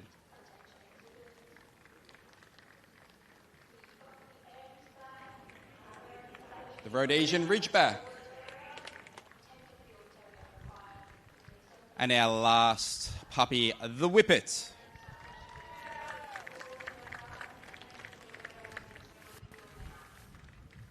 Four puppies who will be awarded Best Puppy in Group. Our judge has made his selection. And today, in the Hound Ring, Best Puppy in Group has been awarded by Mr. Seclidi to exhibit number 1243, the Whippet. The best puppy in the hound group receives a trophy and rosette presented by Melbourne Royal. And we'd like to thank our remaining three finalists in the puppy ring. Please put your hands together for them. And please congratulate our puppy in group winner in the hounds, the Whippets. And for the final judging of his group today, and we'll return this afternoon, Best in Show, please thank our judge, Mr. Attila Seclidi.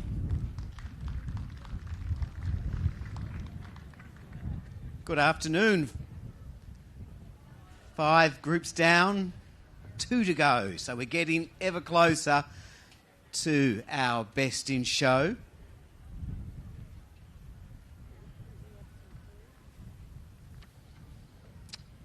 Please make welcome to the ring Mrs. Gail Wilcock, the chair of the Dog Section Committee of the Melbourne Royal Show, who will escort our judge, Mr. Ross Delmar, who will judge terriers. Make them welcome.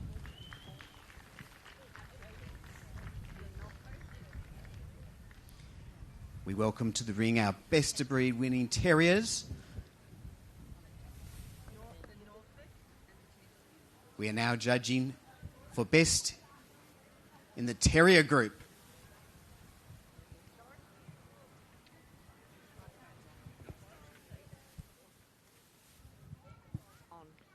We have the Airedale, the American Staffordshire Terrier, the Australian Terrier, the Bedlington, the Border Terrier, Bull Terrier, Bull Terrier Miniature, Cairn Terrier, Fox,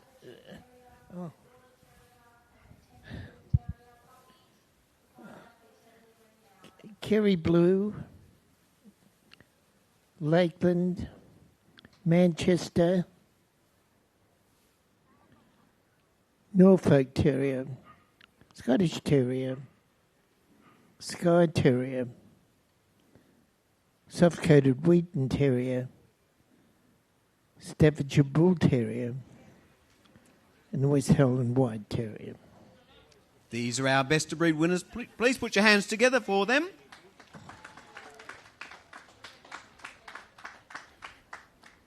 Our judge today, Mr. Delmar, is a terrier specialist from Ireland, so no doubt a great joy for him to judge the terrier group at this year's Melbourne Royal Show. The word terrier. Terrier is from the Latin word terra, meaning earth, so these dogs mainly bred to seek out prey from the dens and lairs and burrows of animals. These are terriers.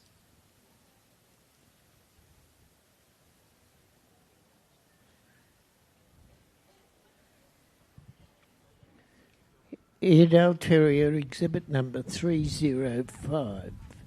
The Airedale Terrier, known as the King of Terriers, is a descendant of the now extinct Black and Tan Terrier.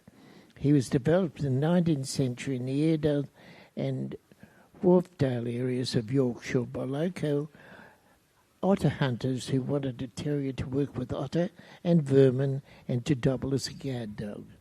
He's a well-built, muscular dog with a dense coat which lies straight and close to the body. Outer coat hard and wiry and stiff, while the undercoat is shorter and softer.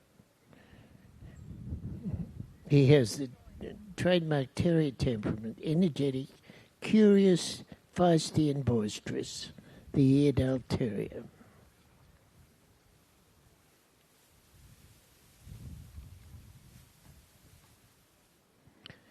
The American Staffordshire Terrier, exhibit number 318. The American Staffordshire Terrier is a medium-sized, short-coated American dog breed. Early ancestors of the breed came from England, where they were used for farm use, guarding, dog fighting and companionship. The Amstaff is a people-oriented dog that thrives when he is made part of the family and given a job to do. The Australian Terrier, exhibit number 340. The Australian Terrier is a small, compact, short-legged terrier type of dog descended from the rough-coated type terriers brought from Great Britain to Australia. They're excellent ratters and hunters, but also love to be with people. A medium length, shaggy house double coat that is not normally trimmed.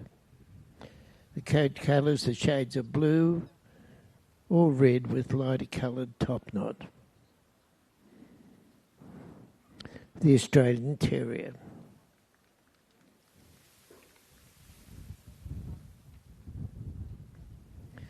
The Bedlington Terrier, exhibit number 354. The Bedlington Terrier is a breed of dog named after the mining town of Bedlington in the UK. It's known for its striking resemblance to a lamb. They are bred to hunt vermin in mines. They have powerful swimming skills and are noted for being very quick and having high endurance. The Bedlington is non-shedding, hypoallergenic breed. It is intelligent, friendly and loving and will be protective of the family. The Bedlington Terrier. The Border Terrier, exhibit number 368. The Border Terrier has its origins in the Cheviot Hills region of the border country and were used to hunt and kill foxes in the rugged hill country. They're active, strong and tireless with weather-resisting coats. Border Terrier is game, alert, active and agile, capable of squeezing through narrow apertures and scrambling over walls.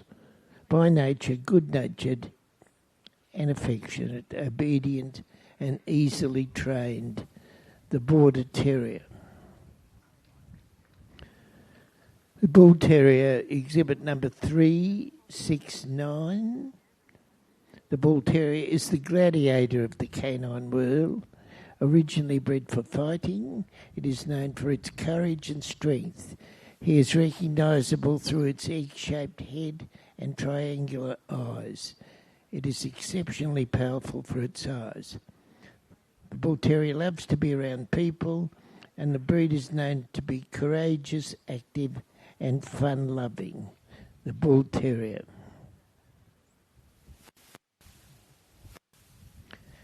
Bull Terrier Miniature, exhibit number 376.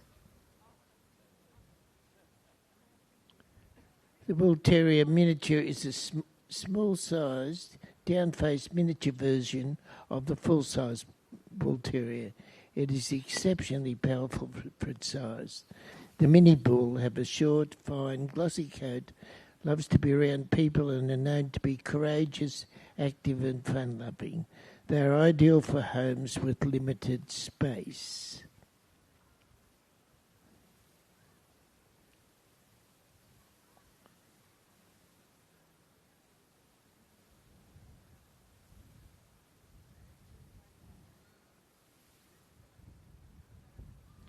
The Bull Terrier Miniature.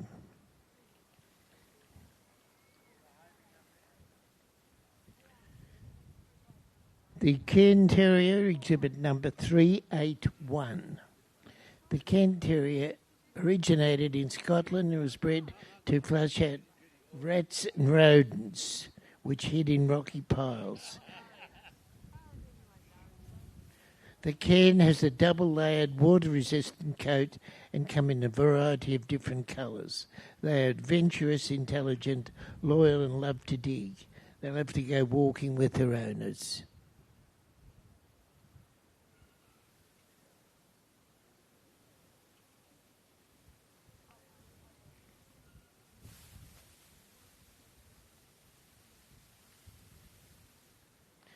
The Cairn Terrier. Fox Terrier Smooth. Smooth Fox Terrier was the first of the Fox Terrier family. This breed is significant due to the amount of terriers who are believed to have descended from this family. The Smooth Fox Terrier's historic profession is fox bolting. A fox bolting dog will accompany a pack of foxhounds and bolt after foxes, driving them out from their hiding spots and into the line of sight of the larger dogs and men on horses. It has a short, hard coat, which is predominantly white.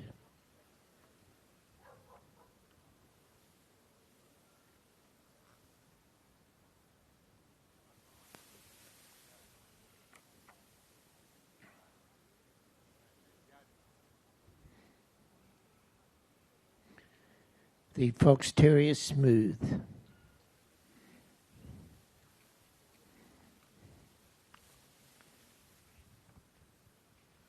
The Jack Russell Terrier, exhibit number 417.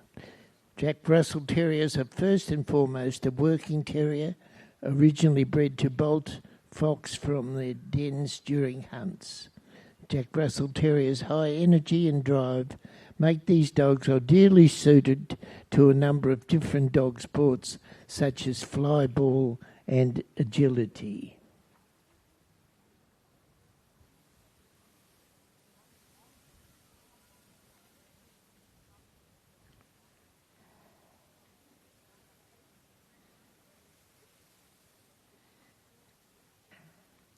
The Jack Russell Terrier.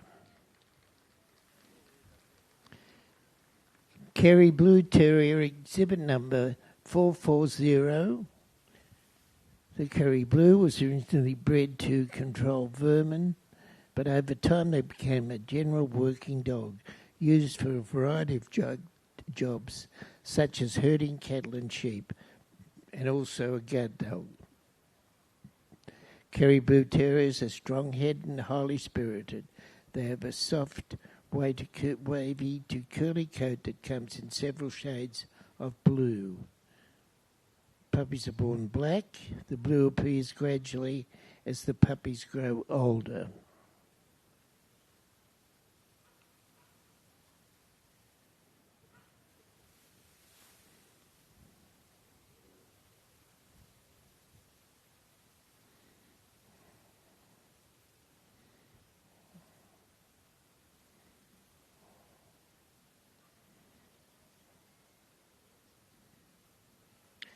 The Kerry Blue Terrier.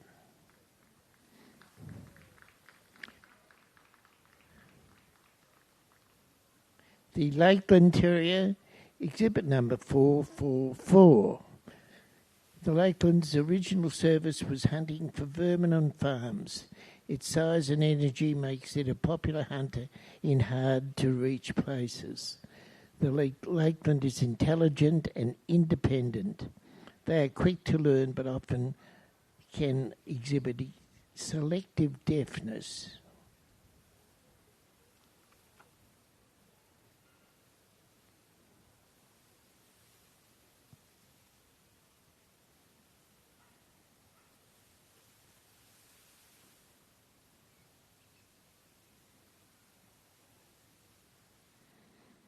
The Lakeland Terrier.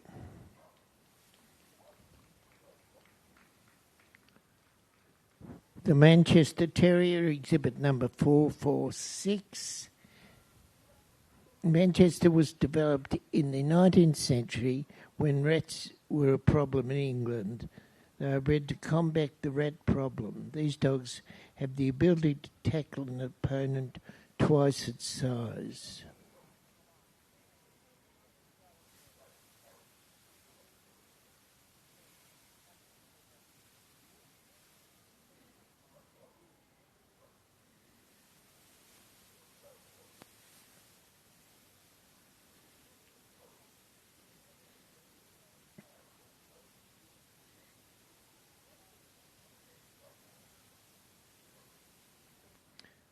The Manchester Terrier.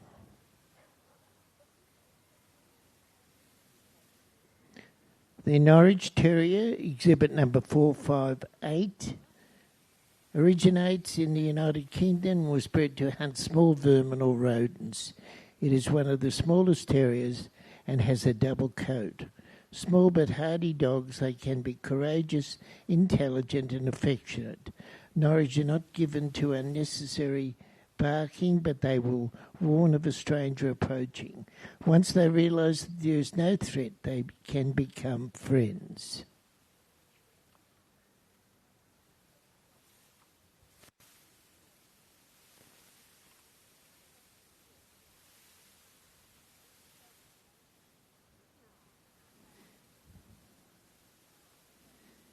The Norfolk Terrier.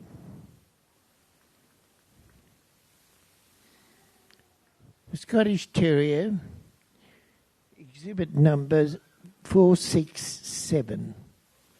Scottish Terriers were originally bred to hunt and kill vermin on farms and to hunt badgers and foxes in the Highlands of Scotland. They are a rugged breed with a wiry outer coat and a soft, dense undercoat. The breed is known to be independent and self-assured, playful, intelligent, and has been nicknamed the Die Hard because of its rugged nature and endless determination. They are well known for being a playing piece in the board game Monopoly.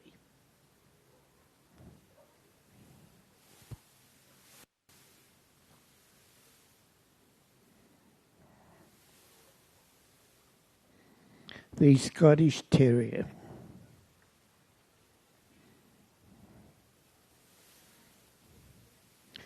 The Skye Terrier, exhibit number 484. Skye Terrier was bred to hunt fox and otter from among the rocky cairns. The Skye's length is twice as long as its height. The Skye is very good-natured, loyal, polite, loving and affectionate.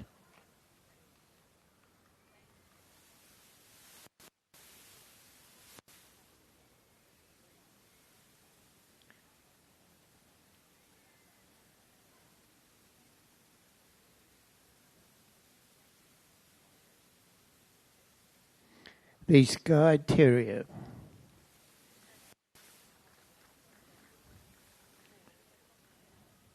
The soft-coated Wheaten Terrier, exhibit number 493. Soft-coated Wheaten Terrier was bred in Ireland to be an all-purpose farm dog. His duties included herding, watching and guarding livestock, and hunting and killing vermin. It is an energetic and playful breed. Wheatens are known to behave in a puppy-like manner throughout their life.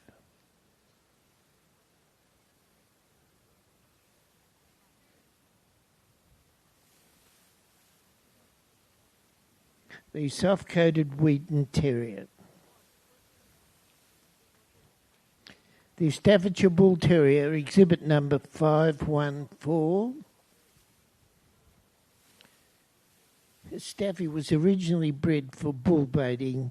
It is known for its character of intelligence, fearlessness and loyalty.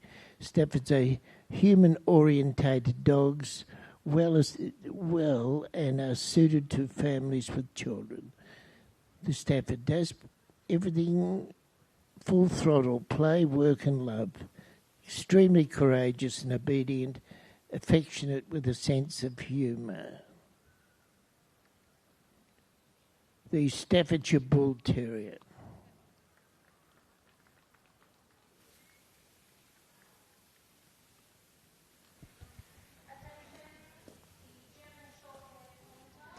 The West Highland White Terrier, exhibit number 539.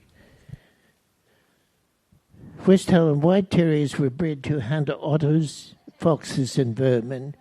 Westies are cheeky, confident and affectionate characters. They are alert and courageous, making them good guard dogs. They can also be cunning and stubborn, but are totally loyal to their families. They make excellent playmates for children, both indoors and outdoors, because they can withstand rough play. Fantastic. That's all of our best of breed winners given the opportunity to strut their stuff. So we'll ask each of these terriers to move back into place. We'll get them to stand them up, set them up. Final opportunity to impress our judge with their striking shape, silhouette and outline. Of course, terriers, vermin hunters, the vast majority coming from the British Isles. But there are a few exceptions. A couple from America out here today, and of course, our own Australian Terrier. The Australian Terrier is here today as well. But we said the vast majority from the British Isles, vermin hunter, some working out in the field, others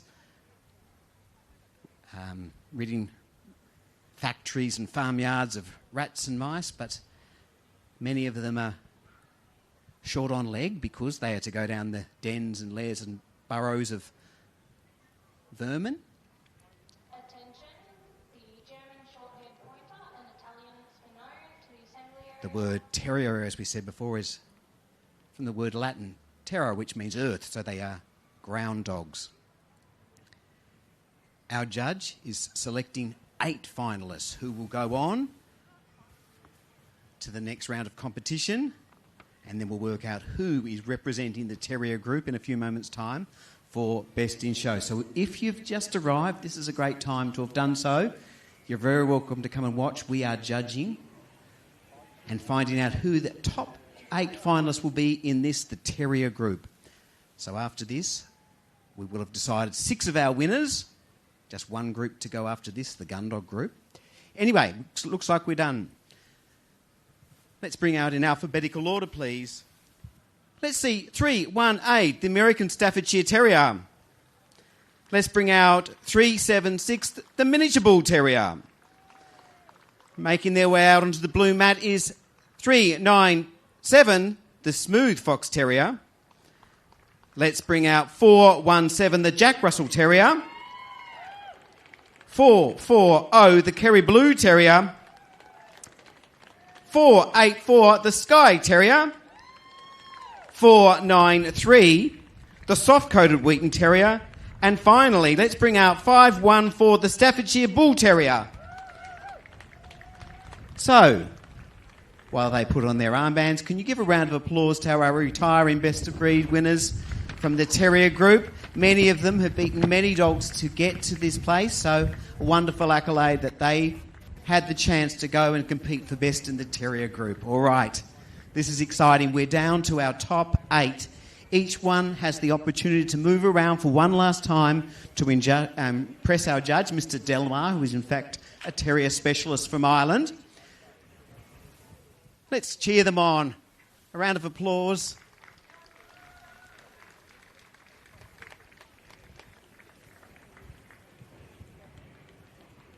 The Soft-Coated Wheaton Terrier.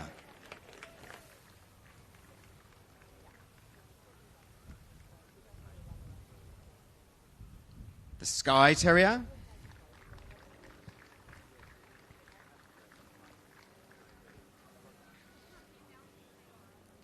The Kerry Blue Terrier.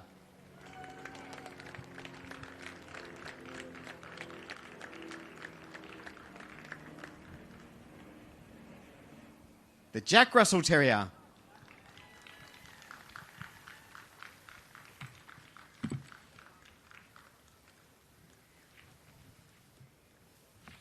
This is the Smooth Fox Terrier.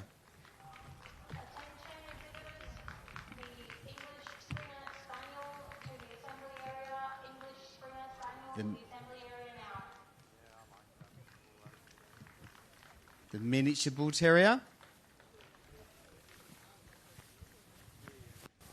Let's see, the American Staffordshire Terrier. That's it. A round of applause for our top 8. So a mighty effort. They've had the chance to come in and compete for best in this group. We're down to the top 8. Who is going to make it onto the blue mat? Who will take out the top award in the Terrier group at this year's Melbourne Royal Show? Terriers generally are determined characters, big personalities, determined.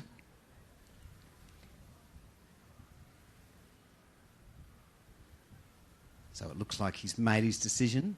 Once the book has been marked, we can let you know who has taken out these top awards at this year's show. All right, here we go.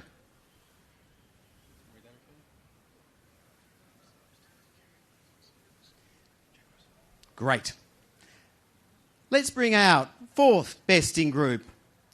Let's see, 318, the American Staffordshire Terrier. Best in Terrier Group 4th, trophy and sash presented by Melbourne Royal, a 9-kilo premium dog food supported by LifeWise, and advertising voucher supported by Dog News Australia. All right, 3rd in group today. Let's bring out exhibit number 440, the Kerry Blue Terrier.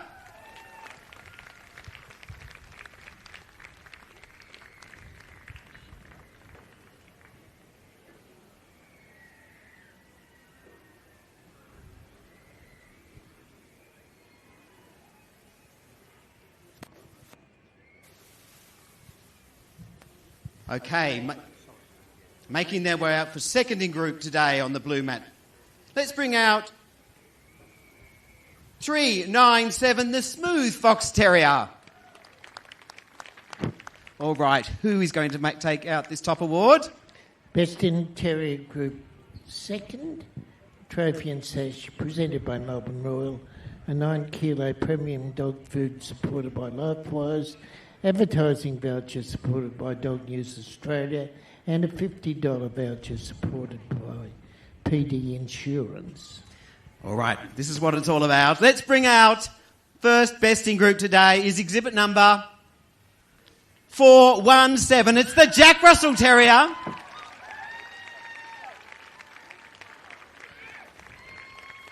So let's give a round of applause to our other 4 finalists.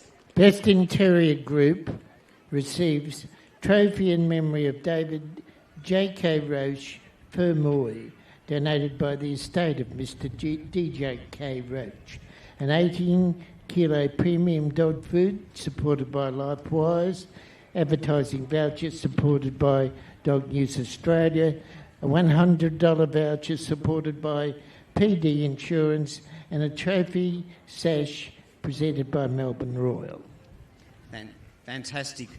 Let's have a round of applause for our 4 exiting finalists. Thank you to the Staffordshire Bull Terrier, the soft-coated Wheaton, the Skye, and the miniature bull. All right, a round of applause, please, for our winners today. Best in the group today for Terriers is the Jack Russell. The Smooth Fox Terrier is 2nd, 3rd, the Kerry Blue, and finally 4th is the American Staffordshire Terrier. Congratulations. But not as all finished yet. We're going to judge for best puppy in the Terrier group. We'll give some people the chance to change numbers and find their puppy, and we'll bring them into the ring. We're going to judge for best puppy in the Terrier group. As we said before, Terriers, dogs that are vermin hunters, dogs of great bravery and good spirit, tenacious characters, tireless little workers. Many of them have boundless energy. The vast majority coming from the British Isles, but a few, at least one breed of working terrier was developed here in Australia. We've got a couple of representatives from America, but the vast majority from the British Isles. We wish to thank LifeWise Pet Nutrition, the major sponsor of this year's Melbourne Royal Show. We thank them for their kind donations of food and gifts for our winners. And we thank Pro Nature for their gift for our Best of Breed winners. Of course, today is a celebration of pedigree purebred dogs, dogs that were bred for a purpose, that they are consistent in their look and temperament, they're bred for health and longevity. This is the final day of General Specials Judging of Dogs at the Melbourne Royal Show. We welcome our puppies The to the Airedale ring. Terrier.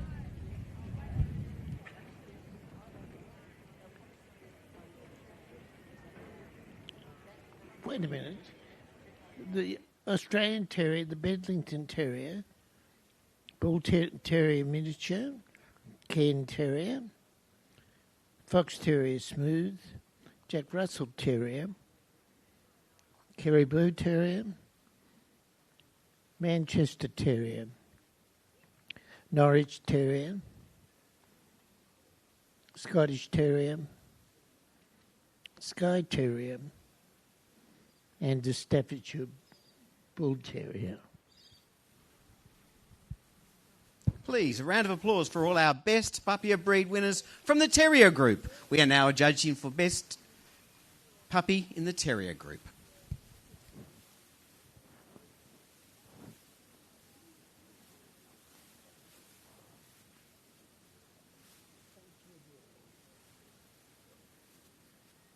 So our judge, taking the opportunity to wander down the lineup of dogs, of course, to admire the silhouette or outline of each of these breeds and look for those discerning, distinguishing features or hallmarks they must possess that makes them uniquely their own.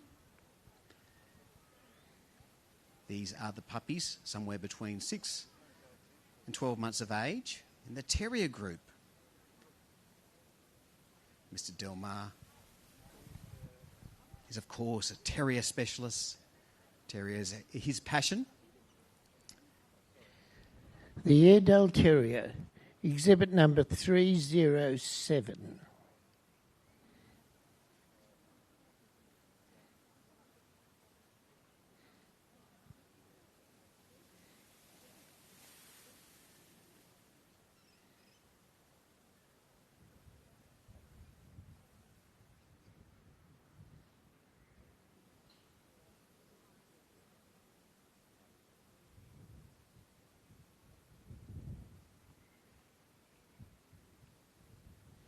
The Airedale Terrier. The American Staffordshire Terrier, exhibit number 313.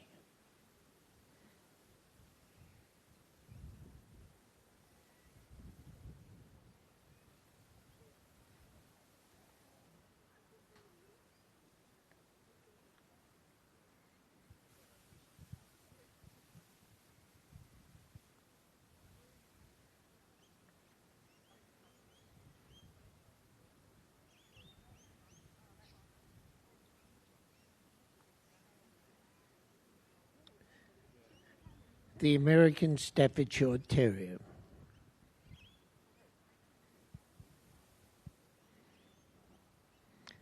The Australian Terrier, exhibit number 338.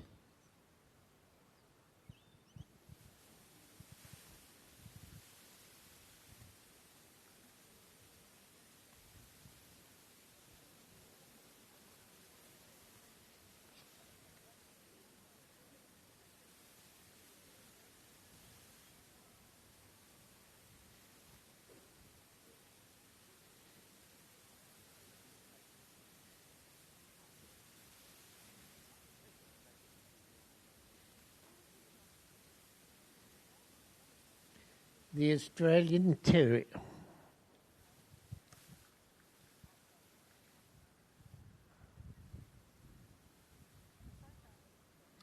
The Bedlington Terrier, exhibit number 353.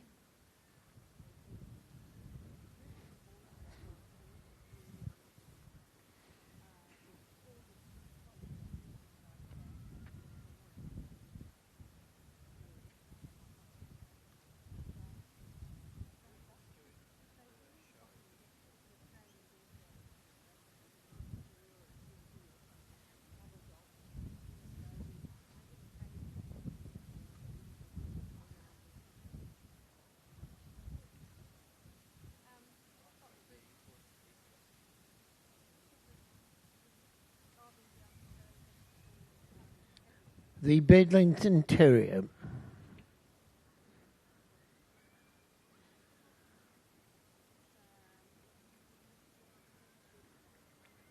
The Bull Terrier Miniature, 376.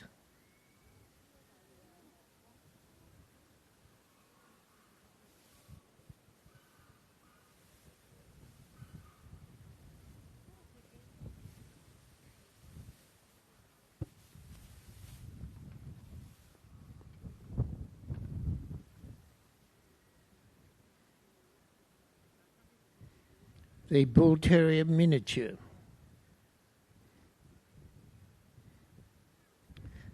The Can Terrier, exhibit number 379.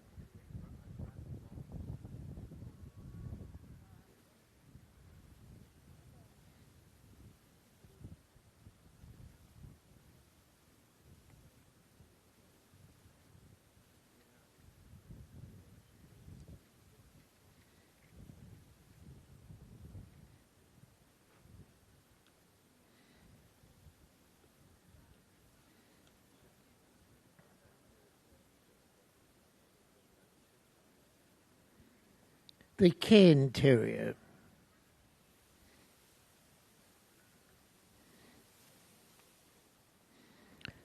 Fox Terrier Smooth, exhibit number 396.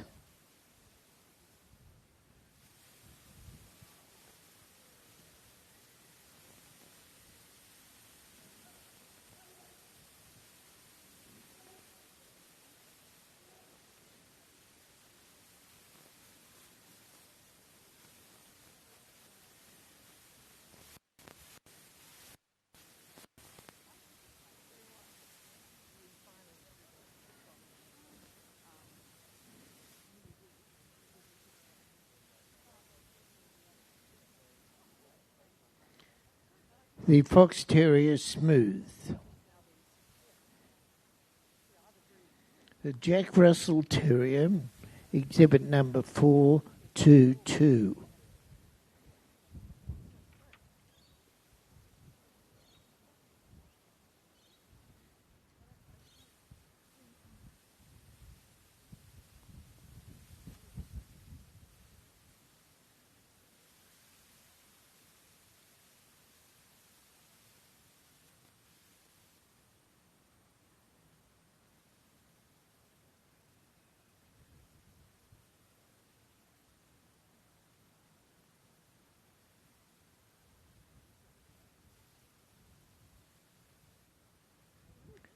The Jack Russell Terrier.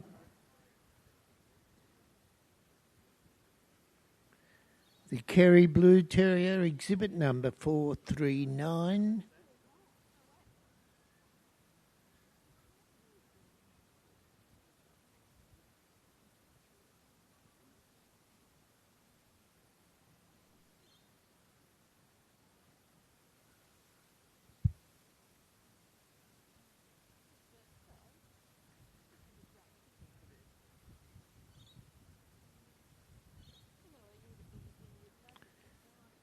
The Kerry Blue Terrier. The Manchester Terrier, exhibit number 446.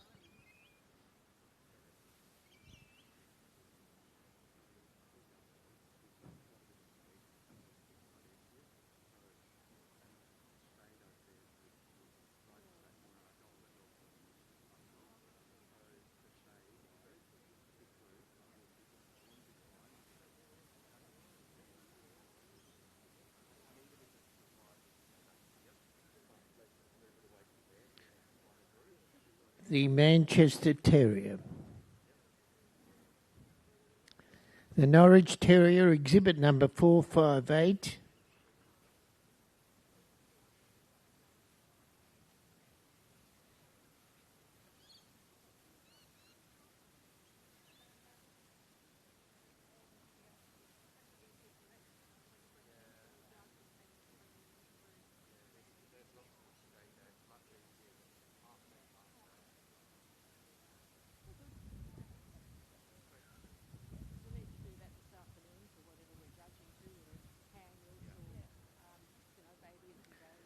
The Norwich Terrier.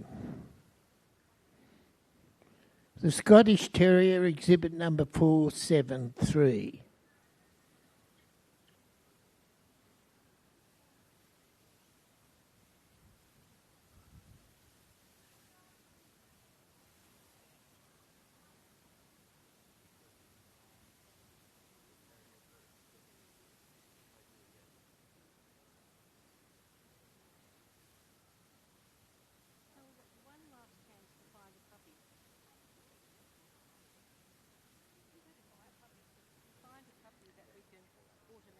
The Scottish Terrier.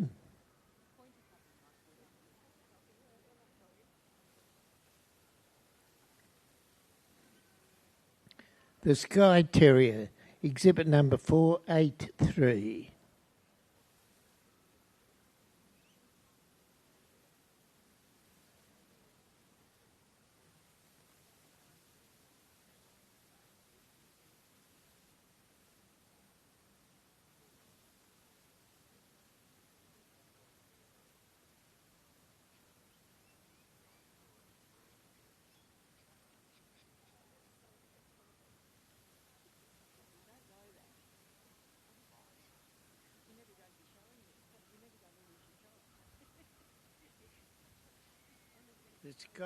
The Skye Terrier. Staffordshire Bull Terrier, 514.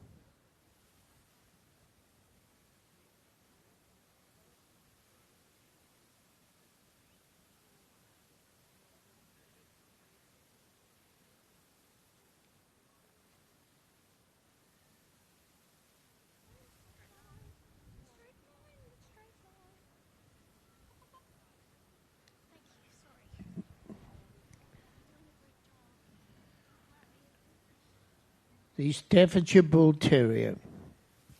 Fantastic.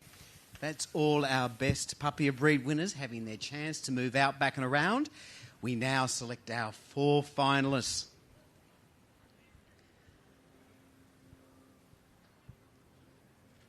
Mr. Ross Delmar from Ireland is a terrier man, a specialist. This is his group of dogs. Had the chance to move down the line and decide who will make it onto the blue mat today, who will be the 4 finalists. Seems he's made his decision. So, one of these will go on to represent the terrier group for puppy in show, but we'll call forth 4 finalists today. Here we go. We bring out in alphabetical order. Please bring out exhibit number 376, the Miniature Bull Terrier. Will you bring out 396, the Smooth Fox Terrier? Let's see exhibit number 439, the Kerry Blue Terrier. And finally, 514, the Staffordshire Bull Terrier. Please put your hands together for our other puppy of breed winners who now exit the ring and retire from competition, but congratulations on making it thus far. Each exhibit now has a chance to move around to impress our judge before we make this decision on who will be best puppy in the terrier group.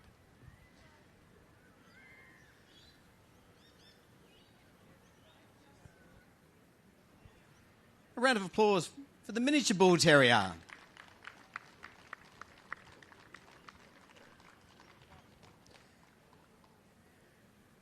This is the Smooth Fox Terrier.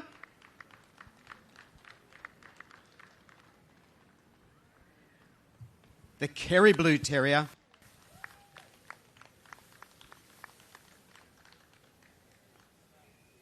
And the Staffordshire Bull Terrier.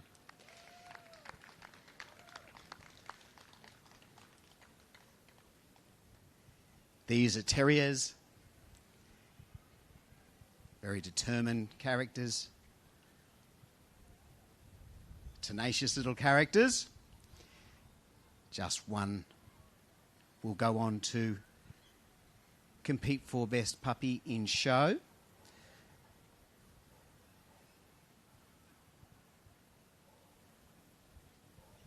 Who will it be?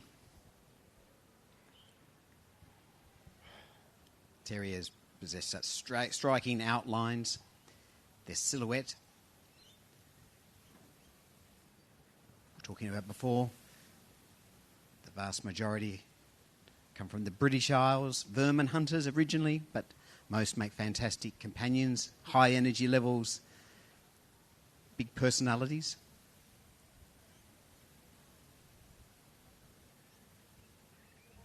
Here we go. He's called for the book. He's made his decision. Who will it be? We are now judging for best puppy in the terrier group.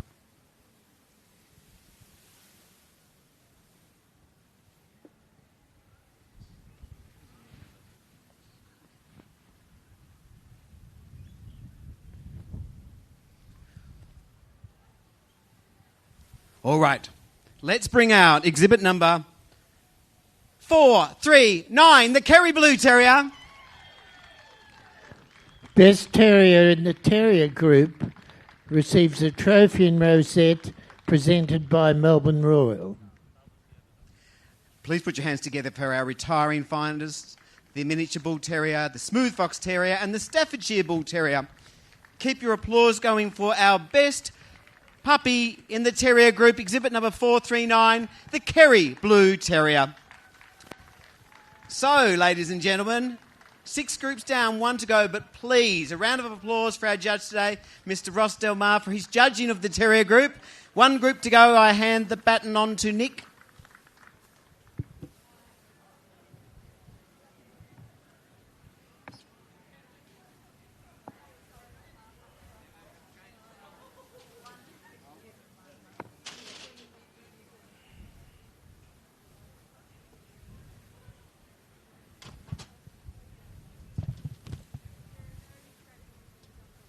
So, ladies and gentlemen, we have one final group remaining before we go into our baby puppy in show, our puppy in show, and our best exhibiting show, including our junior handlers.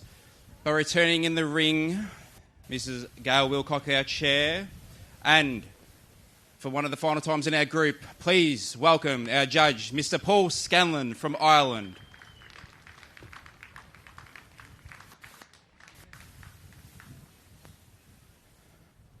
And we will be returning with our final group, being the Gun Dogs.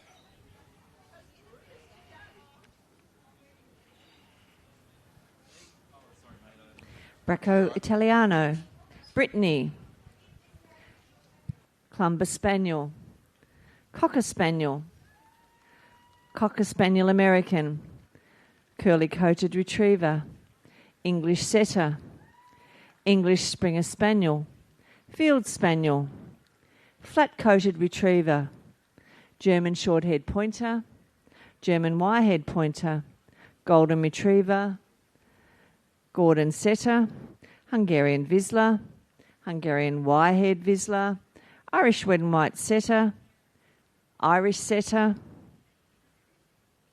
Irish Water Spaniel, Italian Spinoni, Labrador Retriever, Lagotto Romanoglo, Large Munsterlander, Murray River Retriever, Nova Scotia Duck-Tolling Retriever, Pointer, Spanish Water Dog, Weimaraner, Weimaraner Longhair, Welsh Springer Spaniel, Wire-Haired Slovakian Pointer. Ladies and gentlemen, they are our best of breed Gun Dogs Melbourne Royal 2025. Please put your hands together.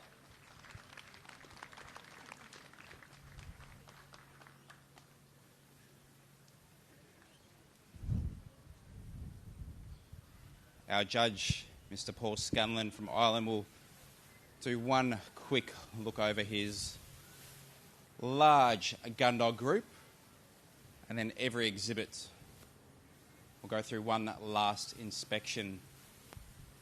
As we've done all day today, our judge will then select 8 finalists, and then we'll ultimately award our best exhibit in group.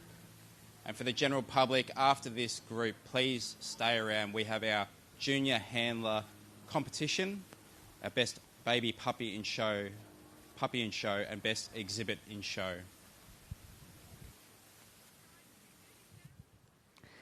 Bracco Italiano, Exhibit 542. The Bracco, or Italian Pointer, is a people-loving dog which thrives on companionship. A good family dog, they get on well with other dogs and pets if trained to do so. They are not an aggressive breed, but will alert if there is reason to do so. Bred to hunt, they require more mental exercise, so obedience training would be recommended.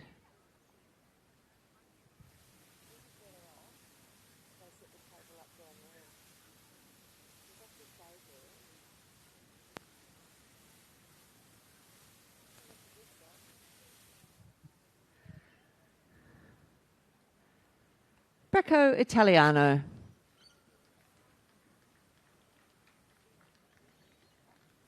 Brittany, Exhibit 548. The Brittany was bred primarily for bird hunting. Images of Brittany's were first seen on tapestries and paintings from the 17th century. These images depicted orange and white dogs hunting and retrieving game. Brittany's are typically quite athletic, compact, energetic, and solidly built, without being heavy. They are eager to please, friendly, and sometimes sensitive dogs. They are great with kids.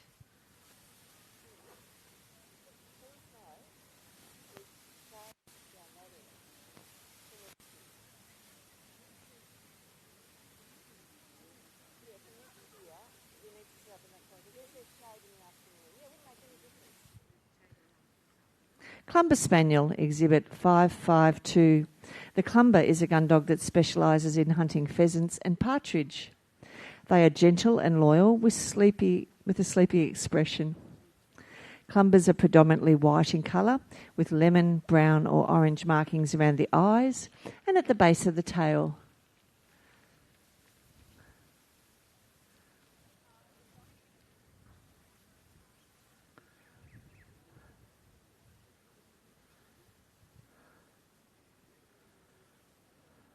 Clumber Spaniel.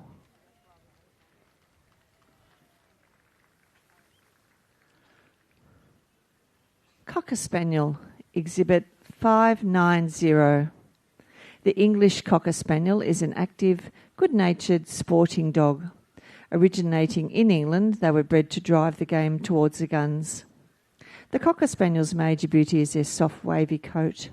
Combined with a domed head, big brown eyes and soft floppy ears, it is a breed of enormous visual appeal.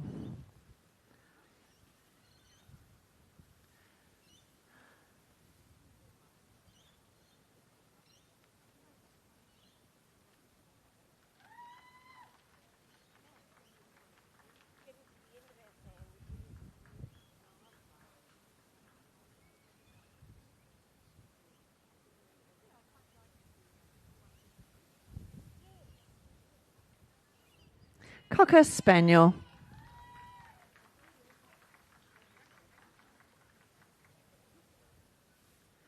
Cocker Spaniel American, Exhibit 605. The first cocker in America is said to have arrived with the Pilgrim Fathers on the Mayflower in 1620. Settlers in subsequent centuries brought more with them to help explore and exploit the country's wildernesses. American cockers were developed from the English cocker in the 19th century to retrieve quail and woodcock. They are small-bodied, compact dogs. They are workmanlike dogs and well-balanced. They are noted for their rounded head and full, silky coat with feathering on ears, chest, abdomen and legs. They move in a smooth, coordinated way and appear to cover the ground effortlessly.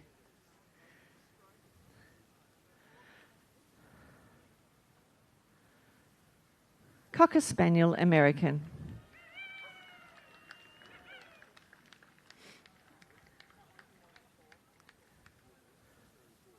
Curly-coated Retriever, Exhibit 623. The curly-coated retriever was originally bred in England for bird and waterfowl hunting. It is the tallest of retrievers and is distinguishable due to its tight curls. As pets, they are lively and fun-loving. They are very laid back in a home and enjoy exercise.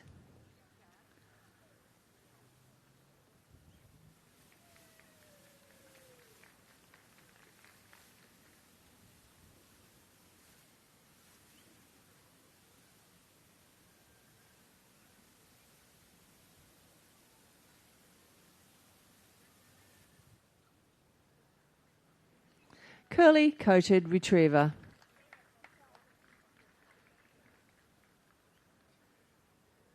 English setter. The English setter was originally bred to set or point upland game birds. The coat is flat with light feathering of long length or short length, depending on the type. The English setter is best described as a gentleman by nature. However, it can be strong-willed and mischievous.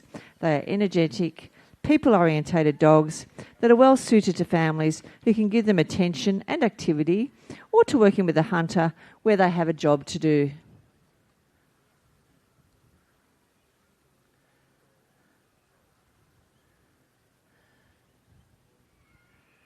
English setter.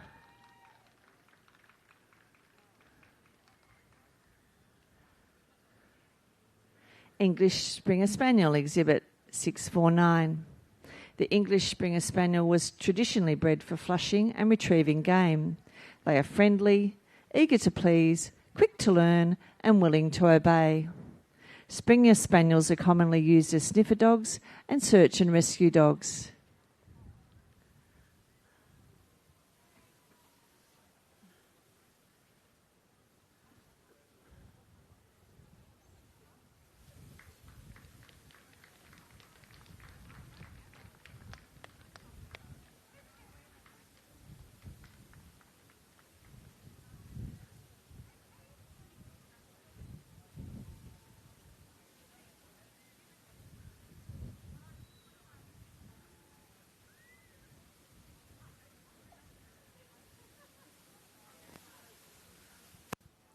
English Springer Spaniel.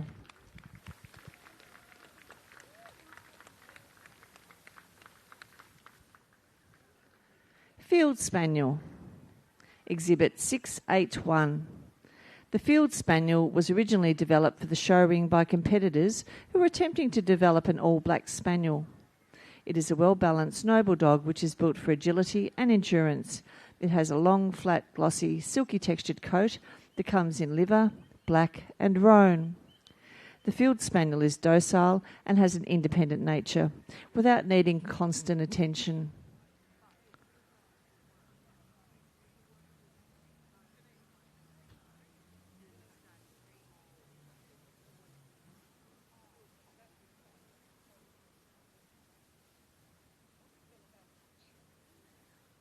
Field Spaniel.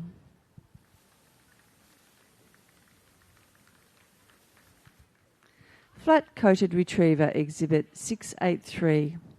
The flat-coated retriever is an active, multi-talented dog that has a strong desire to please. They have a strong muscular jaw and relatively long muzzle to allow for carrying of birds and upland game. At times they are used as sniffer dogs and as guide dogs.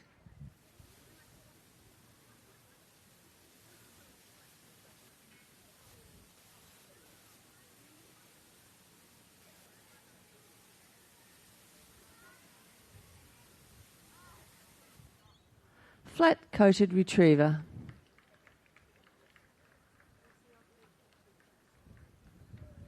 German short-haired pointer, Exhibit 724. The German short-haired pointer was developed to be a dog suited to family life as well as a versatile hunter. The correct temperament is that of an intelligent, bold, boisterous, eccentric, and characteristically affectionate dog that is cooperative and easily trained. This breed is streamlined yet powerful with strong legs that make it able to move rapidly and turn quickly.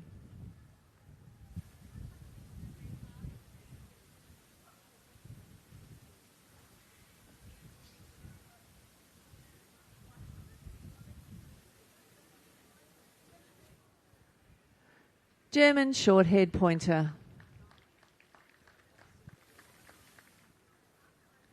German wire-haired pointer, Exhibit 725. The German wire-haired pointer was developed in the 19th century in Germany for hunting. It is a very determined, active and intelligent breed which is eager to learn and loyal to its family. Without regular exercise, the German wire-haired pointer can become mischievous.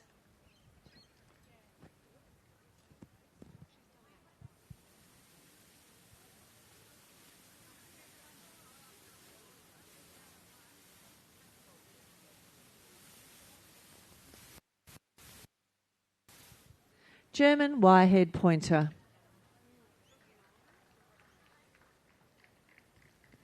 Golden Retriever, Exhibit 749.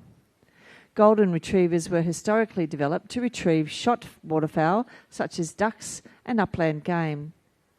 During hunting and shooting parties, they were named Retrievers because of their ability to retrieve game undamaged. Golden Retrievers have an instinctive love of water. They have a dense inner coat that provides them with adequate warmth and a water-repellent outer coat that lies flat against their bodies.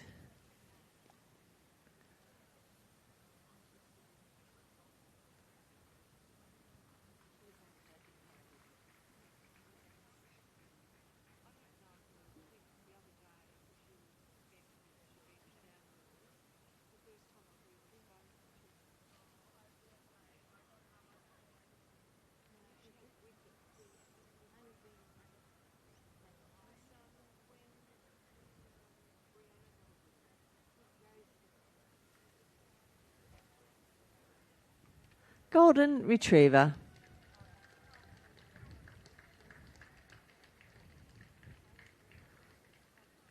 Gordon Setter, Exhibit 798. The Gordon Setter was originally bred for hunting game birds. They are alert, interested, confident, fearless, willing, intelligent and capable. Their coat is straight or slightly wavy. Gordons are intensely loyal to their owners, thrive in an attentive, loving environment, and are good family dogs.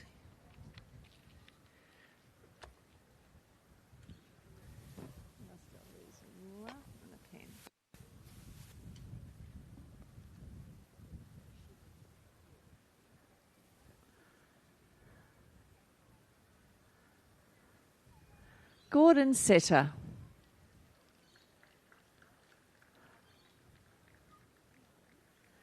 Hungarian Vizsla, Exhibit 817. The Hungarian Vizsla was developed as a hunter of fowl and upland game. Although they are lively, gentle-mannered, demonstrably affectionate and sensitive, they are also fearless and possessed of a well-developed protective instinct.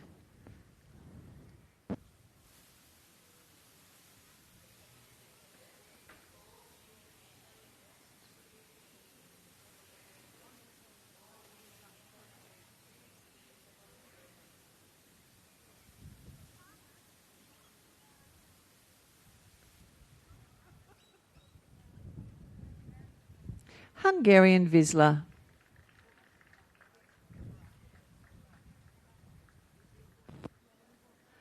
Hungarian Wire-haired Vizsla, Exhibit 819.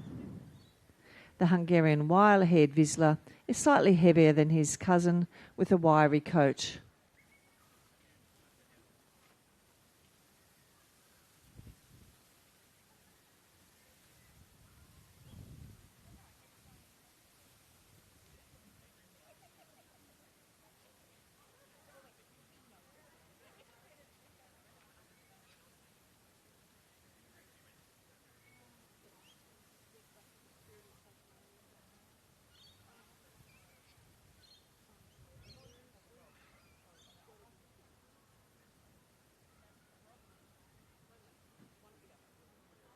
Hungarian wire-haired Vizsla.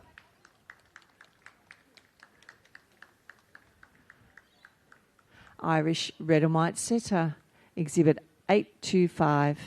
The original purpose of this setter was to hunt game birds. The breed nearly faced extinction, but dedicated breeders managed to revive interest and restore the breed to viable numbers. But it is still thought to be vulnerable.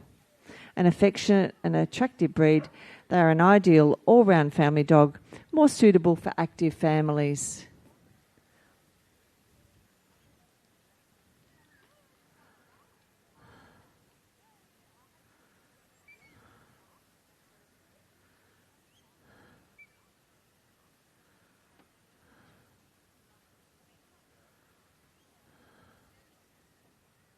Irish red and white setter.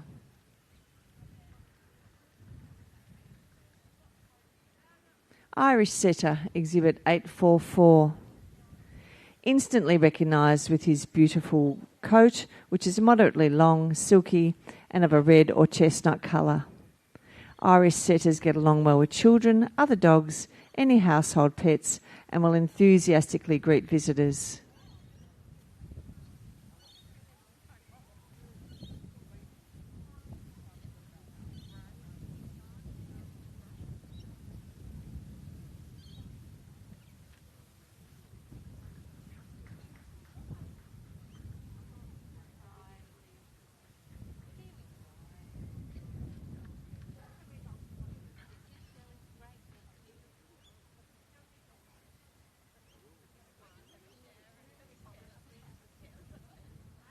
Irish setter.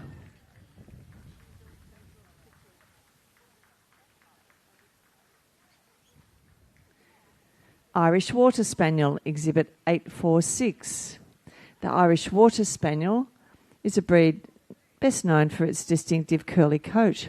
They were valued for their retrieving abilities and their extreme hardiness in the cold waters of the North Sea. The Irish Water Spaniel is essentially an active, willing and energetic companion, but early socialisation and training is a must.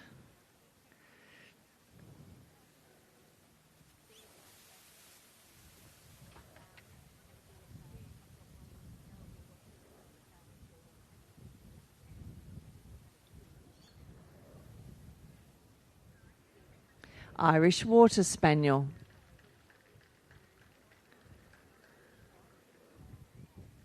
Italian Spinoni, exhibit number 848. The Italian Spinoni is one of the oldest gun dog breeds, having originated in the Middle Ages. Spinoni is Italian for bristle or spiny, reflecting the dog's coat, which is dense and stiff. The breed was developed by Italian hunters and horse riders for its outstanding ability to hunt in forests and swamps. Spinonis are described as patient, gentle, intelligent and faithful. Breeders say this breed is excellent with children and other animals. They are good learners. Bred for hunting and retrieving, the Spinonis are adept at both obedience and agility.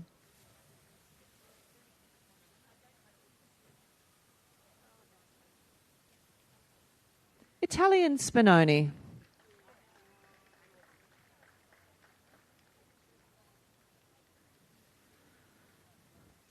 Labrador Retriever, exhibit number 911. The Labrador Retriever was originally bred to find and retrieve dead or wounded birds. This has made them the king of waterfowl retrievers. Labrador's sense of smell allows them to establish scents and follow the path of its origin. Because of this detection ability, they are widely used by the police and military forces. They are also used as guide dogs. A notable characteristic of the breed is their otter tail. The Labrador's temperament is kind, pleasant, outgoing, and he has a tractable nature.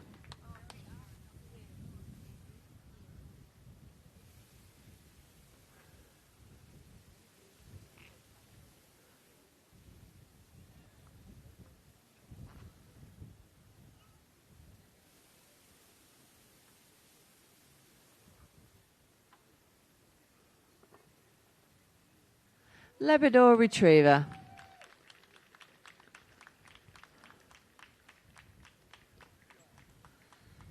Lagotto Romagnolo, exhibit number 915. The Lagotto is a water retrieving dog and was used to find truffles. They have a woolly, waterproof coat that is thick and curly. They have a great personality and make excellent active family pets.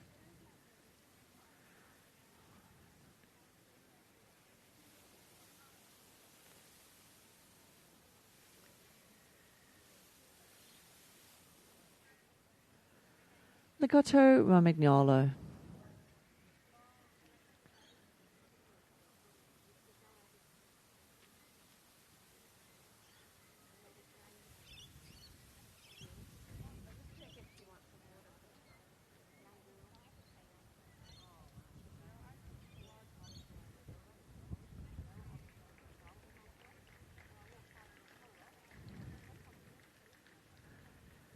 Large Munsterlander, exhibit 921.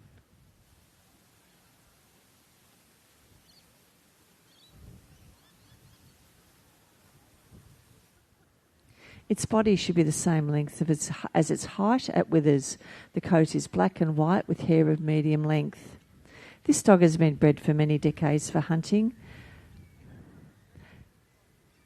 Hence, coat colour is highly variable, ranging from predominantly white to predominantly black. The Munsterlander should be loyal, affectionate and trustworthy.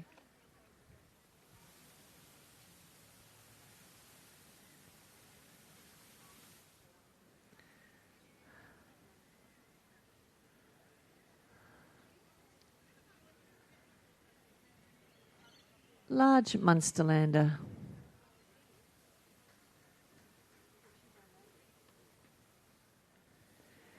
Murray River Retriever Exhibit 924. Although only recently added to the A&K list of breeds, the Murray River Retriever can be traced back to the mid-1800s. With retriever as part of its name, it can also be trained to point and flush, as well as track. An energetic breed, they require regular exercise and mental stimulation through training.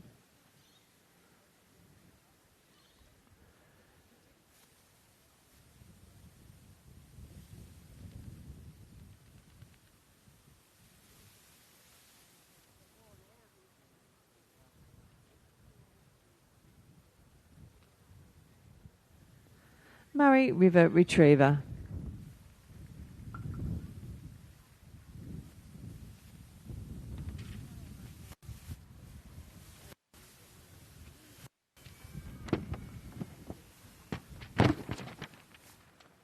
Nova Scotia Duck-Tolling Retriever, exhibit number 936. The Nova Scotia Duck-Tolling Retriever originated in southwestern Nova Scotia, Canada. It is the smallest of the retrievers. Tollers are named for their ability to entice or lure waterfowl within gunshot range, called tolling. The Nova Scotia Duck-Tolling Retriever should be athletic, well-muscled, compact, medium-boned, balanced and powerful. It was bred to retrieve from icy waters, so must have a water-repellent double coat of medium length and softness and a soft, dense undercoat.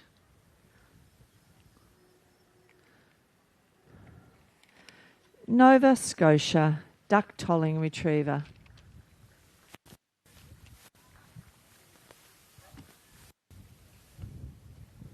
Pointer, exhibit 938. The pointer traces back from 300 years of English history. It is used to catch rabbits and birds. It should be athletic and graceful. The immediate impression should be of a compact, hard-driving hunting dog, alert and ready to let go. Pointers are affectionate and loyal.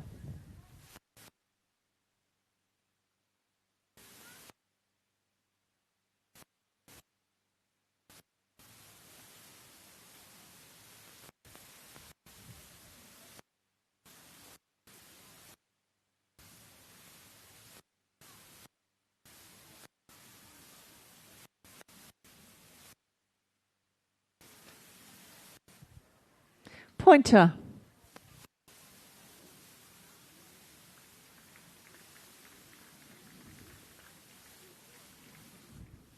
Spanish Water Dog, exhibit 948. Used in its native Spain as a general purpose sheepdog and guard dog, it can also be used as a gun dog and is skilled at retrieval from water. A medium-sized dog with distinctive curly coat, which should look entirely natural. They come in a variety of colours.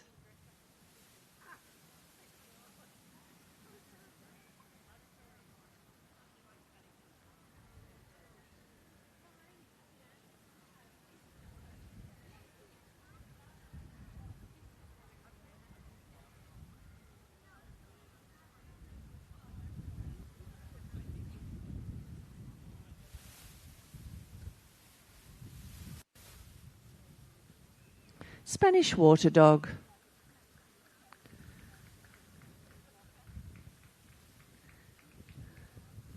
Weimaraner, exhibit 957. The Weimaraner was a hunting dog and was used by royalty for hunting large game such as boar, bear and deer. The Weimaraner is elegant and athletic in appearance.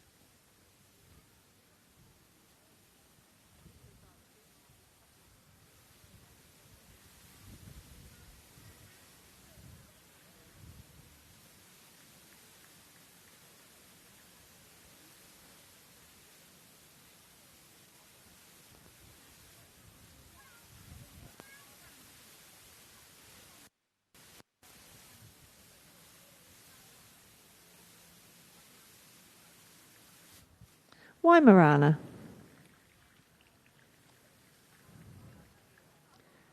Weimaraner long hair, exhibit 970. The Weimaraner and Weimaraner long hair require extensive exercise in keeping with an energetic hunting dog breed, prized for their physical endurance and stamina. They have often been referred to as the Velcro dog, as when once used to its owner, it sticks to its owner at all times.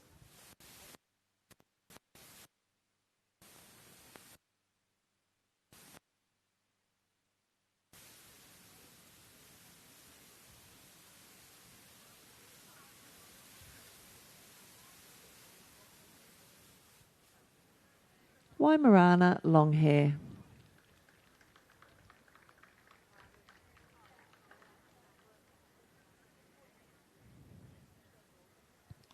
Welsh Springer Spaniel exhibit 973. The Welsh Springer Spaniel is a Welsh gun dog bred for flushing and retrieving game. They are friendly, eager to please, quick to learn and willing to obey. The Welsh Springer is a compact, solidly built dog which was bred for work. He has an attractive red and white marked coat.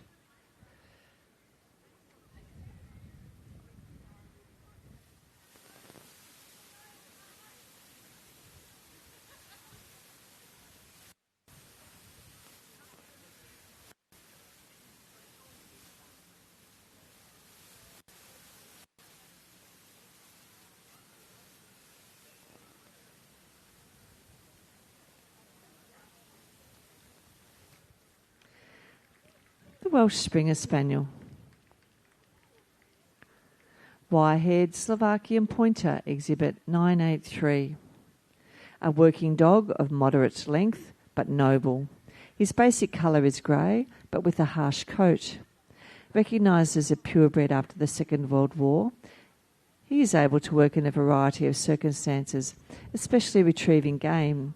He is an obedient and easy to train breed. The breed is believed to have been developed using Weimaraners, German wire-haired pointers and Cesky terriers.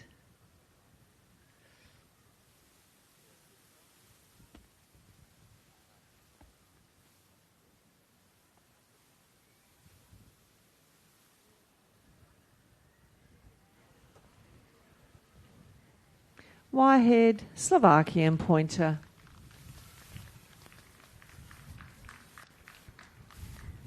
Our last breed has gone around the ring. Please put your hands together for our best of breed Gun Dogs Melbourne Royal 2025.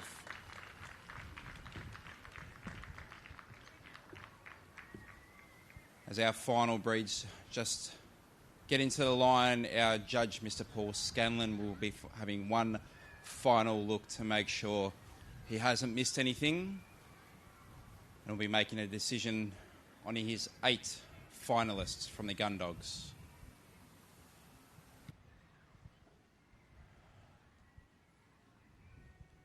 A very large group of dogs here, and it's a tough decision.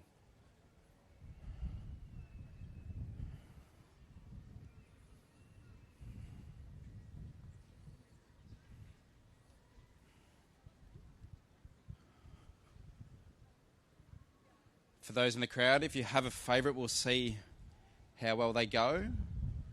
And if you can also see if you can try and match what our international judges select in their top 8.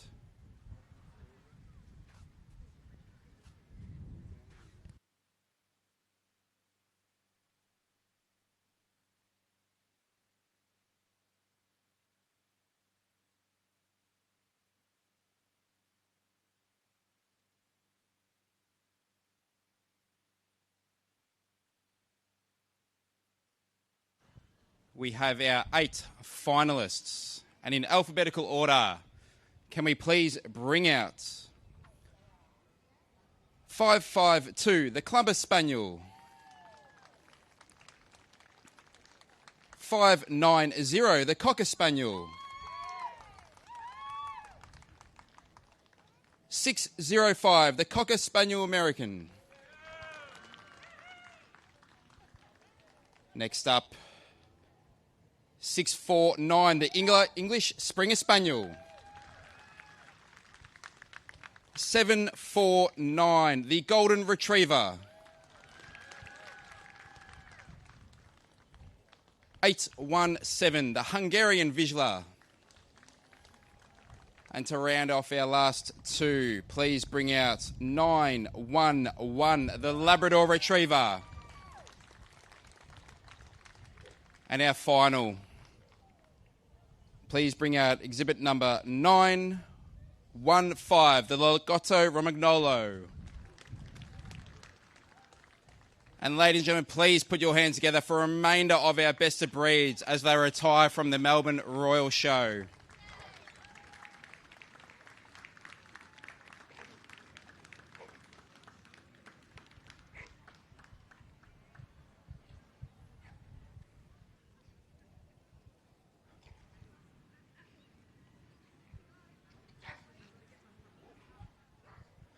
Our judge, Mr. Paul Scanlon, will have one last opportunity to narrow these 8 finalists down to 4.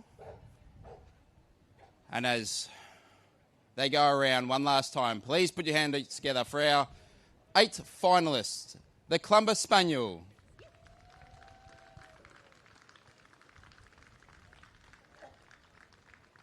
The Cocker Spaniel.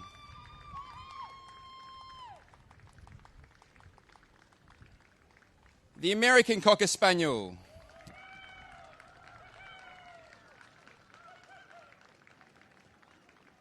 The English Springer Spaniel.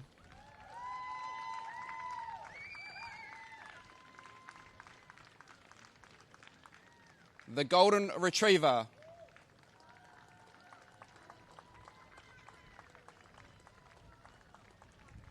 Hungarian Vizsla.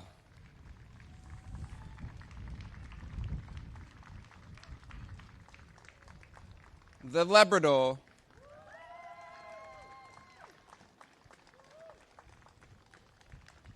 And our last finalist, the Lagotto Romagnolo.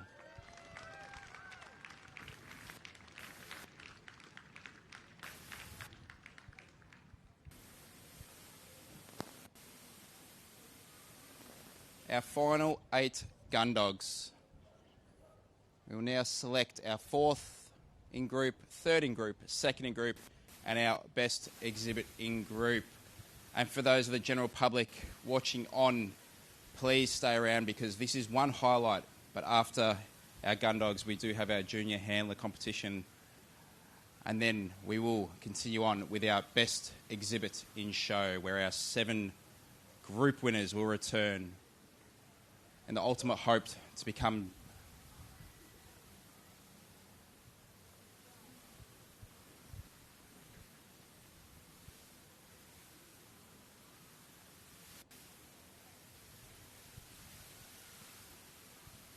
a tough decision for our judge. These last 8.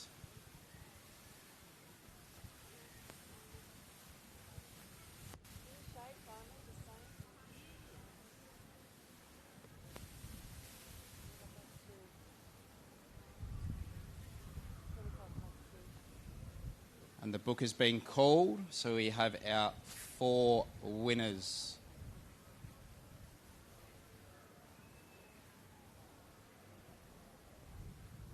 As we await that, we would like to thank our major sponsors, LifeWise Pet Nutrition, International Animal Health Products, Pro Nature and Dogs Victoria. Without their support, we would not be able to run this magnificent show over 10 days.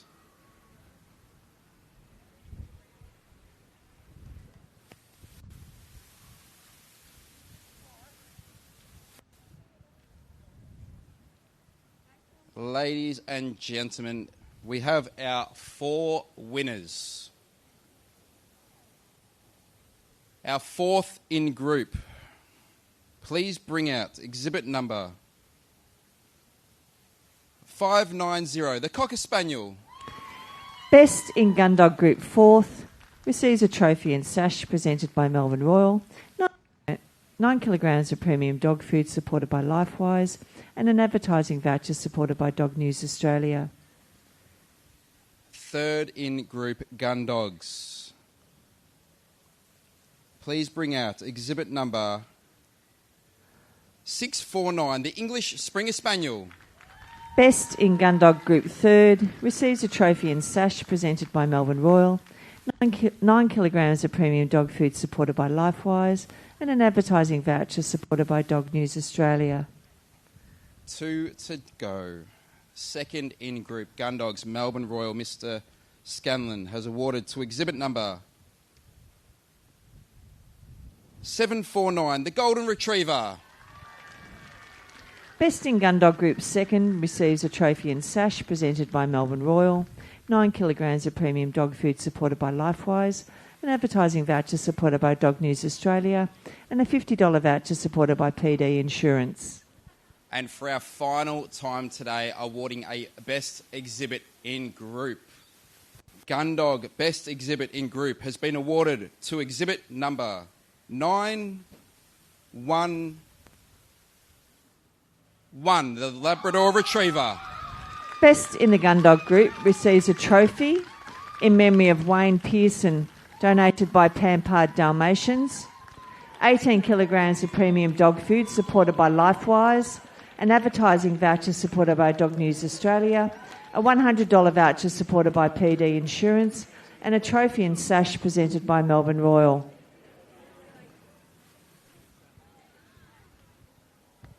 Please put your hands together also for our remaining finalists as they retire from the ring.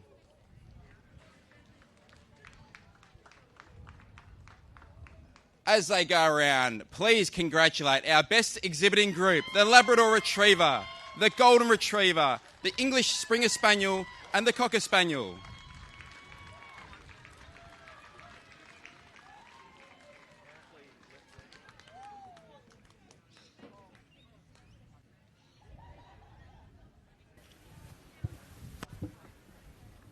We are nearly there for our best exhibit in show, but please do hang around. Our junior handlers have been waiting all day, the 7 to under 10, the 10 to under 13, and the 13 to under 19 handlers, in the hope to be named the junior handler competition.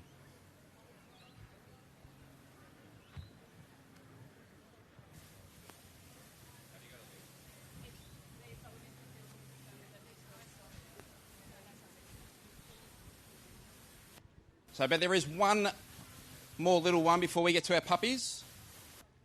And at the Melbourne Royal, we do select which is our best rarer spaniel of the rarer gun dog, of the Melbourne Royal. As they go around, please put your hands together.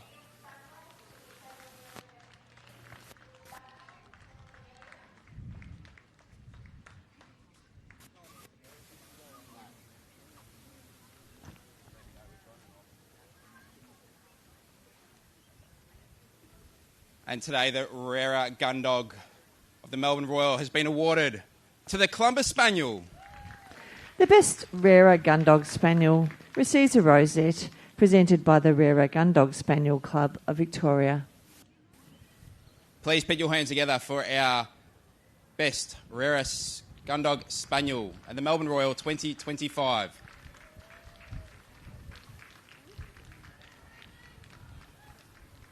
And the last group we have is our puppy gun dogs. This will be the last time these dogs are judged at the Melbourne Royal until our 7 group winners, our 7 puppy winners and our 9 baby puppy winners re-enter the ring.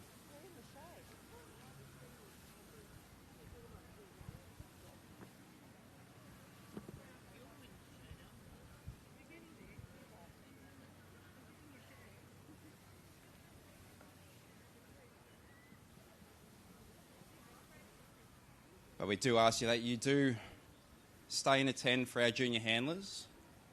But we will now continue for our puppy gun dogs. Cocker Spaniel, Curly Coated Retriever,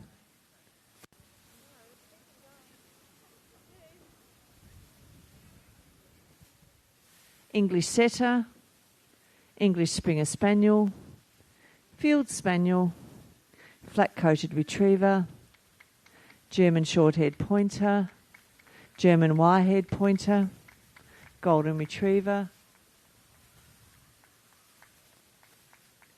Gordon Setter, Hungarian Vizsla, Irish Setter, Labrador Retriever, Large Munsterlander, Nova Scotia Duck-Tolling Retriever, Pointer, Spanish Water Dog, Weimaraner, and Welsh Springer Spaniel.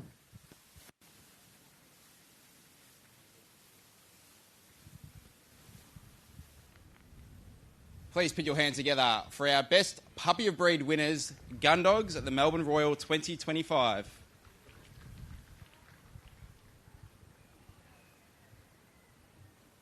If you've just joined us, a bit different to that last group, which is our best exhibiting group. This is our best puppying group where we will shortlist 4 finalists. And from those 4 finalists, we will then award the best puppy in the Gun Dogs. I think, no, it's got things to announce. Unless Michael Luby's going to read things. Well, there's stuff to read.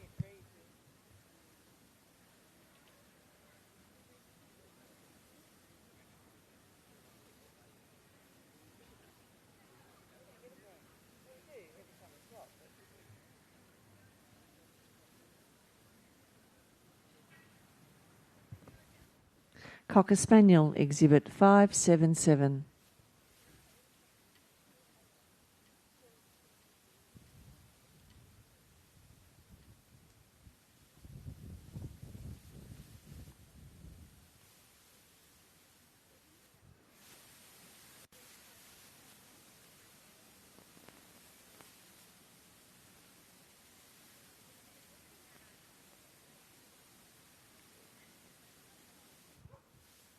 Cocker Spaniel.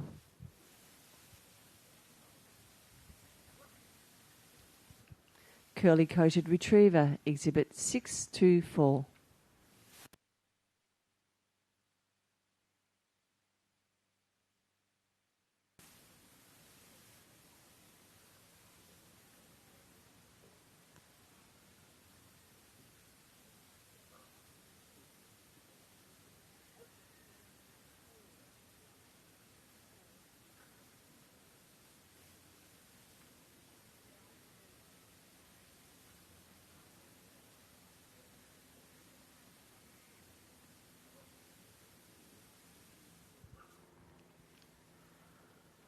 Curly-coated Retriever.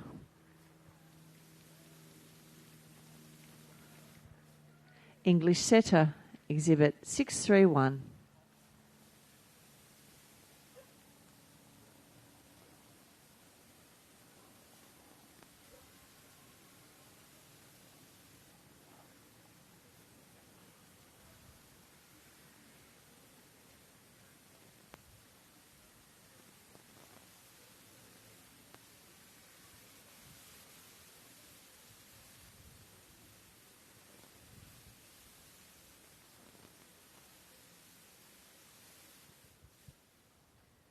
English Setter.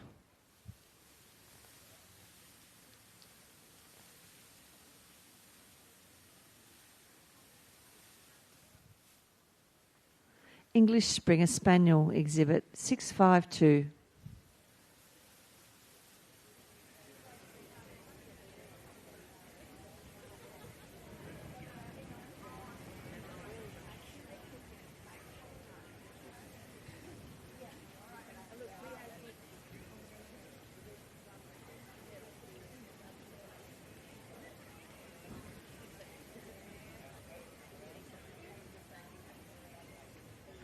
English Springer Spaniel.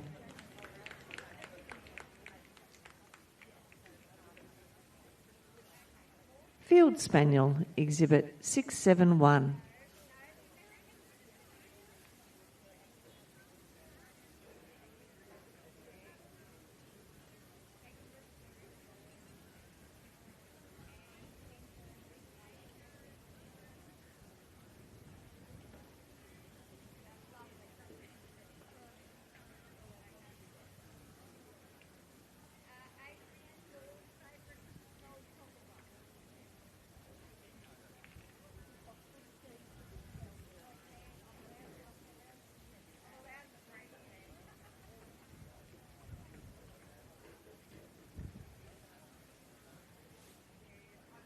Field Spaniel.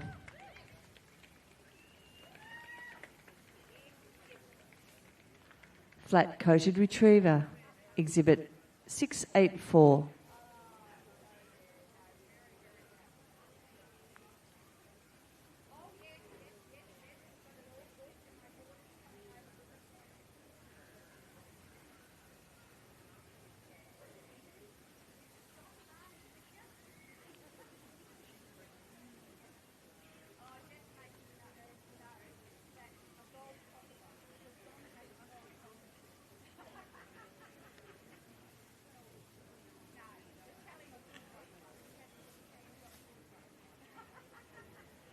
Flat-coated Retriever.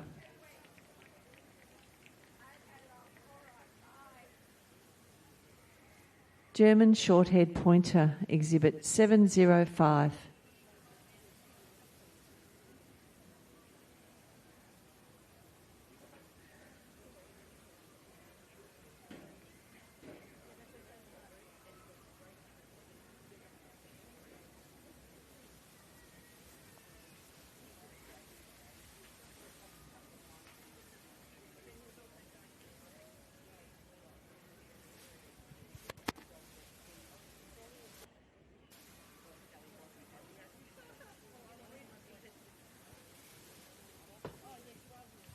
German Short-haired Pointer. German Wire-haired Pointer, Exhibit 727.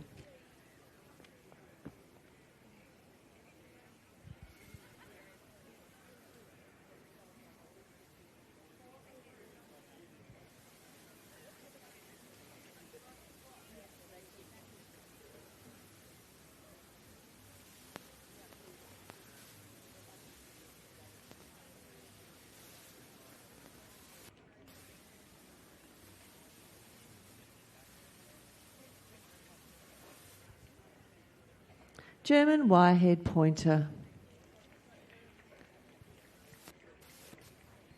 Golden Retriever, Exhibit 738.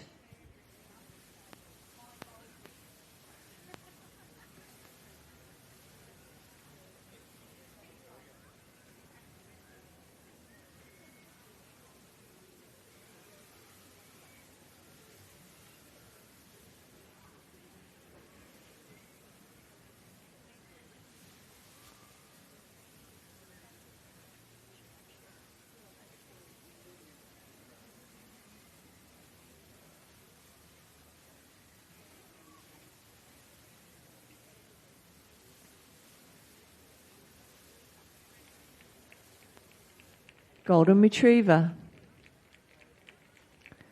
Gordon Setter, Exhibit 787.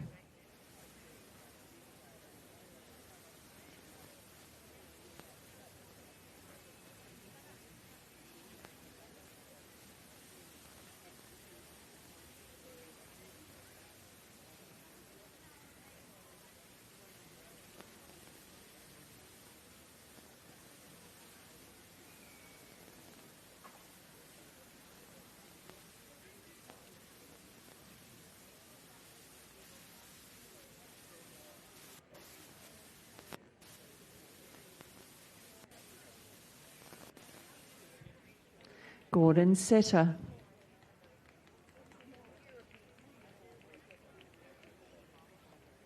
Hungarian Vizsla, Exhibit 809.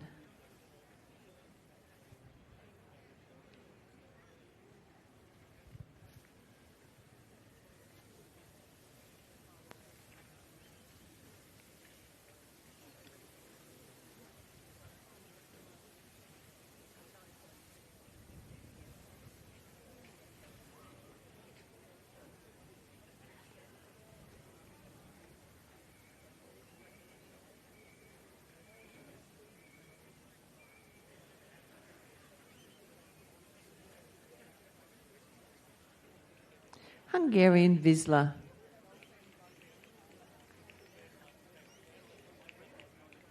Irish Setter, Exhibit 837.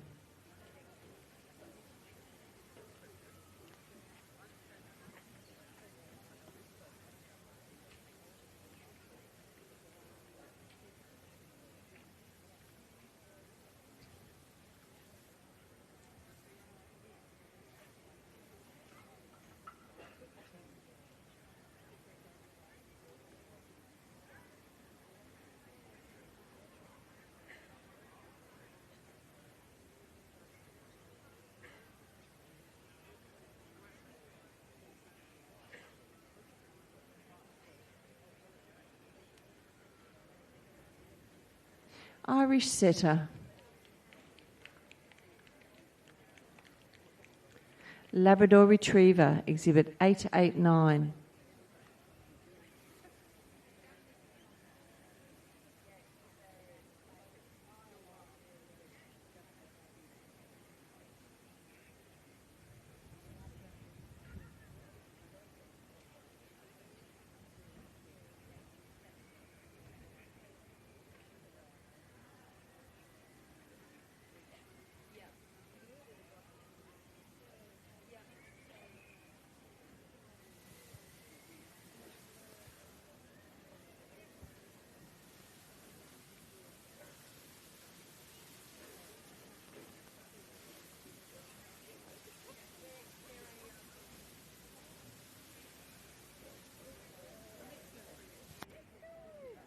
Labrador Retriever.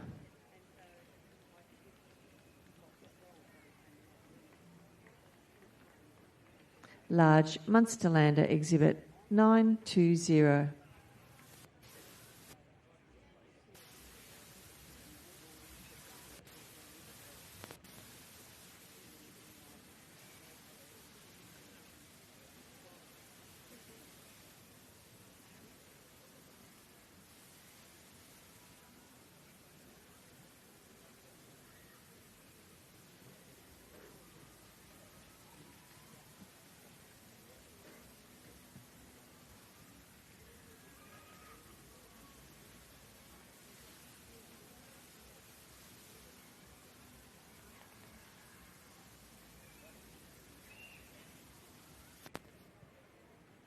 Large Munsterlander.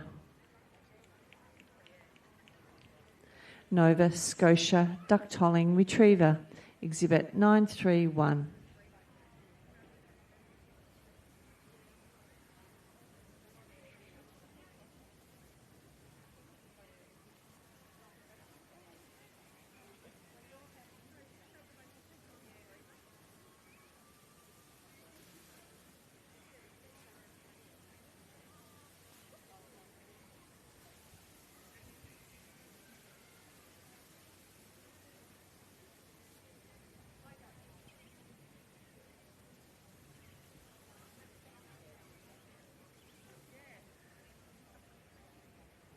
Nova Scotia Duck-Tolling Retriever.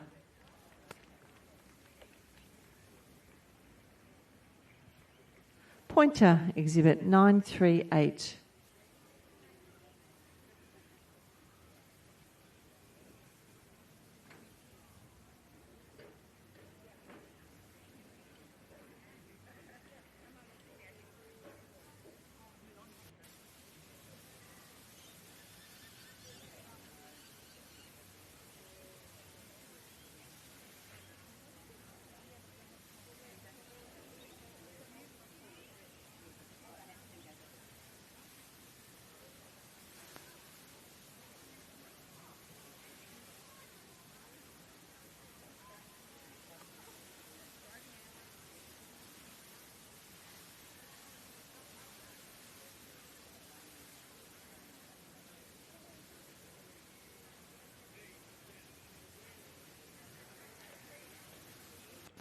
Pointer.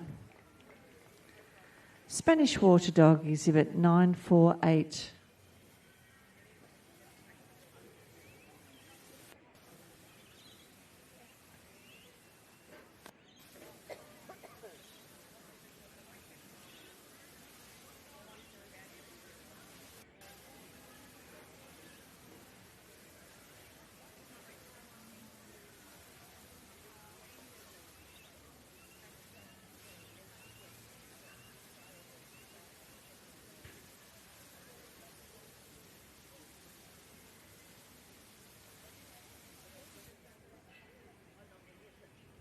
Spanish Water Dog.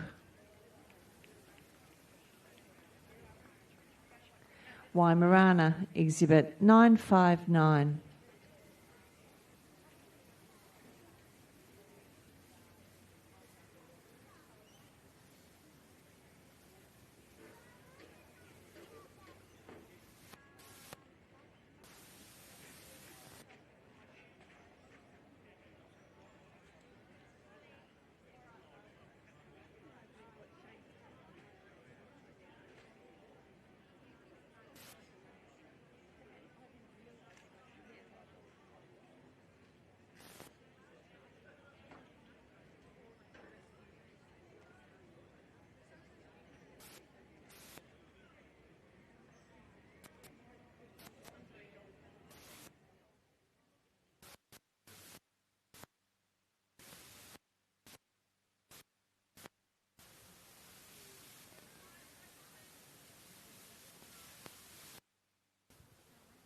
Weimaraner.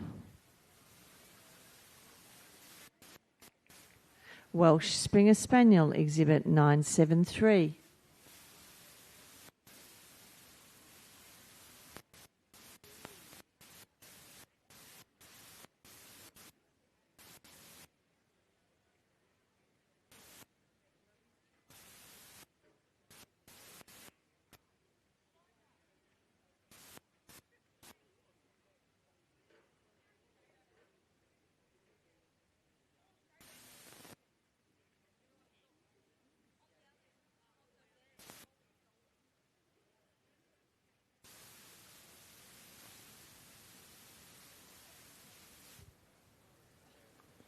Welsh Springer Spaniel.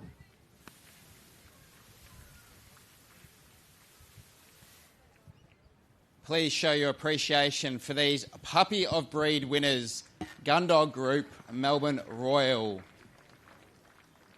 Our judge now will take one final look over these Puppy of Breed winners and will select 4 finalists and then award his best puppy in the Gundogs.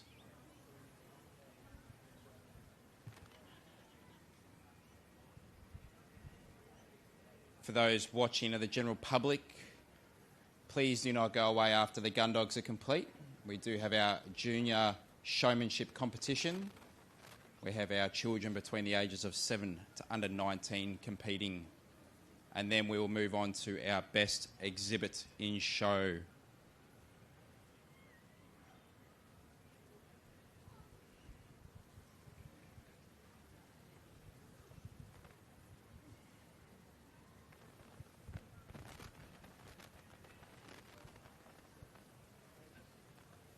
A large selection of dogs to narrow down to 4.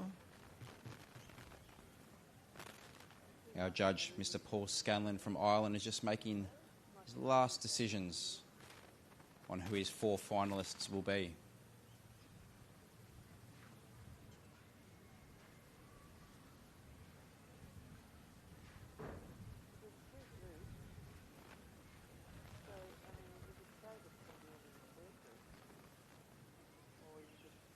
If you are interested in any of the breeds on display, please also make sure after the Gundog judging, you head up to Pavilion 19 and you can visit the owners and the dogs. But our 4 finalists are in for the Gundog Group puppies. In alphabetical order, please bring in to the middle of the ring 652, the English Springer Spaniel. 738, the Golden Retriever. 889, the Labrador Retriever. And to round out our 4, exhibit number 973, the Welsh Springer Spaniel. And once again, please put your hands together for the remainder of our Puppy of Breed winners as they retire from the ring.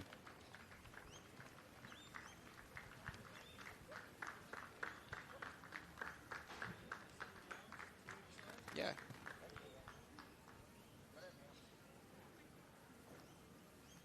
This will be one last opportunity for these amazing puppies to go around the ring, so please make sure you show your support as they go around.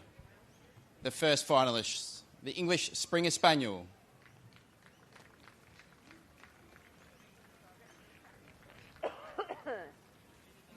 The Golden Retriever.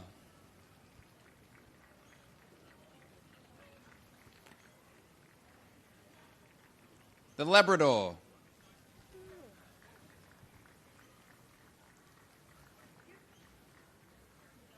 And the last, the Welsh Springer Spaniel.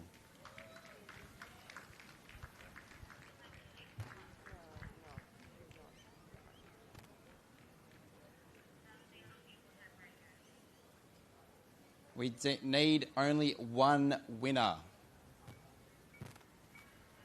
9 days of judging over 2,500 dogs, and we are nearly at the end. And today, Mr. Paul Scanlon has awarded the Best Puppy Gundog Melbourne Royal 2025 to exhibit number 973, the Welsh Springer Spaniel. The best puppy in the gun dog group receives a trophy and rosette presented by Melbourne Royal. Ladies and gentlemen, also, can you please show your appreciation by thanking the remainder of our 3 puppy finalists as they retire from the ring. And get behind and congratulate our puppy gun dog, the Welsh Springer Spaniel, as they go around the ring.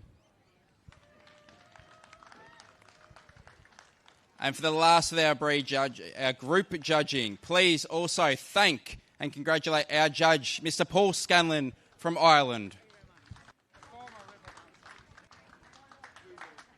Please stick around as we will now be continuing on with our junior handler competition.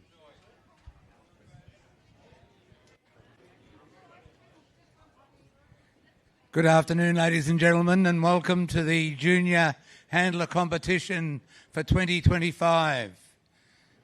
Competition has been conducted each day, and we have 8 heat winners. In our first class, we have 5. This is the junior handlers aged between 7 years and 10 years. Coming into our ring is the judge, Mr. Ross Delmore.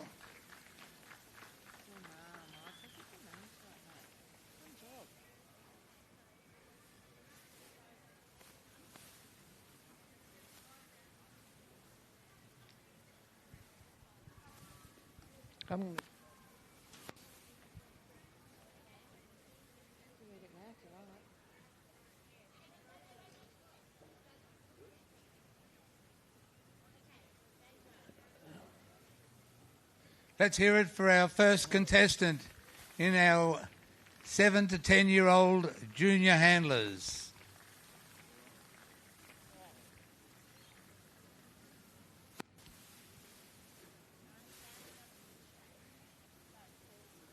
And now our second contestant in the junior handlers.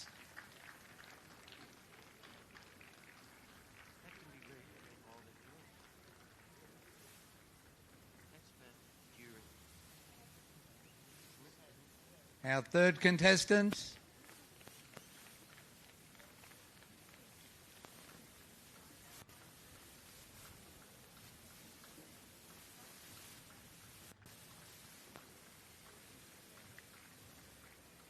And now the fourth contestant.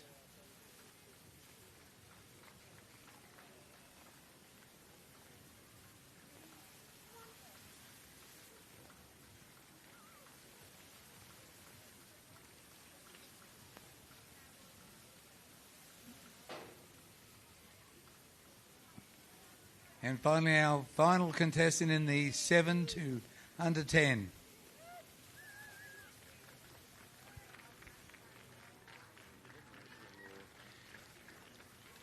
Now, our judge judges these children, not the dog. They are looking for how the child handles the dog and takes instruction.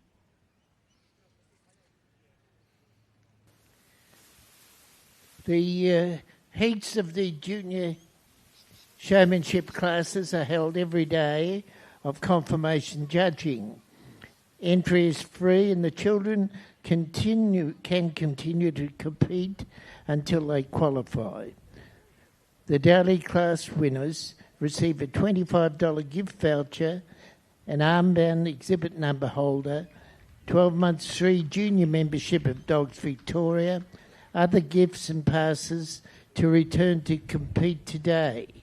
Every other participant during the course of the show receives a show bag. We most gratefully acknowledge the support from Dogs Victoria, Junior Kennel Club of Victoria, Jenny Skulak, Fran Parsons, Matthew and Susan Markham, Elson and Sharon Lim, Debbie Parker, Anne-Marie Hearn, Paige and Mark Clark, Amy Peterson, Christine Baker, Warren Greasley, Marissa Saraf, Teresa Liss, Shane Quinn, Jenny Boas, Jessica Swalwell, and Divas Treasures.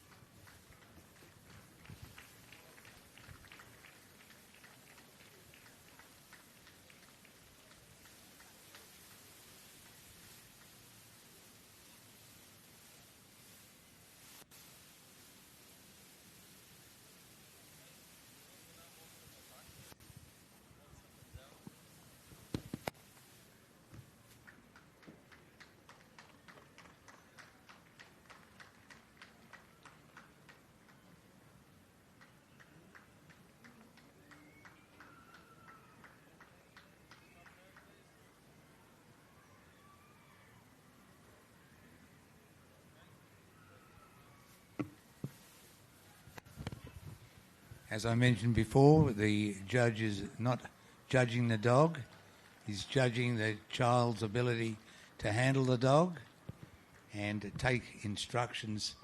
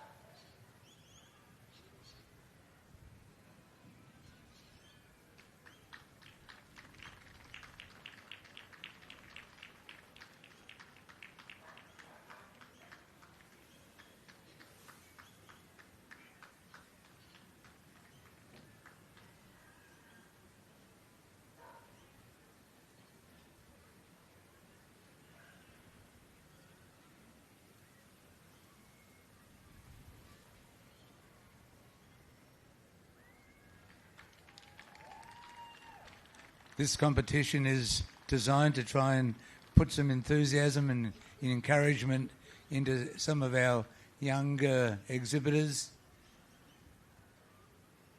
Gives them a good guidance on how they should manage the dogs, how they should take care of them.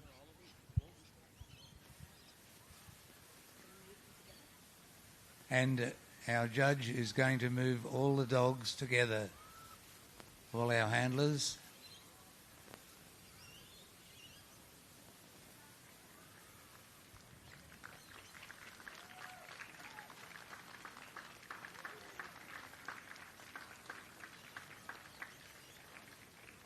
The children have gone to great extremes to make themselves well dressed.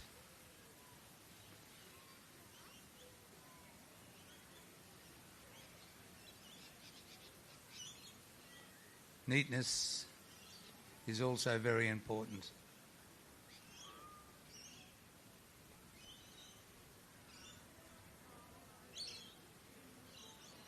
There's always one little problem.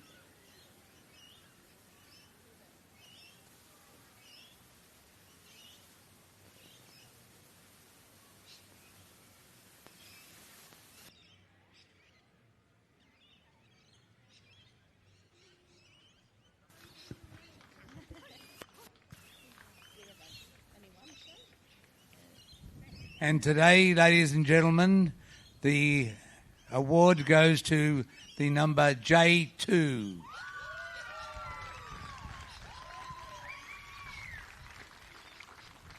The age group winner, junior showmanship 7 and under 10 years, receives a rosette donated by the Junior Kennel Club, a trophy donated by Melbourne Royal, and $100 gift voucher donated by Paige and Mark Clark. First of all, ladies and gentlemen, put our hands together for our retiring junior handlers.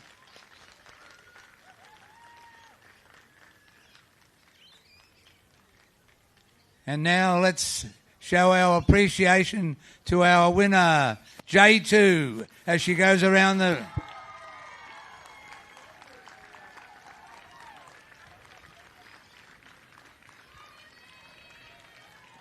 There are 3 heats today, and there will be a final decision made of the overall best junior handler at the Melbourne Royal. The second age group is 10 and under 13 years of age. The children are really excited about this competition. They go to great extremes to make sure that they qualify, and it's really a wonderful testament to the children's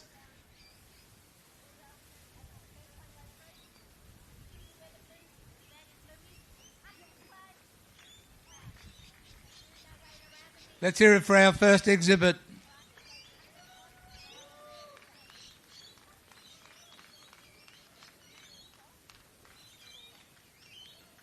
And our second exhibit. Keep.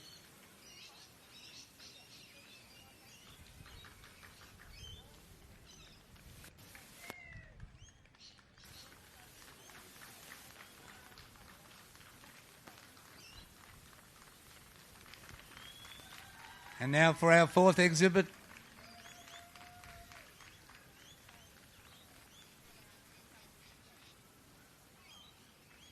Our fifth exhibit.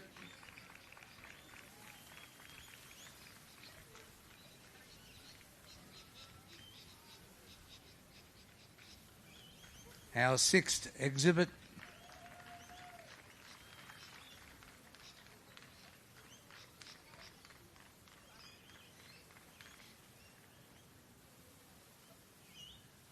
Our seventh exhibit.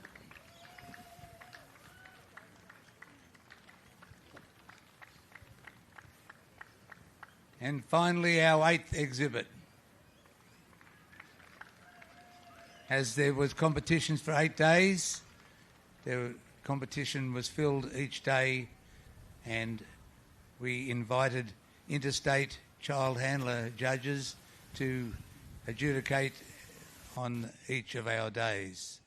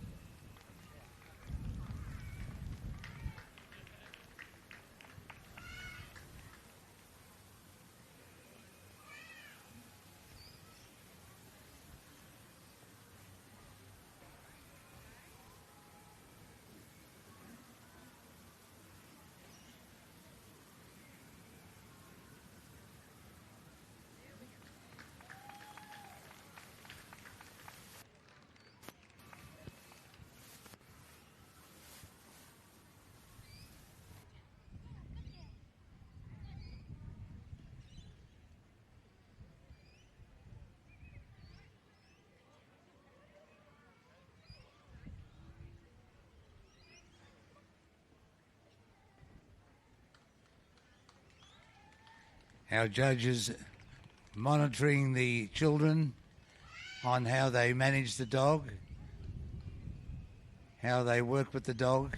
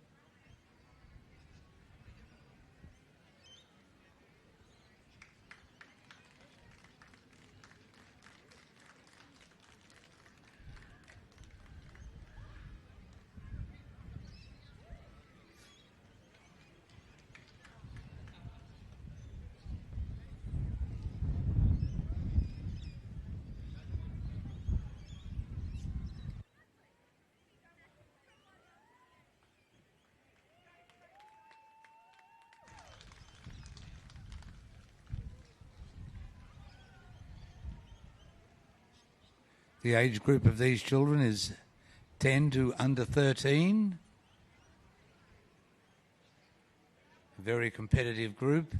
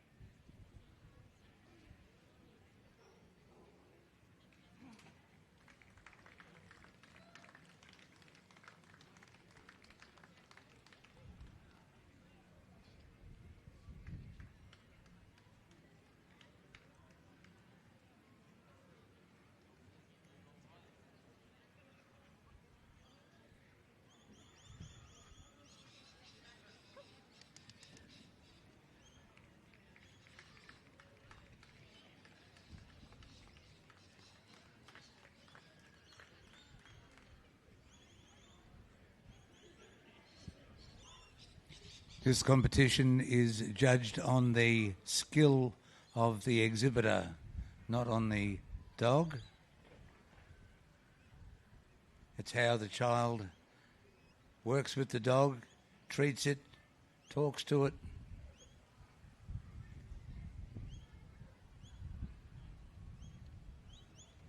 The judge asks certain questions of the exhibitor.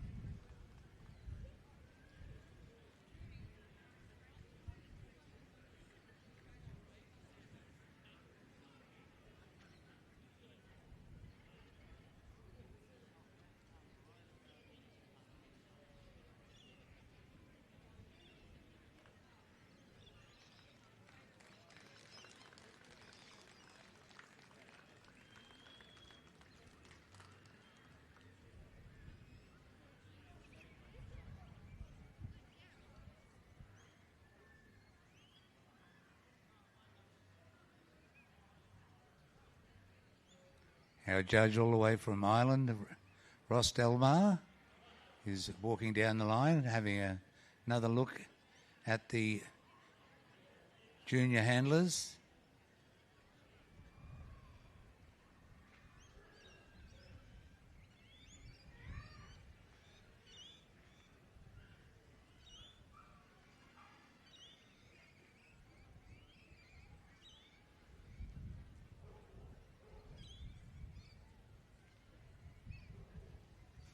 And today, our 10 to under 13 goes to M3.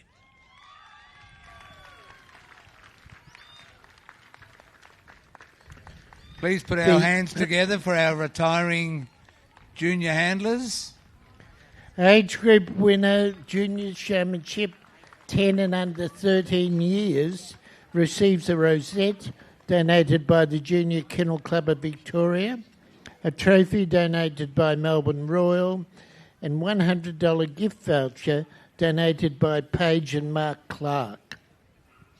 And now, ladies and gentlemen, put your hands together for our 10 to under 13 winner.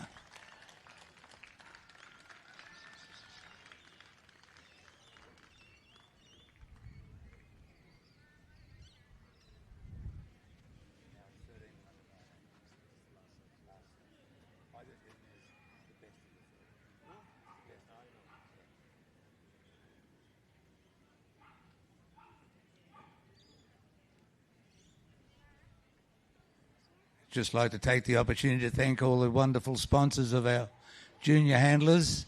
Each year, a number of exhibitors put their hands in their pocket and really make this a competition to win.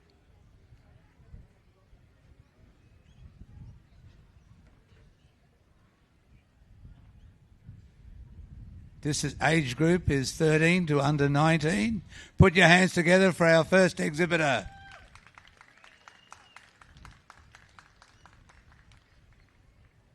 And now our second exhibitor.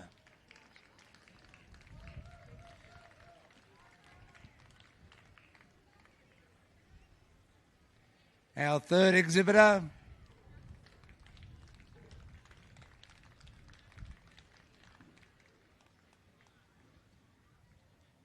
And our fourth.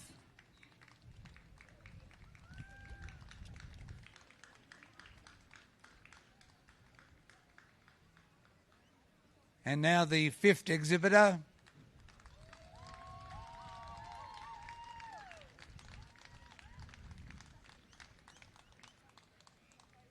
Our sixth exhibitor.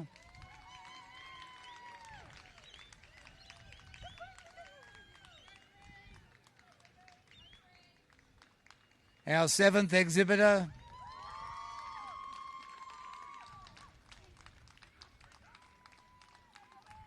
And our final exhibitor in the 13 to under 19 age group.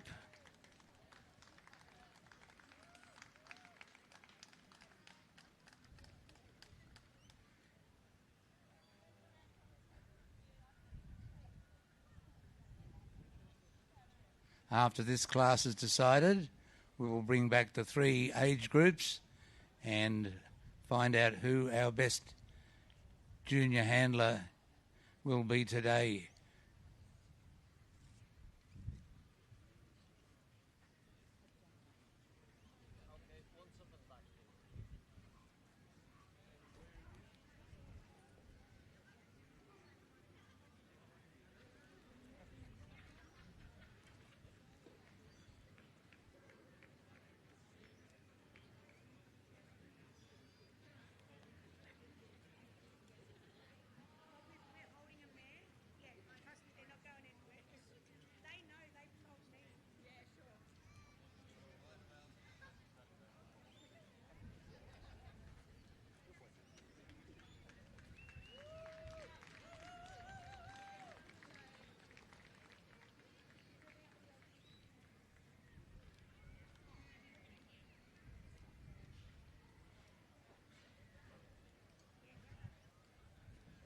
As I mentioned before, the judge is not examining the dogs. He's looking at how the children handle the dogs, work with them, how they treat the animals. These are all important lessons for our junior handlers to learn and understand on the best treatment of our beautiful animals.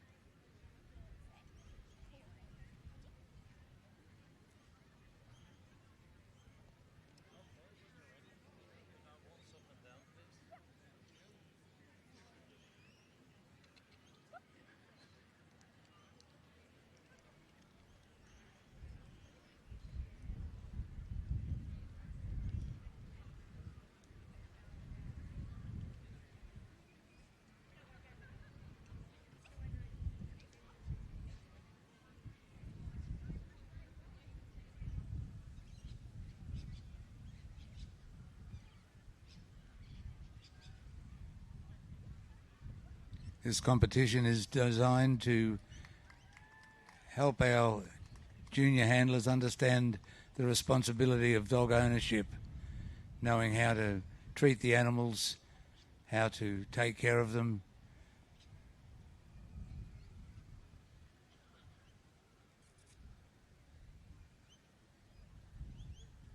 It's also a first step into our junior handlers becoming exhibitors themselves.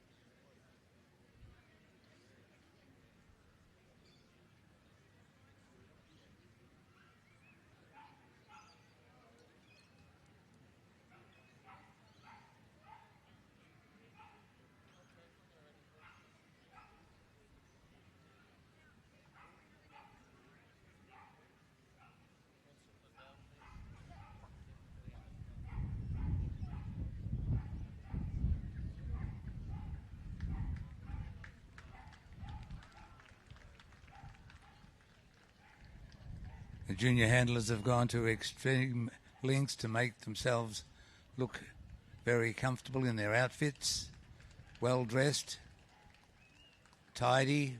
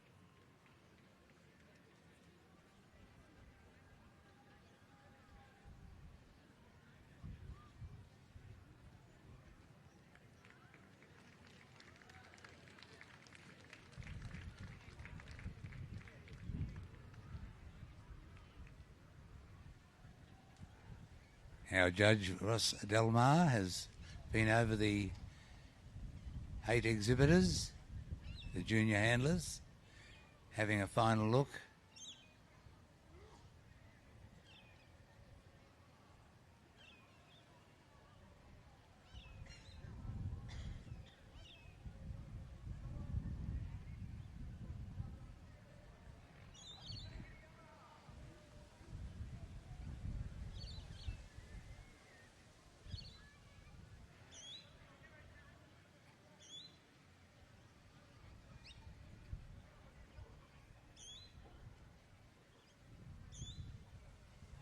Our judge has asked for all the dogs to be taken around.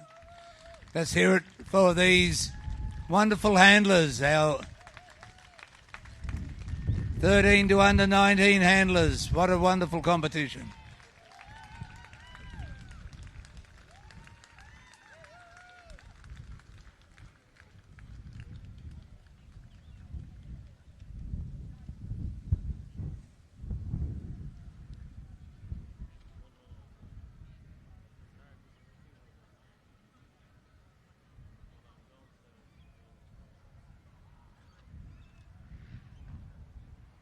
Our judge has called for the book to be marked. The decision will be very soon. Our decision today goes to S2. The age group winner, Junior Showmanship, 13 to under 19 years, receives a rosette donated by the Junior Kennel Club of Victoria, a trophy donated by Melbourne Royal, and $100 gift voucher donated by Paige and Mark Clark. Could we all put your hands together for our junior handlers leaving the ring? What a wonderful effort. Great competition. And now, ladies and gentlemen, put your hands together for our Senior Handlers winner.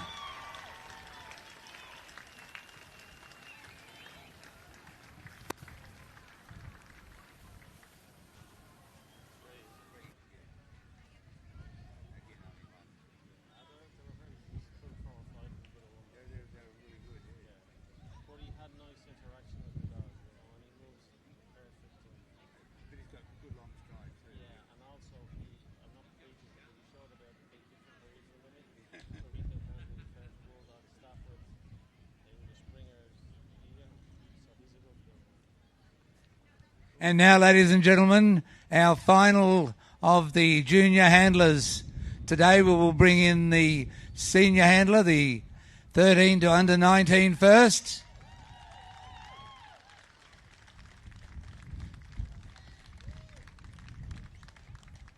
Our second will be our 10 to under 13.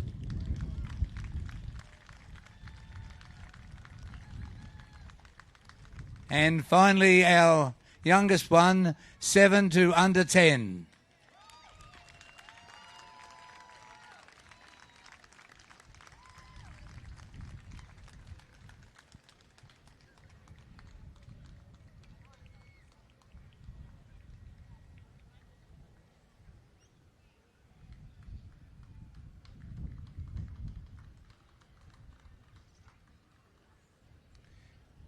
As I said, this competition is to promote the junior handlers to get more experience with different breeds, to learn how to deal with difficult situations, to manage the dog in the best manner.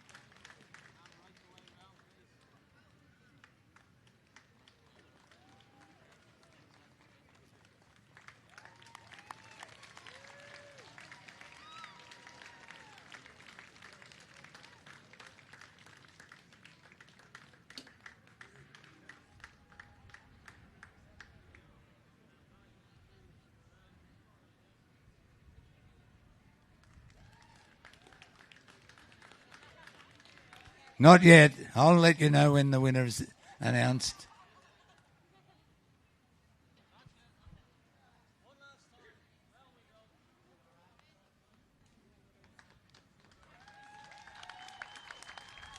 Let's hear it for these finalists. All extremely good handlers.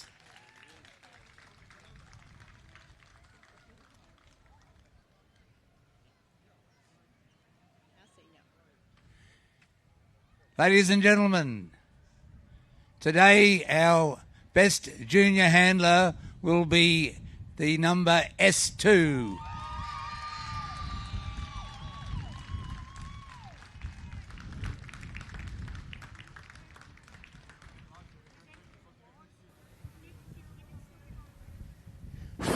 The overall winner of the junior showmanship receives a $1,000 travel voucher donated by Mrs. J. Skulak, $250 gift voucher from Dogs Victoria, and a rosette donated by Mrs. T. Liss in memory of Naomi Liss. Ladies and gentlemen, could you put your hands together for our junior handlers as they leave the ring? Thank you.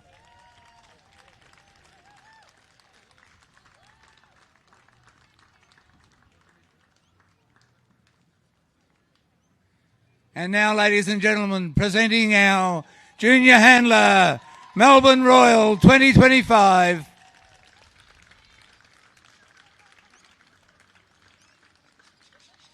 I'd like to thank our judge, Mr. Ross Delmar.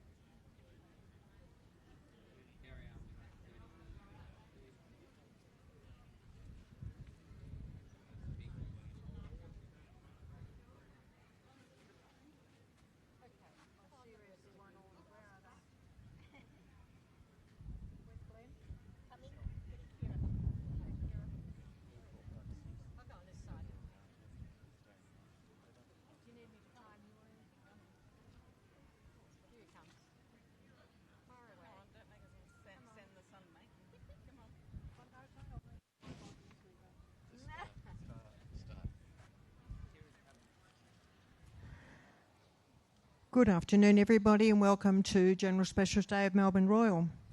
We acknowledge the traditional owners of the land on which we are meeting. We pay our respects to their elders past and present and the Aboriginal elders of other communities who may be here today. I'd like to introduce our VIPs and sponsors. We have Matthew Coleman, President of Melbourne Royal. We have Helen Head, wife of the late Graham Head, past President of Dogs Victoria and long-standing dog section member. I'd like to acknowledge the support of International Animal Health, our major sponsor, LifeWise Pet Nutrition, and the National Business Manager, Crystal Freeman, and Kirk Edwards, who is Chief Executive of Dogs Victoria, sponsor, supporter of the Junior Showmanship competition. And of course, we'd like to acknowledge our 4 international judges, Mr. Peter Berchtold of Austria, Mr. Paul Scanlon from Ireland, Mr. Ross Delmar, also from Ireland, and Mr. Attila Zagardi of Hungary. I'd like now to introduce the President of Melbourne Royal, Mr. Matthew Coleman, who'd like to say a few words.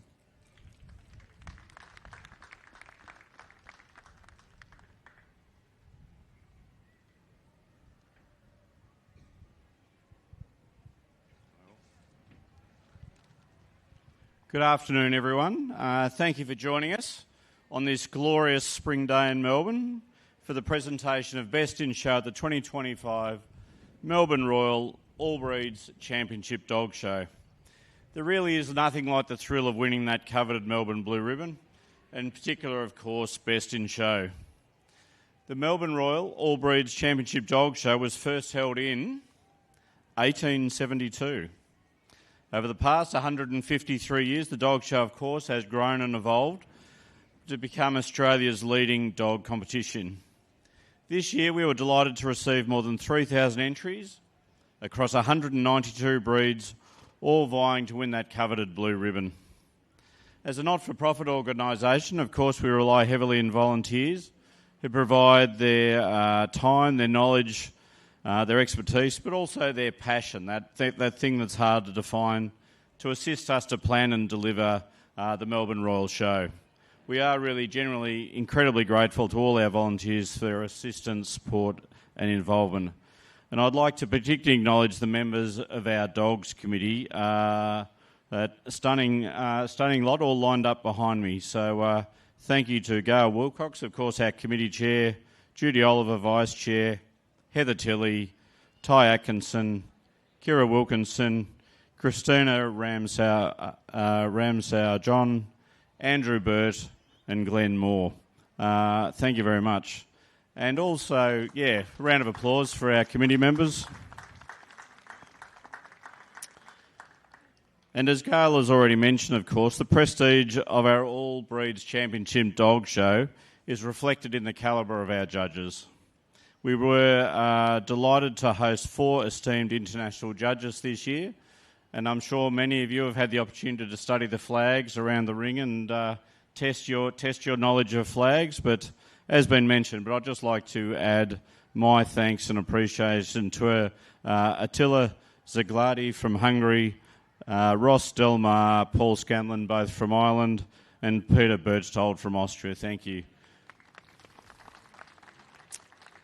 But of course, we have 5 extremely capable Australian judges as well. So to Tanya Schumann, Helen Evans, Maribeth Murphy, Simone Tolhurst and Sue Bolins, thank you also for your support for this competition. And of course, all of the stewards and the stewards wearing their fetching blue outfits. You know that it takes a lot of effort to put any of our competitions on, including the dog show. So to all of our volunteers in whatever capacity, including the stewards, thank you also for the work that you do. But of course, it can't be the Melbourne Royal All Breeds Champion Dog Show without entries. So particularly thank you to everyone that is, with passion. I know it takes a lot of effort and commitment to prepare a dog to present at a competition of this standard. So really, to have a successful show, we need great exhibitors. You know, the international judges assure me that the colour of dogs has been excellent this year. So to all of the entries, congratulations if you made it to the dais, but even if you didn't, thank you very much for your support for the competition, because we can't run a competition without entries, so thank you very much. As been mentioned, of course, we are incredibly grateful to our major sponsors. So I'd particularly like to again highlight the support we received from LifeWise Pet Nutrition, International Animal Health and Dogs Victoria. We really couldn't do it without them, so thank you very much to all of them. And also my team here at Melbourne Royal, to Holly McNamara and Martin Garoni, for the considerable planning, support and time they put into delivering this show, in conjunction with our community members.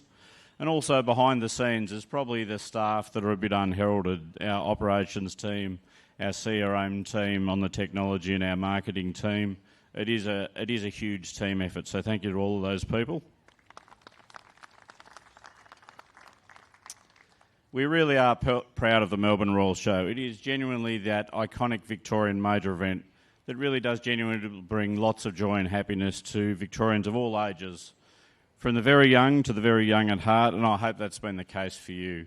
Best of luck to our competitors. Congratulations if you made it to the final competition of the dog show, and thank you all for being here and for your support for the Melbourne Show. Thank you very much.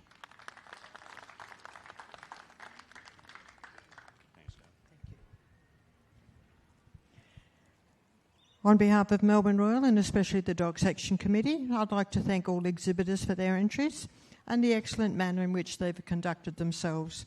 This really has been an outstanding show in terms of judging and competition. Over the past 8 days, we've seen excellent competition and great sportsmanship.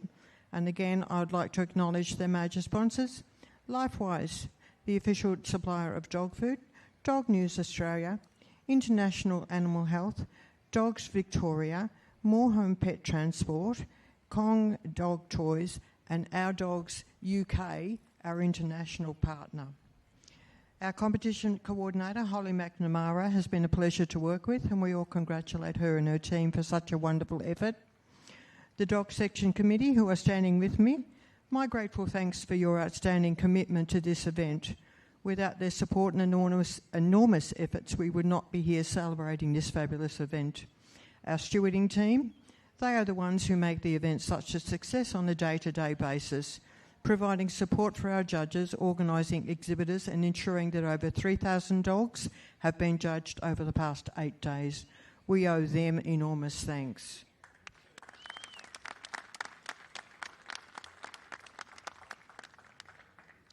Finally, but most importantly, I want to applaud the efforts of our 4 international judges. Over the past just over a week, these 4 judges have worked tirelessly with professionalism and a caring, studious approach while evaluating our dogs. All 4 have been a pleasure to work with, and please put your hands together again to congratulate Peter, Paul, Ross and our Best in Show judge, Attila. I ask that all who can please be upstanding as our own very own Charlotte Shah sings the Australian National Anthem.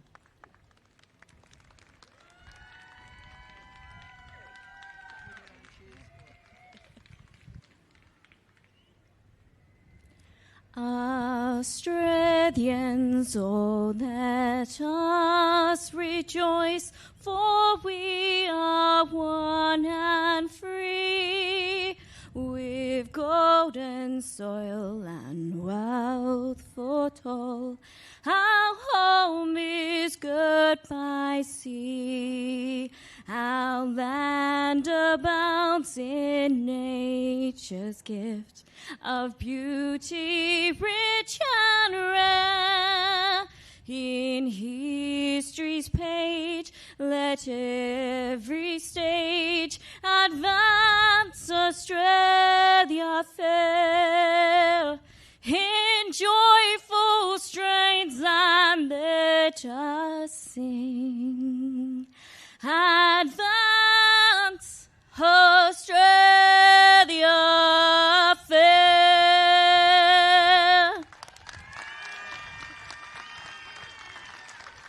I'll give you a thanks.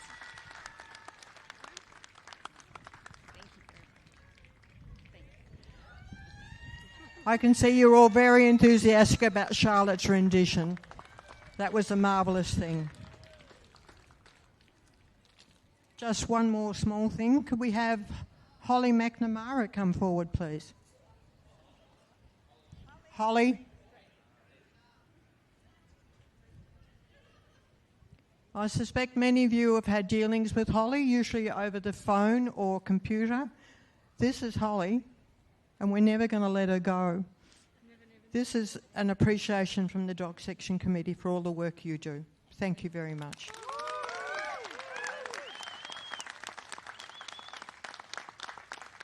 And now we can continue with our Best in Show program.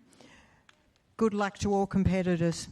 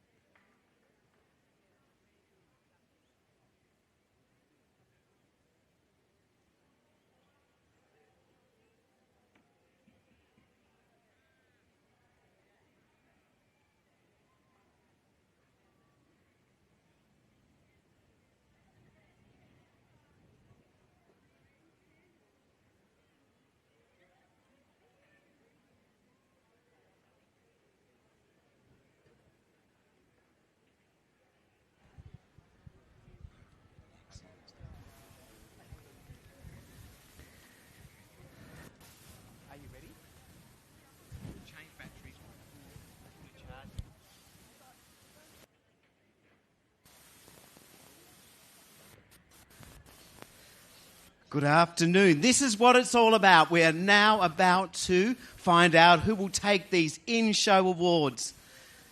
We invite back Mrs. Gail Wilcock, the chair of the Dog Section Committee of Melbourne Royal. Please make her welcome to the ring as she accompanies our judge, Mr. Paul Scanlon from Ireland, who will judge Best Baby Puppy in Show.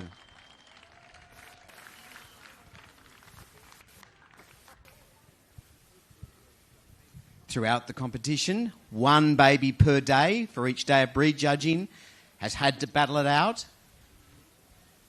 And so one baby puppy per day comes back to the ring to compete for Best Baby Puppy in Show. Rhodesian Ridgeback.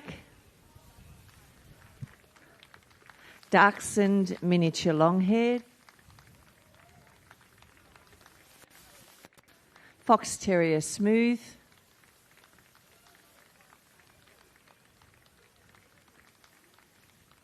Poodle Miniature.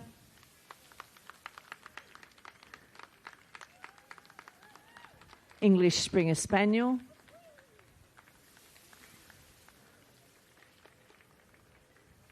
American Staffordshire Terrier.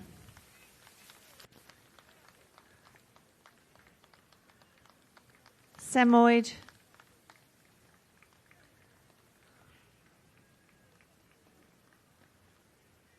Soft-coated Wheaten Terrier.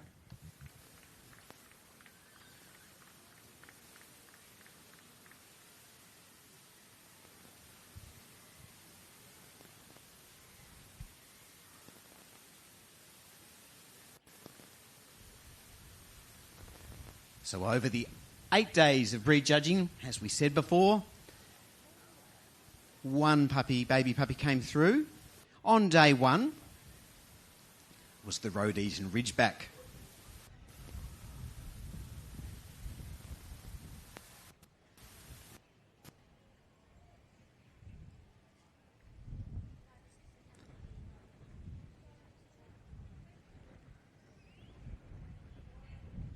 So the Rhodesian Ridgeback, a member of the hound group, developed in Africa to assist farmers with warding off and protecting livestock from lions, has this unique ridge down the middle of his back where the hair runs in the opposite direction, a real feature of this breed. So a breed built on athletic lines, dogs capable of speed and a fair amount of great endurance as well. This is the Rhodesian Ridgeback.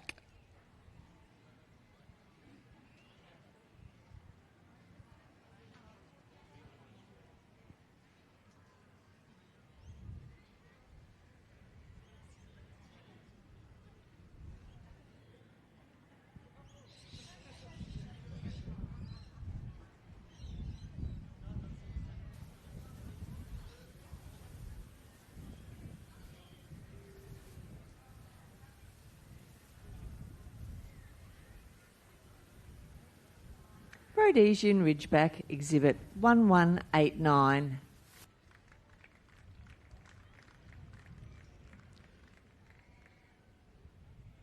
On day 2 of breed judging, our judges sent through the miniature long-haired dachshund.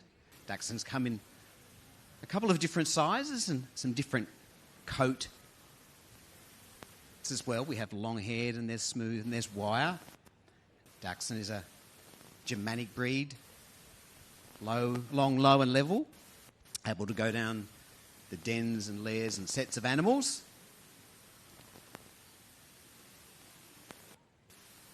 This is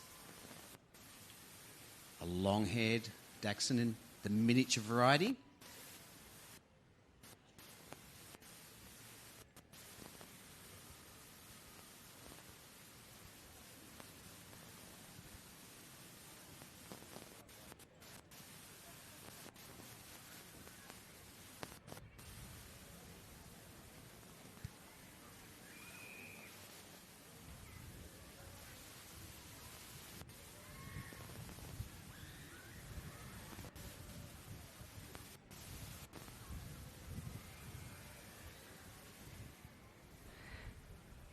Dachshund, miniature long-haired, exhibit 1088.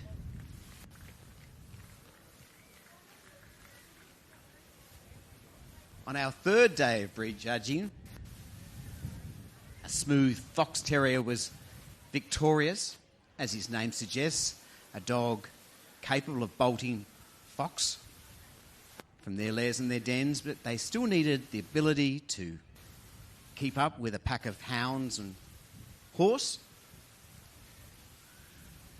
We talk about this little guy who's been on the tiptoe of expectation, highly alert, courageous. This is a smooth fox terrier.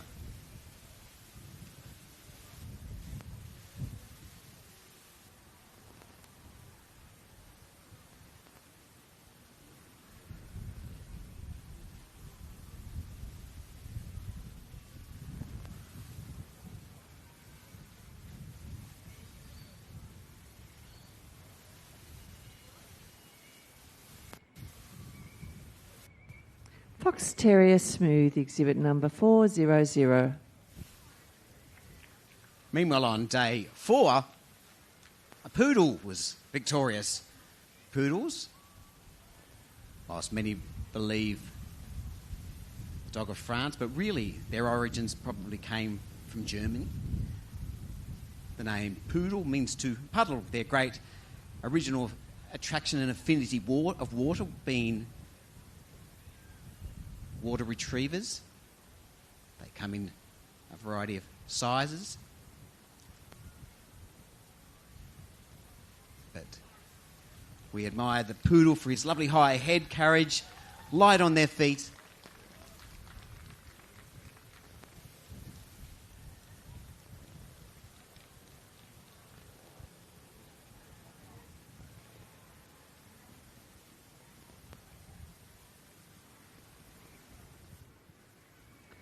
Poodle miniature, exhibit 2286.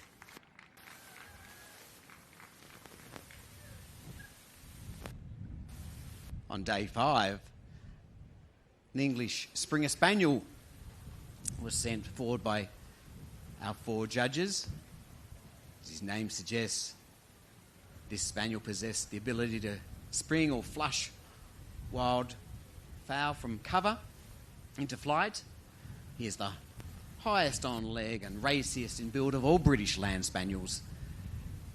Like all spaniels, his lovely merry temperament.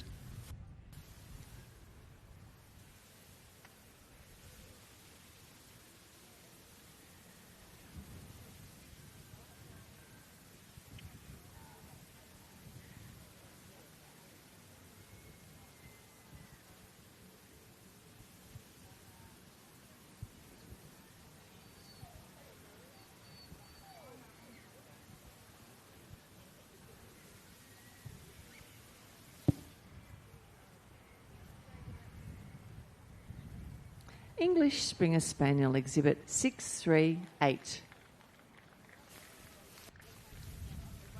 And day 6 saw an American Staffordshire Terrier come through. As his name suggests, he really was developed in America from dogs that were developed around the Staffordshire area. They were sent to the United States, and this breed was developed, a dog of great activity, strength, and power. That was a lovely spring to their step.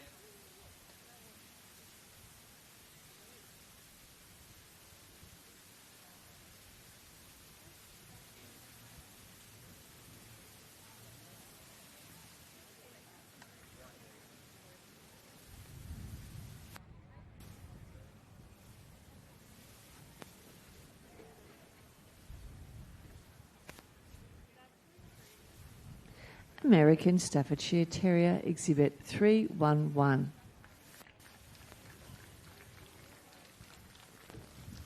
On day 7, our judges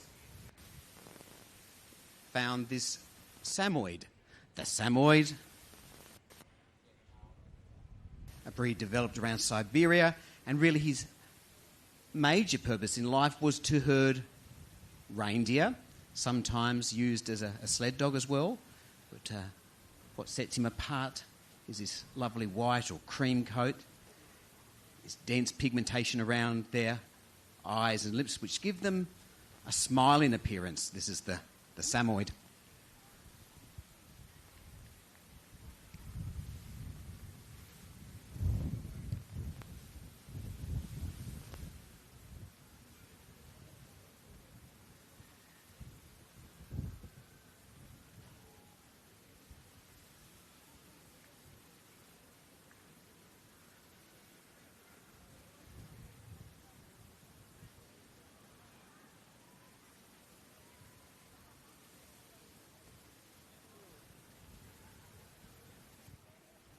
Samoyed, Exhibit 186.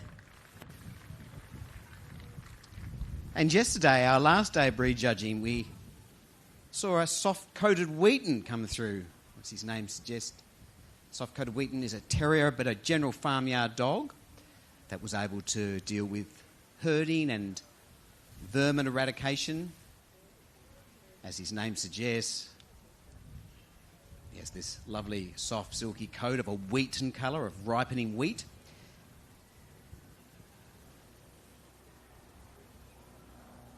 Soft-coated Wheaton Terrier, plucky little character.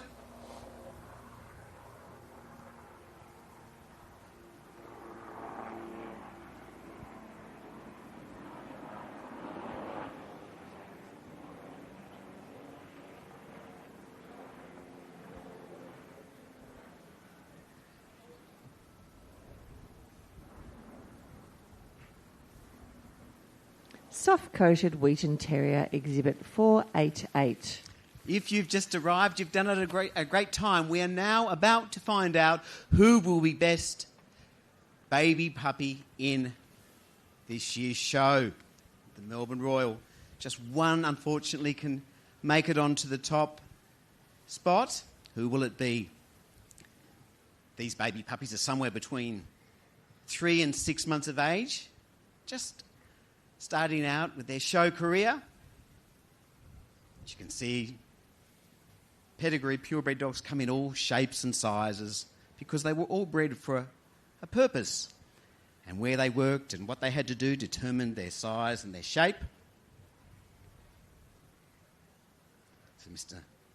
Scanlon has the arduous task of deciding who will be best baby in show, but it looks like he's called for the book and will make his marking. But please, give your baby puppies in show one last round of applause. Thank you and congratulations. Many have beaten many other dogs to make it thus far. Ladies and gentlemen, at this year's Melbourne Royal Show, Best Baby has been awarded to exhibit number 186. It's the Samoyed. Best Baby Puppy in Show receives $750 cash, trophy sash flowers, presented by Melbourne Royal, 18 kilograms of premium dog food supported by Lifewise, and an advertising voucher supported by Dog News Australia. Please, a round of applause for the retiring baby puppy of the days.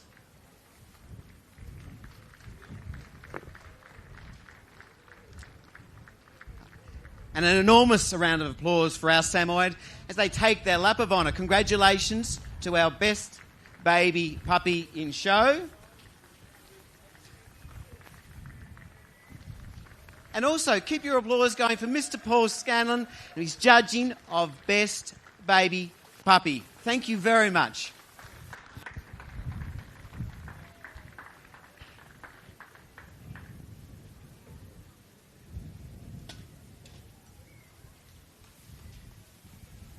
All right, things are starting to heat up here. We've found out who our best baby was, the Samoyed. Congratulations. We now move on with our puppy in shows. Once that's been awarded, don't go away because we will soon be judging for best in show. Several thousand dogs have been judged over 8 days. The winners have returned and we're going to find out who will be best in show. But not before awarding our best puppy in show.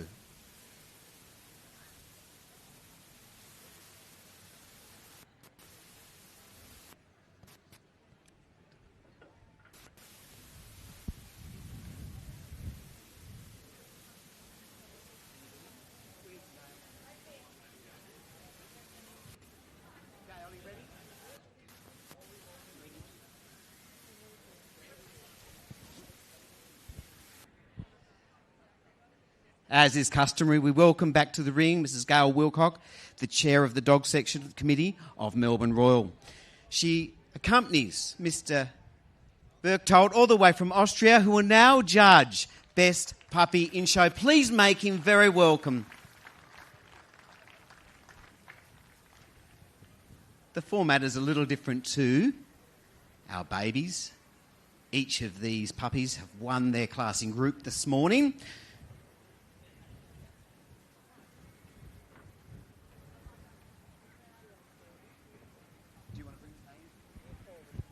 So, representing the toy group, please make welcome to the ring the Cavalier King Charles Spaniel.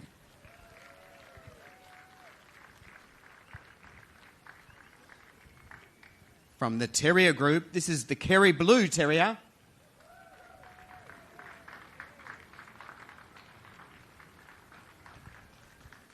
A representative from the Gun Dog group, the Welsh Springer Spaniel.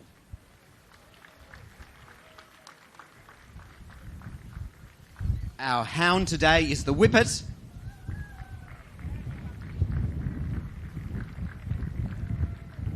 Our working dog puppy is the Shetland Sheepdog.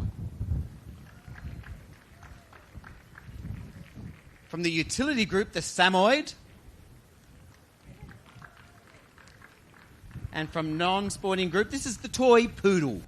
Please put your hands together for your best puppy in group winners. Unfortunately, just one can be crowned Best Puppy in Show.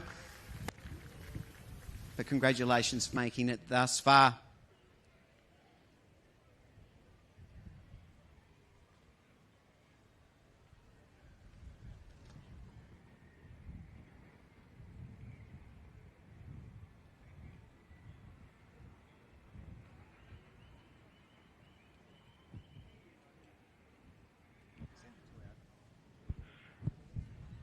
So, representing the toy group, dogs that are small in stature, companion animals, dogs of great beauty. This is the Cavalier King Charles Spaniel, often referred to as the Comforter Spaniel. Like all spaniels, he possesses a merry temperament, a silky coat, and a beautiful, soft, gentle expression.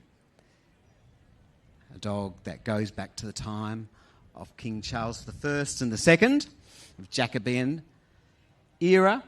They come in a variety of colours, but their fearless and happy disposition makes them known as an ideal companion.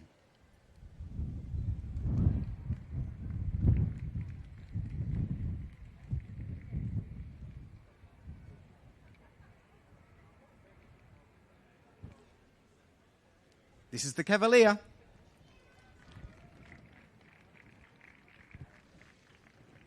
Representing the Terrier group, this is the Kerry Blue Terrier, an Irish breed.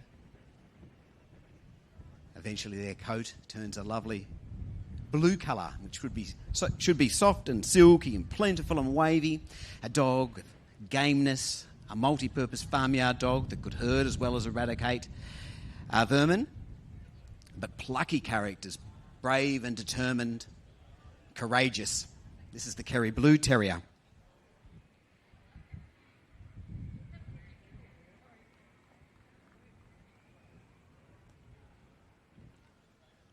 Round of applause for the Kerry Blue Terrier.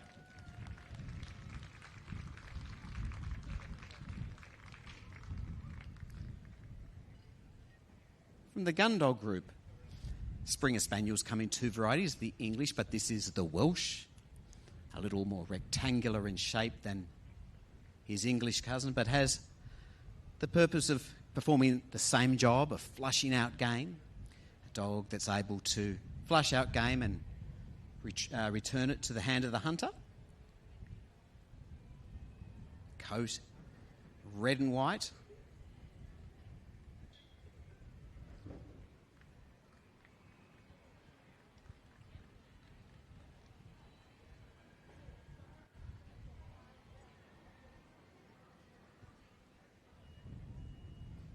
Put your hands together for the Welsh Springer Spaniel.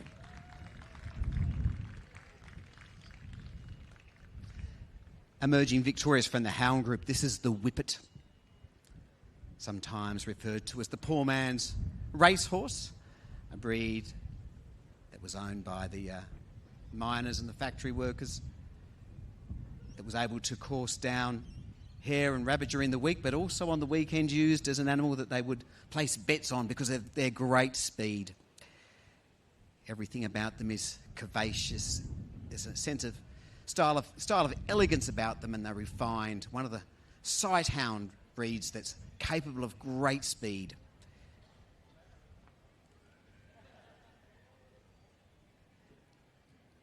A round of applause, please, for the Whippet.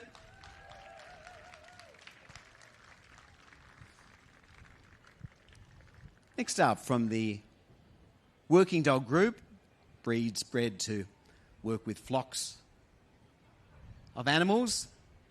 This is one of the smallest members from this group. A small working dog of great beauty.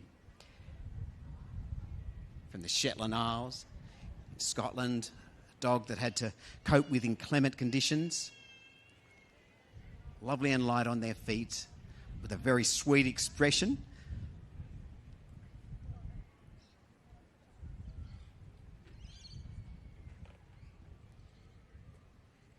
Let's hear it for the Shetland Sheepdog.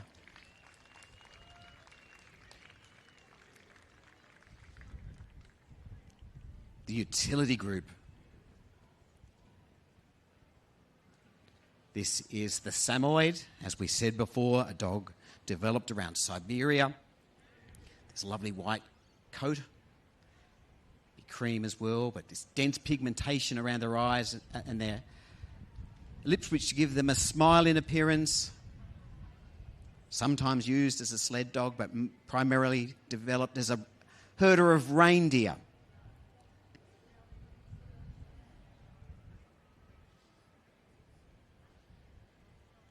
Congratulations to the Samoyed.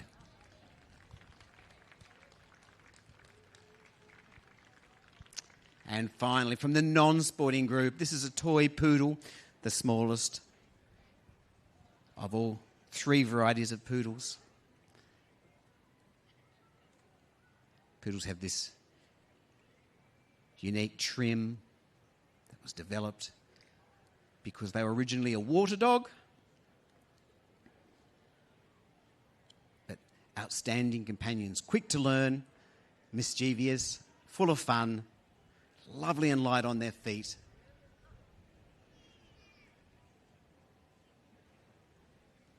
Let's congratulate the toy poodle.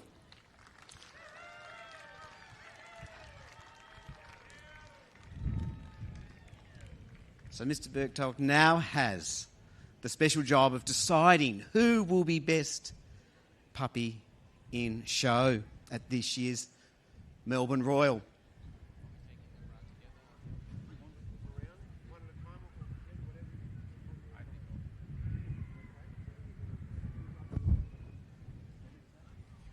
The judge would like you to move around one at a time, give each other plenty of space. Here we go. Last chance to impress our judge for best puppy in show.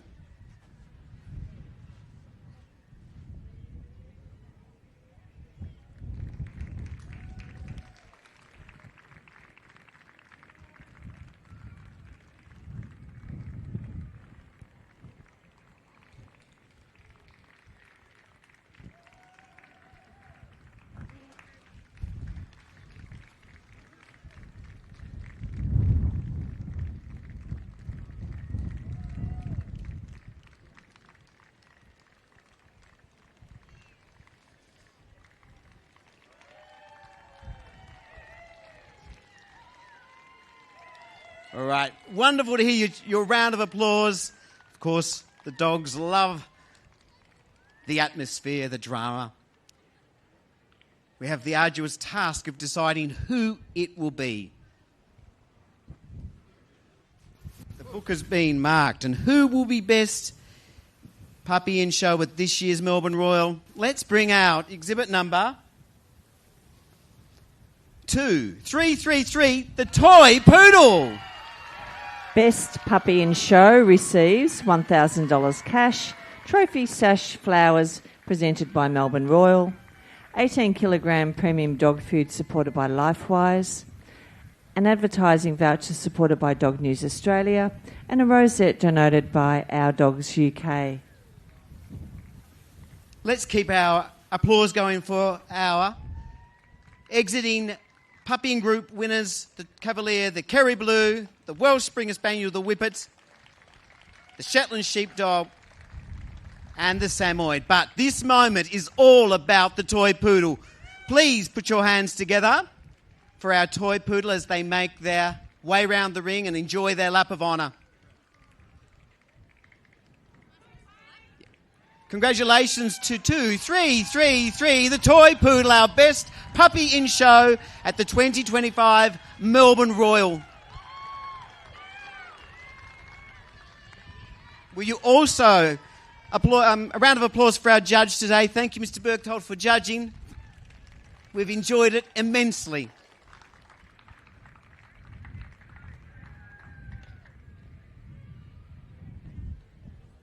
All right, this is what it's all about. It comes down to this moment in time. 9 days of judging dogs, thousands of dogs. Nearly a couple of hundred breeds have been assessed, and it all comes down to this next few minutes as we will decide who is best in show at this year's Melbourne Royal.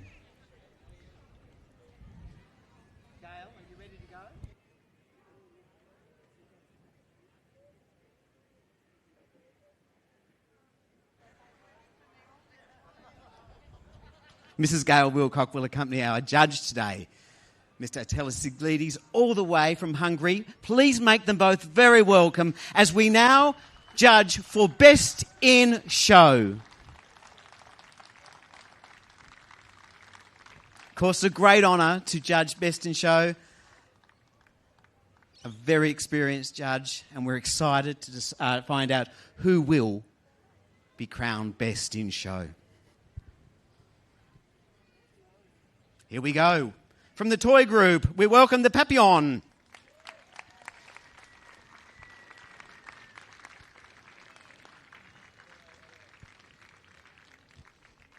Please make welcome from the Terrier group, the Jack Russell Terrier.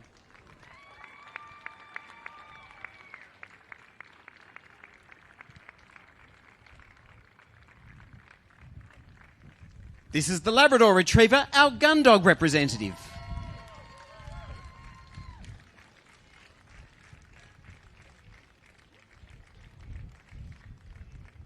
Make welcome to the ring, the Borzoi from the Hound Group.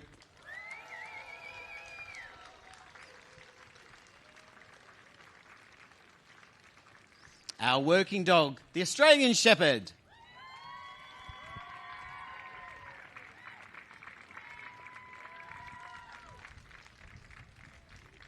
From the utility group, the Alaskan Malamute.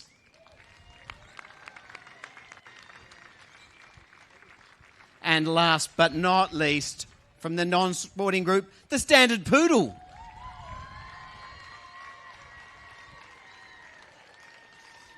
Of course, this is an exceptional group of dogs, each one a worthy winner. So congratulations. And to get this far is indeed a mighty effort.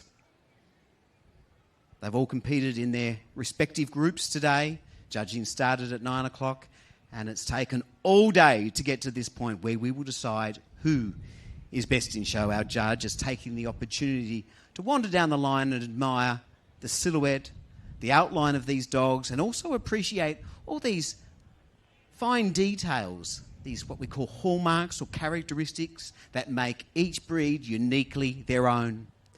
They come from different groups because they have a different purpose in life. First, we welcome to the table, representing the toy group, is the Papillon, a French breed of dog, dainty, His head should resemble the ears of the butterfly.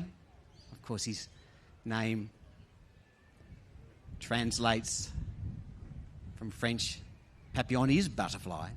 And just like the butterfly, they're light and sound and free and dainty.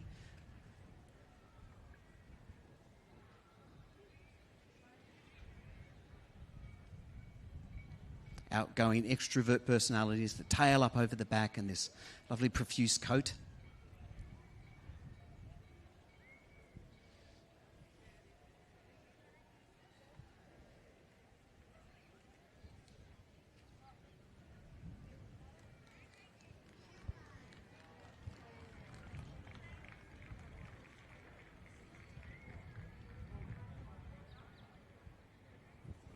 The toy group, of course, is dogs small in stature but big in personality. Put your hands together for the Papillon.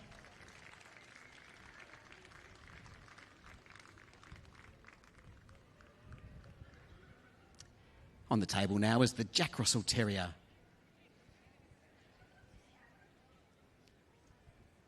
Named in honour of his creator, the Reverend Jack Russell. Tenacious little characters, short on leg to get down the dens and holes of animals. Even though they're small, they're still sturdy little dogs, plucky, full of fire, courageous little characters. This is the Jack Russell Terrier.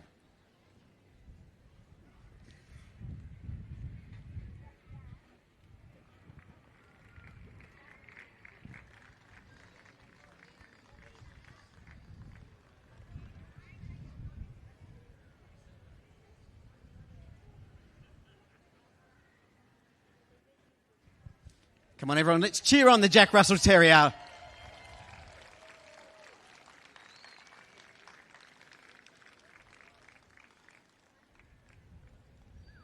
From the gun dog group, this is the Labrador Retriever. As his name would suggest, the ability to return game fowl to the hands of the shooter. They have a natural love and affinity with water, powerful swimmers.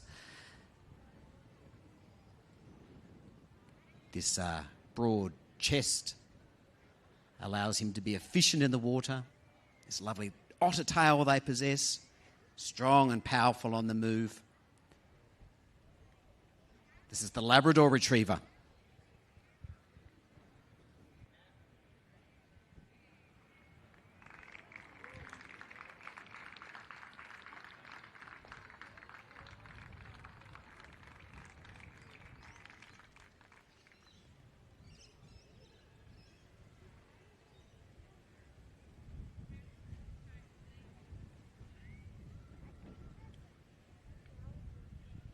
Let's cheer on the Labrador Retriever. A round of applause.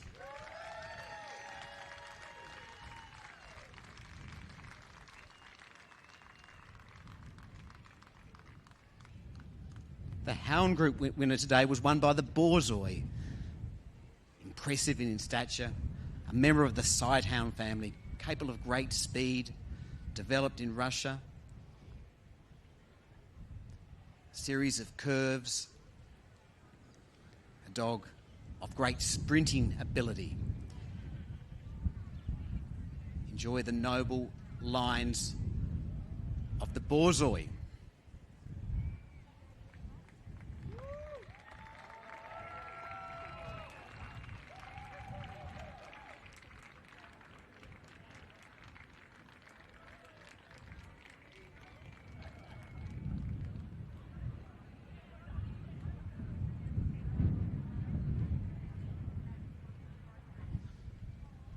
How about we cheer on the Borzoi?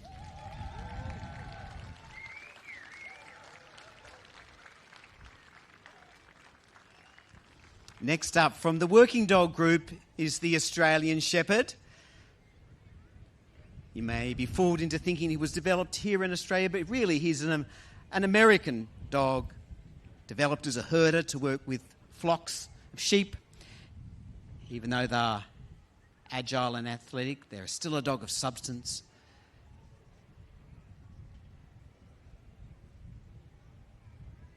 This unique, coat colour and patterning is most attractive.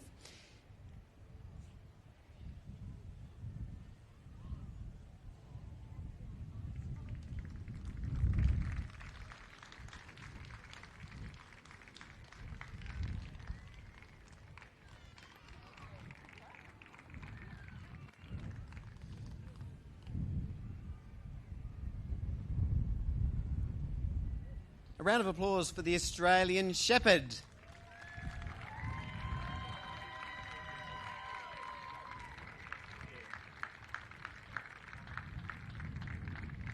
From the utility group is the Alaskan Malamute, a Spitz breed, but a dog capable of freighting work, being able to pull sleds over ice and snow. Powerful animals that work in a team. Great strength of bone and substance. Good length of leg. And this tail that's carried as a waving plume.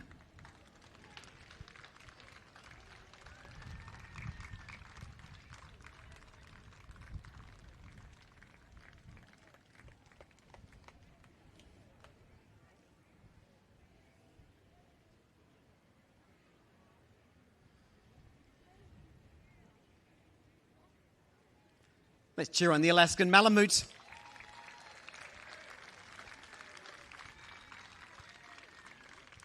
Last, but certainly not least, from the non-sporting group we see the standard poodle. The poodle comes in 3 sizes. Is this the largest? The standard. Originally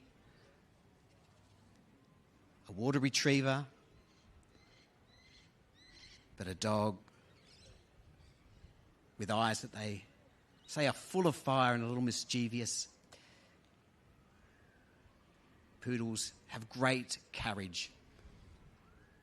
High head carriage, the tail up, and for a dog of their size, super light on their feet.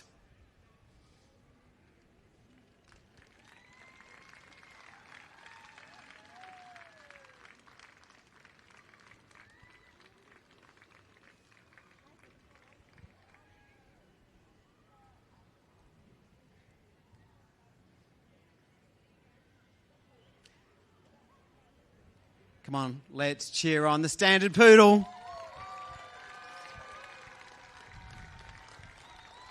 These are our 7 best in group winners. A spectacular lineup today. We will award reserve best in show, and then we will arrive at the moment we've been waiting for, best in show. Our judge taking the time to admire each one of these dogs for a final few minutes as they make their way around the ring. Put your hands together for the Papillon.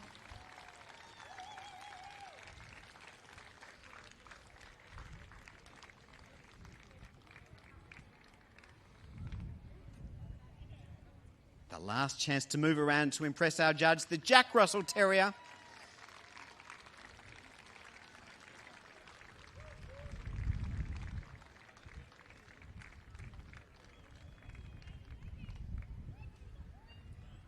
The Labrador Retriever.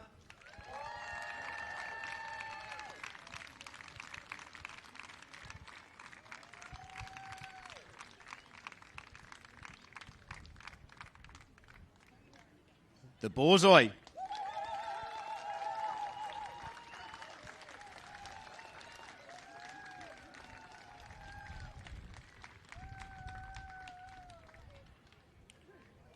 Australian Shepherd.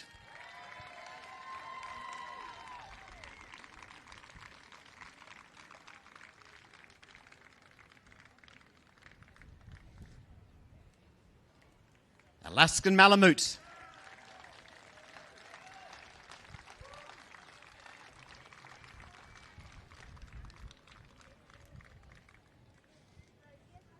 And the standard poodle.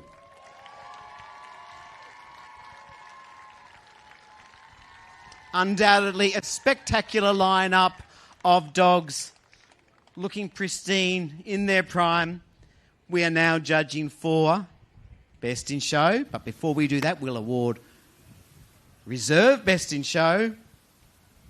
Mr. Seglides has called for the book. It seems the decisions have been made. And as you can see, the trophies are impressive.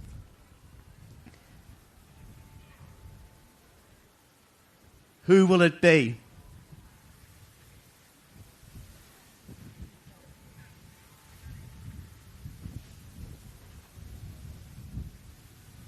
Today, Reserve Best in Show.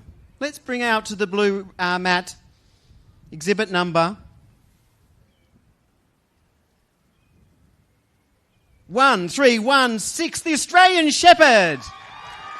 Best in Show second receives $1,000 cash, trophy sash presented by Melbourne Royal, 9 kilograms of premium dog food supported by LifeWise, and an advertising voucher supported by Dog News Australia. So, this is what it's all about. Today, Mr. Seglides has selected for Best in Show at this year's Melbourne Royal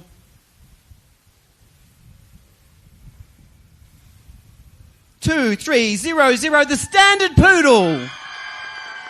Best in Show first receives $2,000 cash, trophy sash flowers presented by Melbourne Royal, 18 kilograms of premium dog food supported by LifeWise, a trophy donated by Brett and Olivia White, an advertising voucher supported by Dog News Australia, trophy donated by Mrs. Helen Head, a rosette donated by Our Dogs UK, and a commemorative armband donated by Anonymous.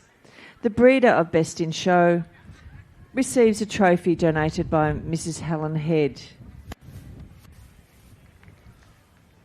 Fantastic. What stunning dogs, please. A round of applause as the toy, the terrier, the gun dog, the hound and the utility representatives leave the ring. All worthy winners. So congratulations. Are you ready? Are you ready, guys? I'll do a couple of photos.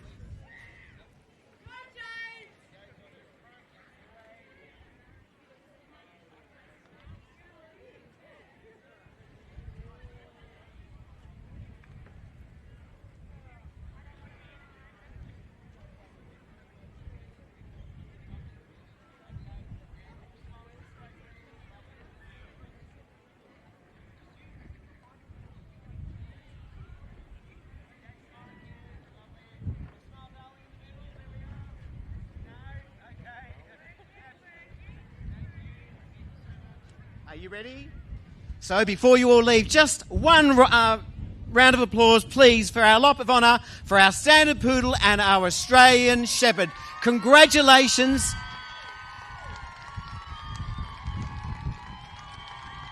And an enormous thank you to Mr. Attila Seglides for his judging of Best in Show. Thank you very much. That concludes our program of judging. We'll see you next year.